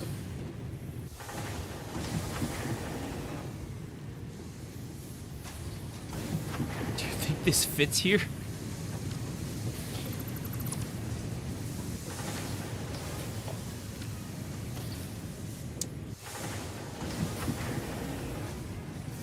Does this work? Is it connected? I can't tell. There's nothing in here either. Let's just move this a little bit forward as well.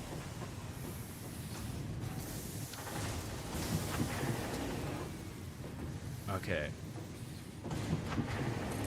Even though it's clipping a little bit, I believe it's working, and that's fine with me.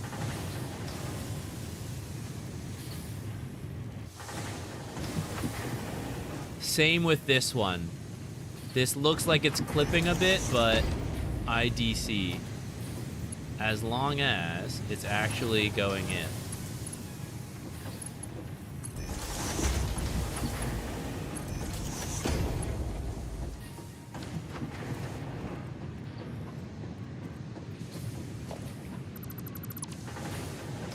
Huh.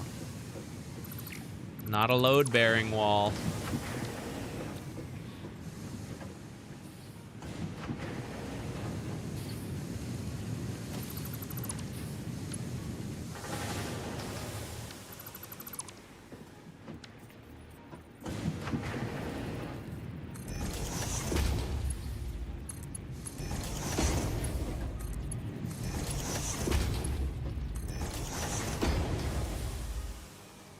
Oh wait, someone gave me a tip yesterday. I forget who said it, but Great. What is that? Oh, I see. It's like forcing. Yeah. I think I like that. That's forcing the like 90-degree curve better. How does power generation and distribution work in this game? So what I have unlocked so far, we have some biomass burners up there. And as long as you connect them all with these rods, which Mark 1 has a limit of 4 connections, but you can like daisy chain them. So that's kind of what I'm doing. They're all daisy chained together, so there's one power network. And you just have to mix and match the power connections to everything, and it'll be okay. So we have to add this one to it, for example, which do I have? Nothing here has an opening, I think, so I'm gonna have to, oh, this one does.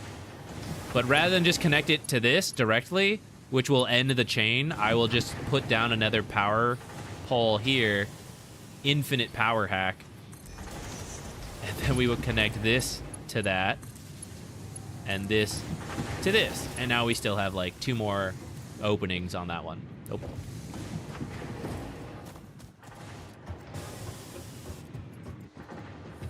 Okay, so this should now be smelting iron to come here, which, are you connected?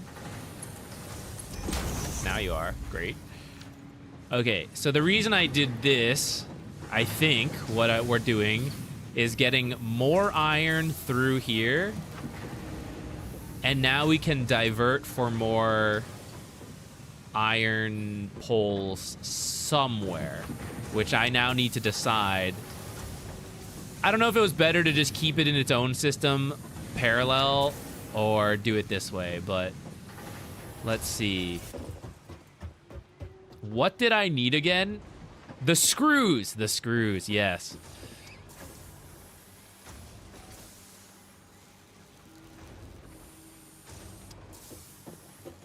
So for example, we could divert the screws a little bit.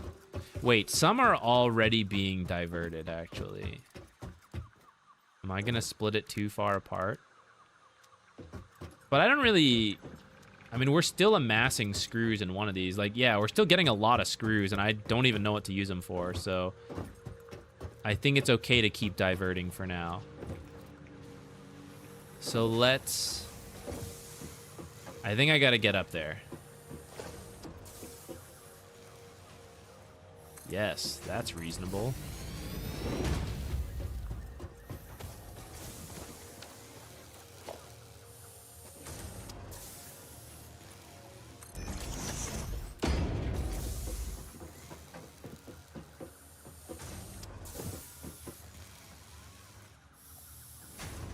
Yeah. Okay. What we're gonna do...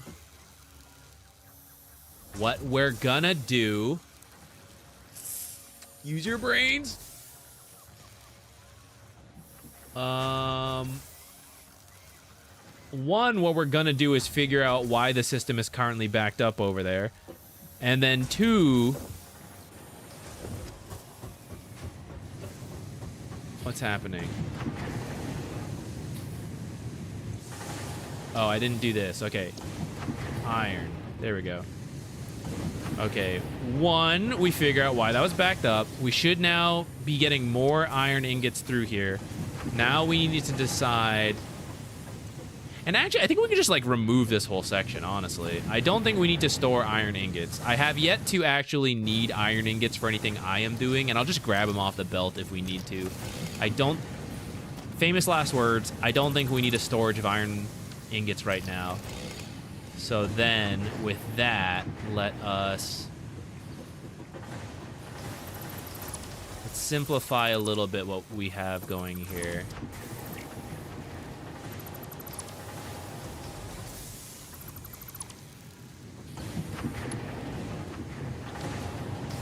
I just put this in, and now I remove you.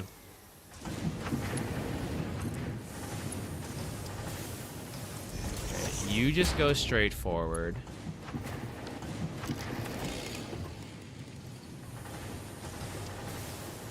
And you being what I am about to make, the constructor. Okay.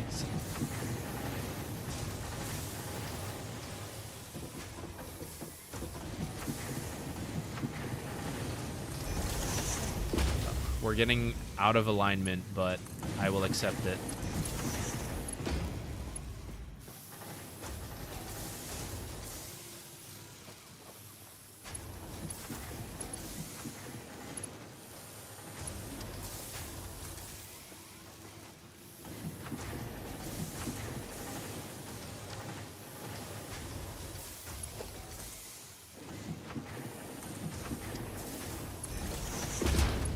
Okay, that is down. And this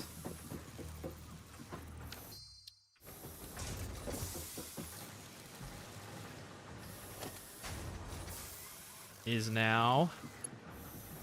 Wait, where is what going in? I can't tell.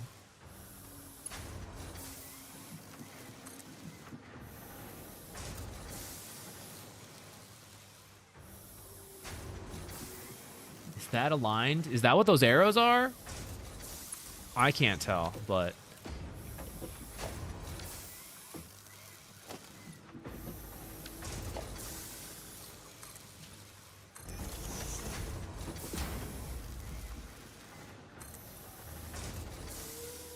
I forgot how large this assembler is.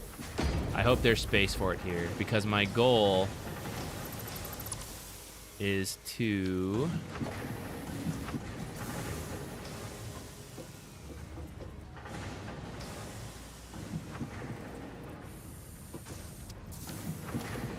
have one more thing here, I guess.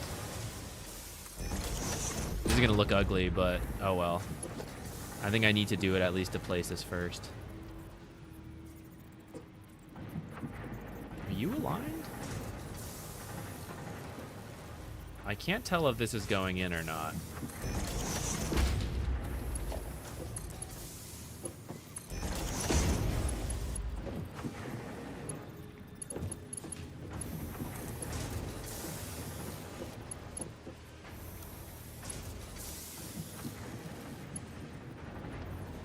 Invalid conveyor belt shape.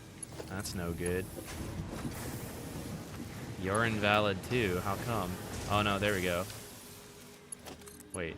Oh, there we go.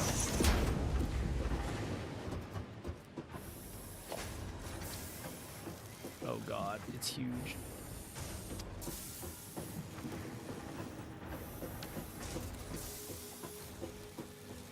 Okay, what I was hoping to do was to split iron screws this way and then iron rods from here and sort this out.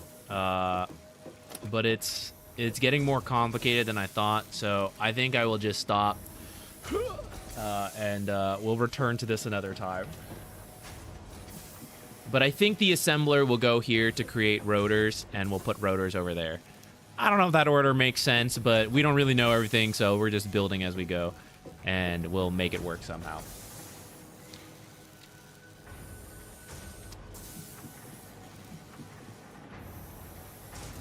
Power goes in anywhere in the circuit, can be transferred with zero loss across the map, and pulled by the connected machines. Very binary, power in, power out, which I kind of don't mind to not get too into it. Though I haven't really looked at like what amount of power is being produced, if that's a thing I gotta worry about, like in Factorio. I assume yes. So far, everything is being powered by what we have. I think. Maybe it's not. You may want separate power grids for stuff or priority sections, as rebooting a nitro fuel plant can be a pain.